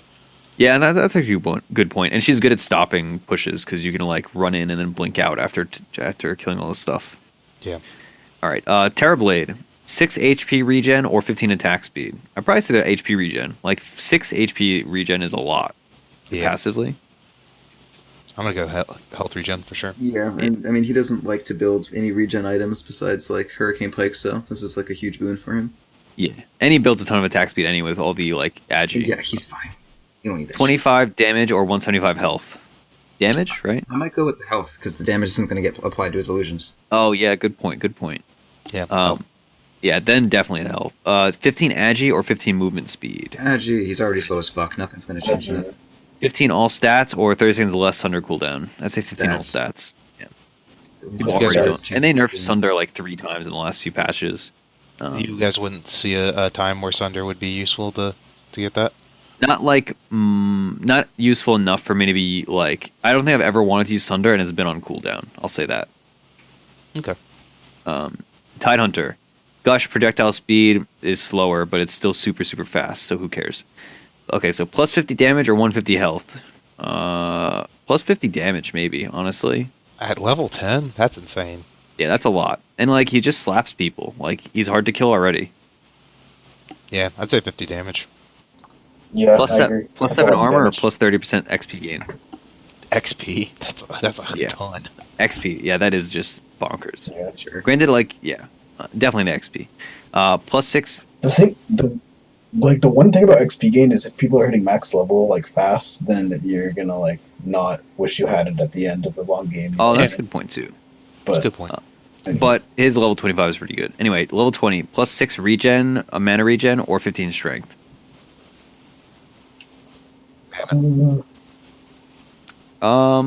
Yeah, mana. Really? Oh, well, it's 300 health. Yeah, strength. I mean, do you need the mana regen? Like, I feel like Tides already has enough mana. You don't. Yeah. All right. I feel like this is deceptive because I feel like we're going to level quicker in this game now. Yeah, So? it's gonna take some testing. So like 20 is gonna come up, and maybe you're not gonna have like the same amount of items that you used But I to. don't feel like there's like any like when Tide has like Greaves and stuff. There's like no point where he's like, "Damn it, wish I had 6 mana regen." Yeah, that's true. He gets creeps. Never mind. But if you go Ags, especially with his level 25 thing, the mana regen is actually going to help. So if you have 6 mana regen and then -5 gush armor with the Ags, that's like -5 armor on basically the entire enemy team. And the alternative is 20% CDR, which is really good considering like you're going to have Refresher and your ult. Yep. So I think you almost always go CDR, actually. I don't even know why I talked about gush I armor. would definitely go CDR. Yeah. His Ags is fun, but honestly, like CDR and Refresher and all that is just too good. Timbersaw. 150 health at level 10 or 10% XP gain. I say this is hard because this is hard though because like XP gain like 10% is not that much. Yeah, but it starts out at level 10. Yeah, and he does get a lot of XP since he's always in the thick of things. I think I'd go XP probably. Like getting his level 3 ultimate is like amazing. You farm everything to like 3 times as fast. 14 health regen or 15 int. I say health regen. Honestly, he already has so Health much. regen. Like you're just gonna be unkillable. Yep.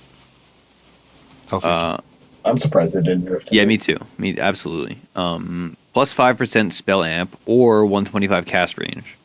I actually will think cast range. I know that sounds dumb, but I would go with Spell Amp personally, although it's closer than you might think. Yeah, I like Spell Amp.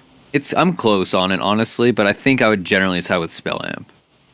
It's like his cast range is already pretty long, but I have built Aetherlands on him before, and Miracle was doing that for a while, and it's like it's pretty good. So maybe the cast range. It's really good, yeah. Plus 6% Whirling Death attribute reduction or 20 strength. I say the attribute reduction almost always. Yeah, Yep, I agree. For sure. All right, Tinker. No nerfs, no buffs. 8%, 8 at intelligence or 5 armor. I say, yeah,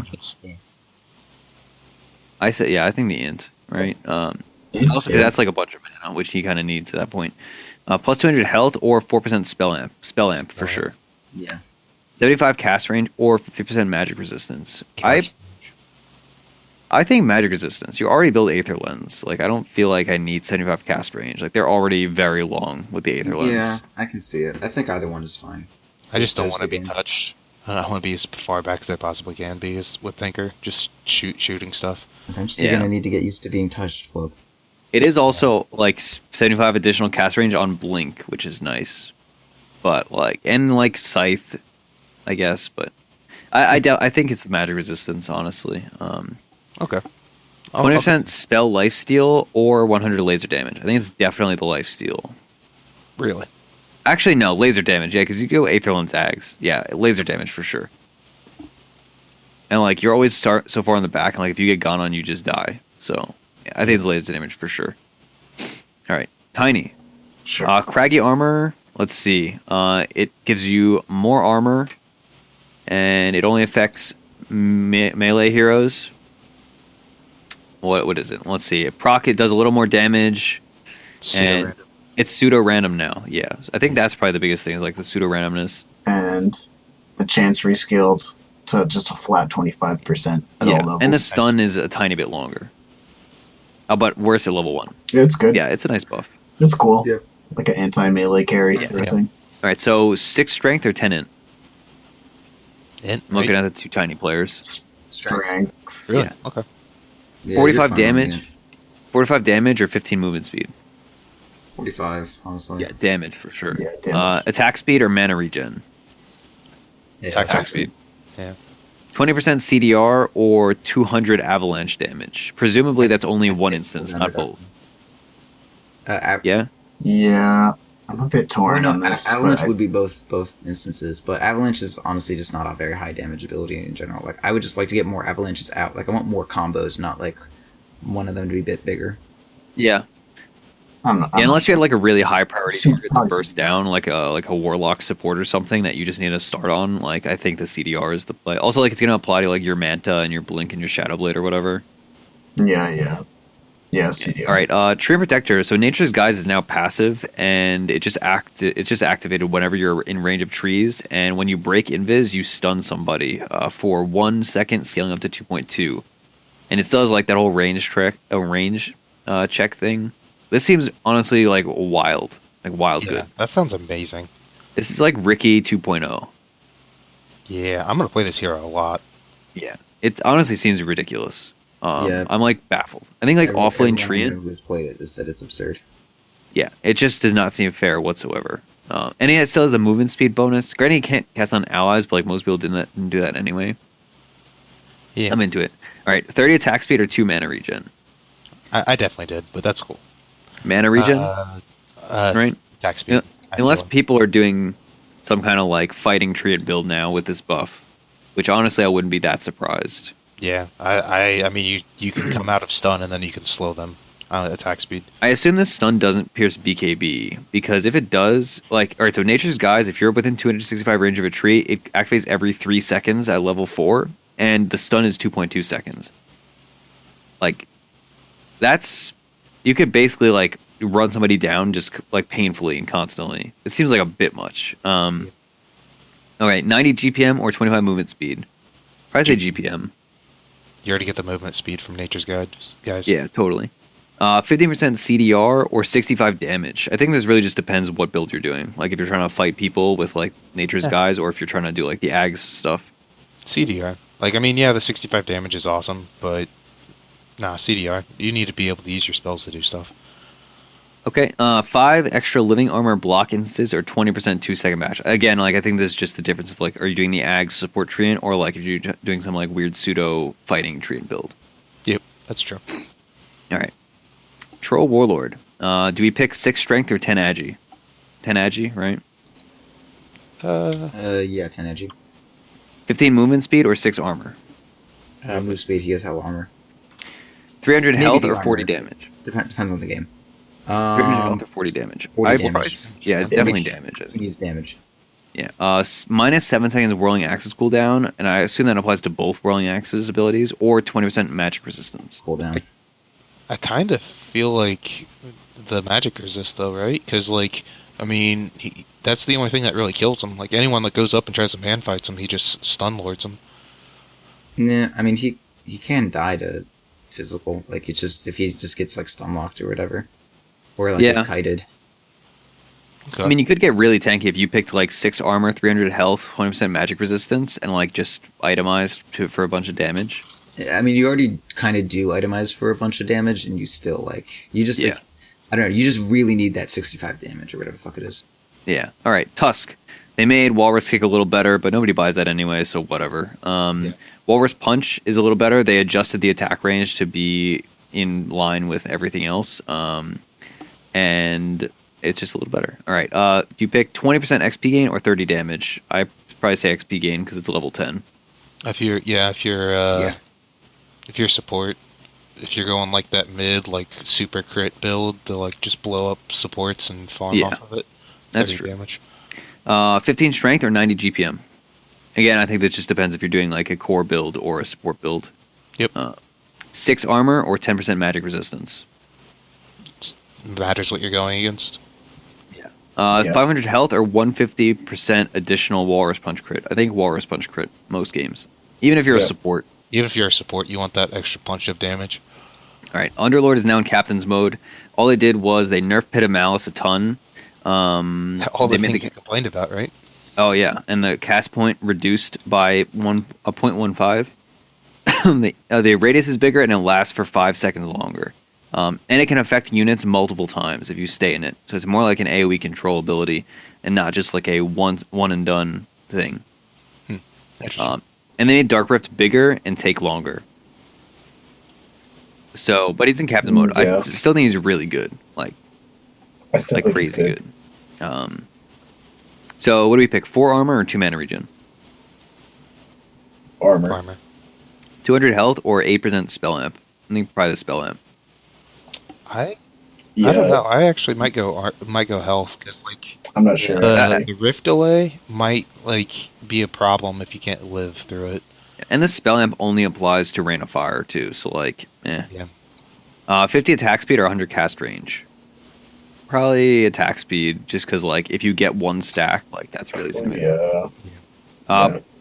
plus 0.4 second Pit of Malice root or 50 HP regen. 50 HP Yeah. regen, baby. Yeah, that's for sure. That's stupid. Undying. Flesh Golem heal is increased from 6% per hero to 10%, so that's a nice little buff. So minus 30 seconds respawn time or 90 GPM. I think you do the respawn time. Yeah. Ooh. It's close. Yeah, I don't know. I want the gold per min. I want to get that Ags. I think gold permanent, yeah. I don't know. That's a tough one. Yeah, that's really close. 30s.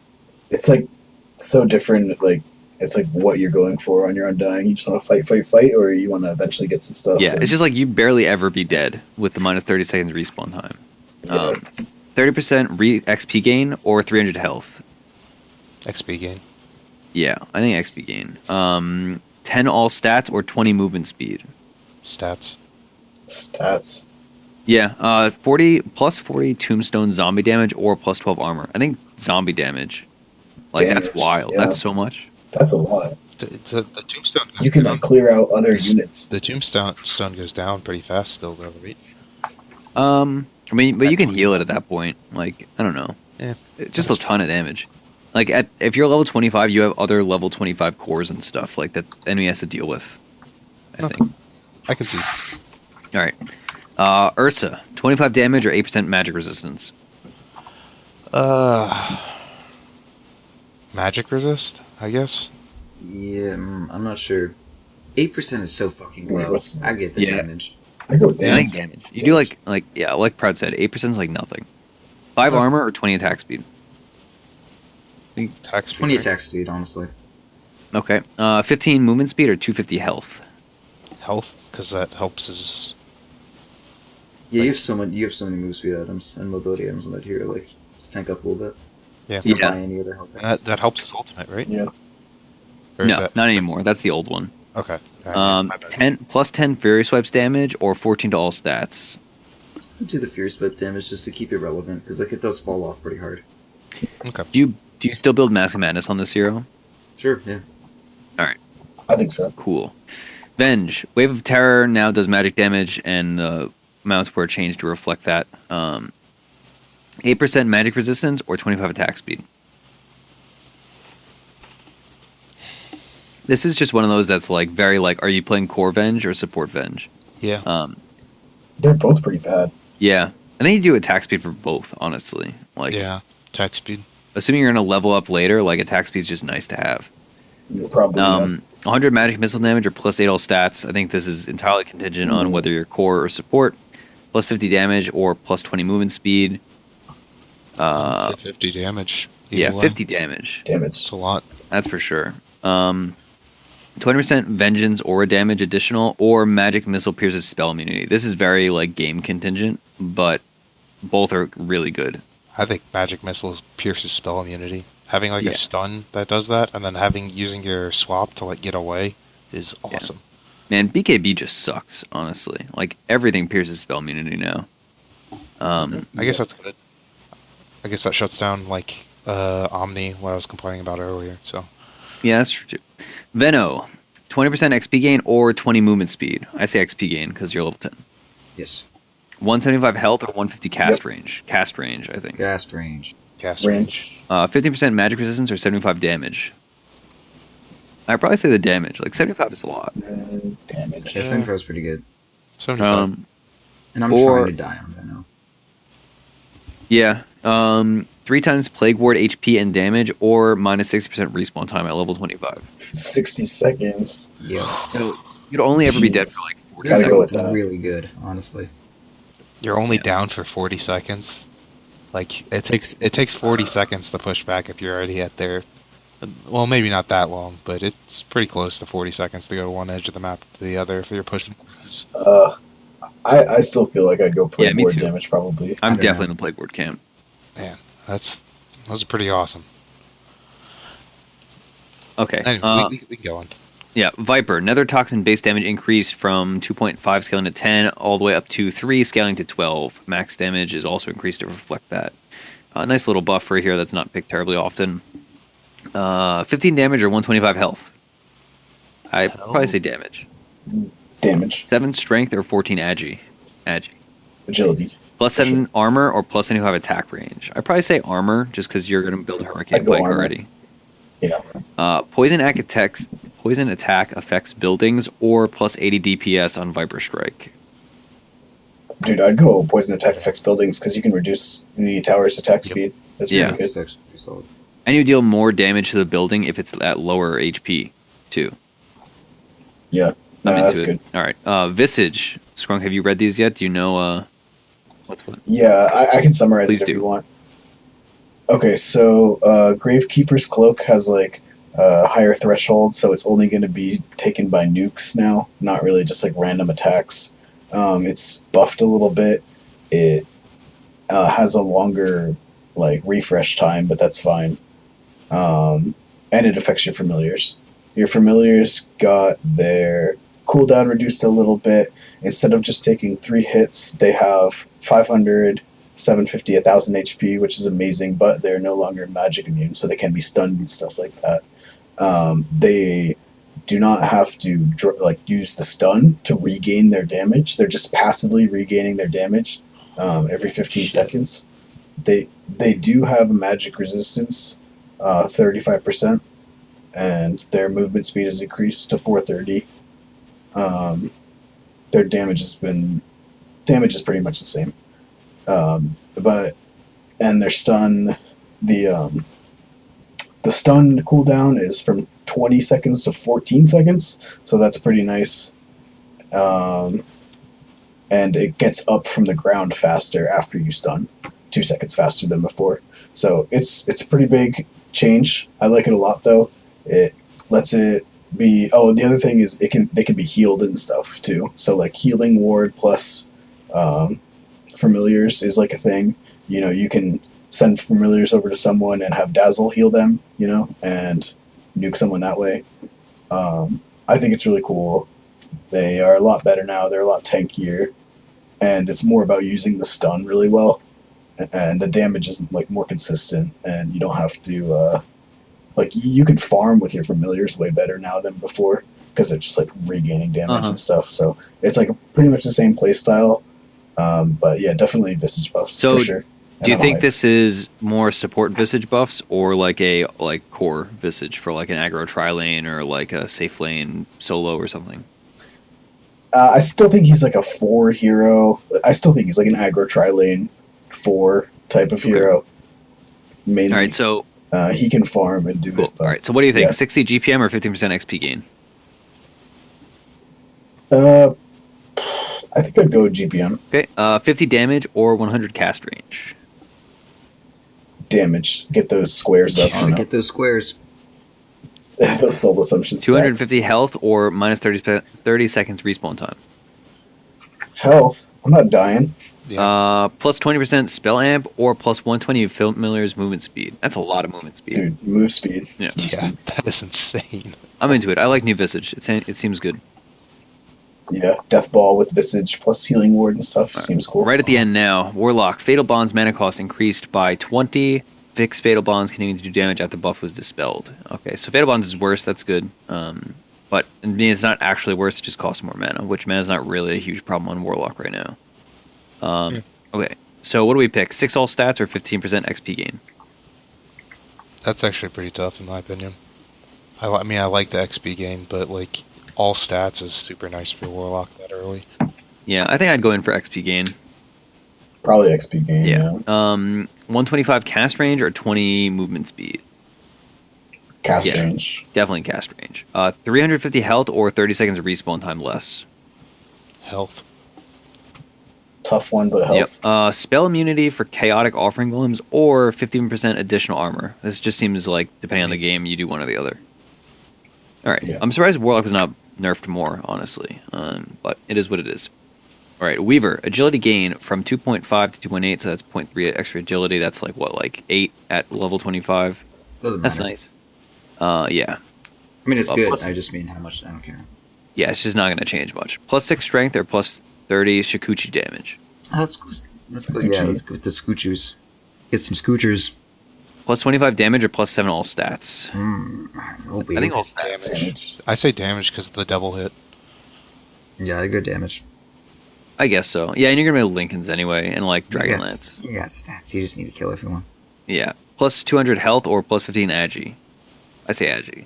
Agi. Yeah, that's like 10 strength or 15 agi. You're gonna go with the agi. Plus 200 Shikuchi movement speed or plus 20% magic resistance. This has got to be the Shikuchi. What? Yeah, I'd say magic. Really, The magic? Shikuchi fucking moves like whatever. It puts you at max move speed now, which is like 550. I feel like once you're going, like you're not really gaining that much. Like you're already away. Like you got it. You're gone. But 750. Yeah. Well. I think I need to play around with it. I just like. Fair. Yeah, I'm not sure. I like going really fast. That's just. I don't even know if I could control that. I think it'd be too much for me. That's actually a good point. It would be a bit much. All right, Wind Ranger. Power shot damage reduction per unit hit increased from 10% to 20%, so now it does less damage the more things you hit. Damage rescaled so that it deals more damage at higher levels, but of course it's mitigated by the fact that it's reduced per hit. So 15 damage or 4 mana regen. 15 damage, I think. Yeah. 150 health or 13 agi. 13 agi. Yeah. I mean, sorry, 13 int. 12% spell amp or 12% magic resistance. Spell amp, I think. And then plus 100 attack range or minus 5 seconds power shot cooldown. So basically, there's just two builds. It's like the power shot heavy build that's already like nerfed, or like the attack build. I like the power shot cooldown. It seems good. Yeah. It seems Yeah, fun. power shot cooldown is fucking dope. It seems fun. I don't know how like actually good Especially it with is. spell amp and getting like 420 damage. Yeah. Like, she doesn't build items that are going to accent that though. I don't care. I guess so. It just doesn't seem. I think it's cool, and I think it's worth trying out. Yeah. All right. Winter Wyvern, 8 int or 5 strength. 8 int. You let us know. Wyvern 15 expert. move speed or 40 damage. Move speed. 120 GPM or 35 seconds of respawn time.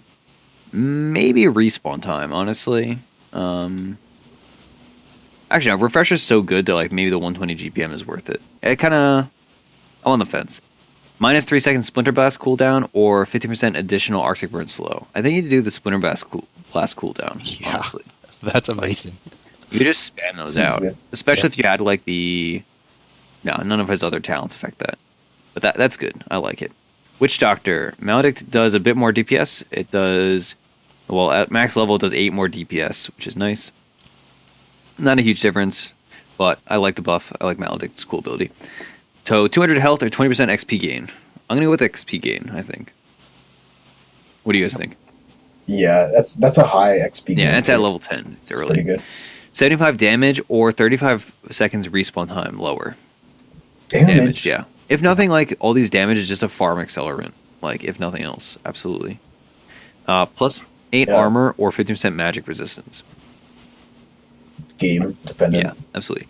150 death ward attack range or 20 voodoo restoration heal. Depends what you're going for, but I think in general I'd rather have attack range on death ward.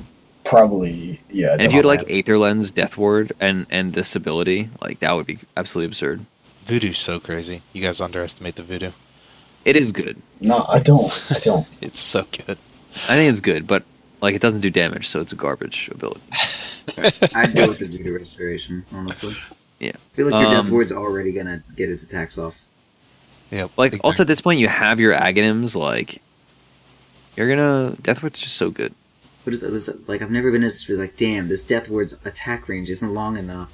But I have been like, damn, I just You saved never that thought guy about by that. using voodoo next to him, and like that gives me 20 more per. Yeah, totally using voodoo. Yeah. All right, Wraith King reincarnation cooldown reduced from 260, 160, 60 to 240, 140, 40. So better at all Good. levels by 20. 40 seconds. No one's dead. Patch. Yep. No one's ever dead. Dog patch. Yeah. Plus 15 damage or 8 int. I say damage. Yeah. Plus 15 move speed or 200 health. Health. Mm, Probably health. Yeah. I guess health. You're gonna go blink anyway. Plus 40 attack speed or 20 strength. I'd probably say 20 strength because it affects your crit. Strength. Okay. No reincarnation mana cost or 20%. Okay, your attack damage speed for- affects your crit too. Let's hold that for a second here. Yeah.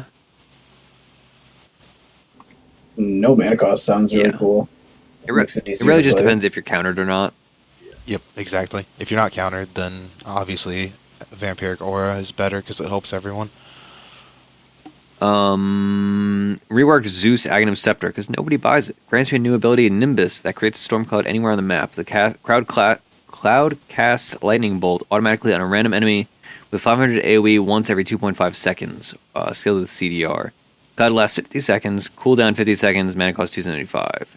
Requires 8 hits from ranged heroes to kill, or 4 from melee heroes, 16 from non-heroes, and has a 100 gold bounty. So it's just like a global nuke area. Yep. You just make a little Thunderdome. Okay, that's interesting. I don't think you get this. Yeah, it's kind of like Luna Axel. Very much. It's like a bad version of Luna Eggs. Huh. Interesting. Oh, yeah.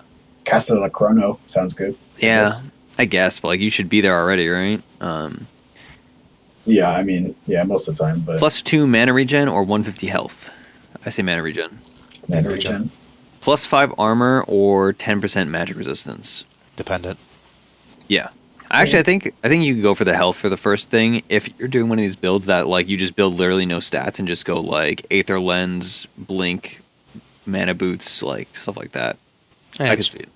Yeah, maybe. Yeah. Plus 30 movement speed or minus 35 seconds respawn time. Move speed. Move 30's great. Plus 1.5% static field damage or plus 200 cast range. Cast range. range. I think for cast sure. range, unless you're like against an all strength team or something. The problem with static field is it doesn't scale like as you continue the fight, right? Because it's like, all right, they're low and it goes like the one or whatever it is, like 10% of their current health. So it just kind of like as the fight lingers on, it's not stellar in my opinion. Yeah. It's also at 25, so, you know, maybe static damage is actually decent. I don't know. Because, like, that's when, like, that ability actually starts to put in work. But I would rather stay away, personally. Yeah. Somebody also pointed out that, like, since lightning storm or lightning bolt stuns, you could, like, stop TPs, like, globally. Like, if you just know somebody's TPing from somewhere. So, like, if you're ratting, That's cool. that's I like interesting. Honestly, that's pretty cool. Or, like, you could do it at Roche. Just to like the scout. I don't know. I think it has potential. I'm into it. So we're finally done. Do we have any closing thoughts? Let's go. All right. Well, Proud, you can leave. The rest of us. 7 hours, fam. Yeah, I feel like I just need to play a ton I'm of just gonna patch. stop the recording.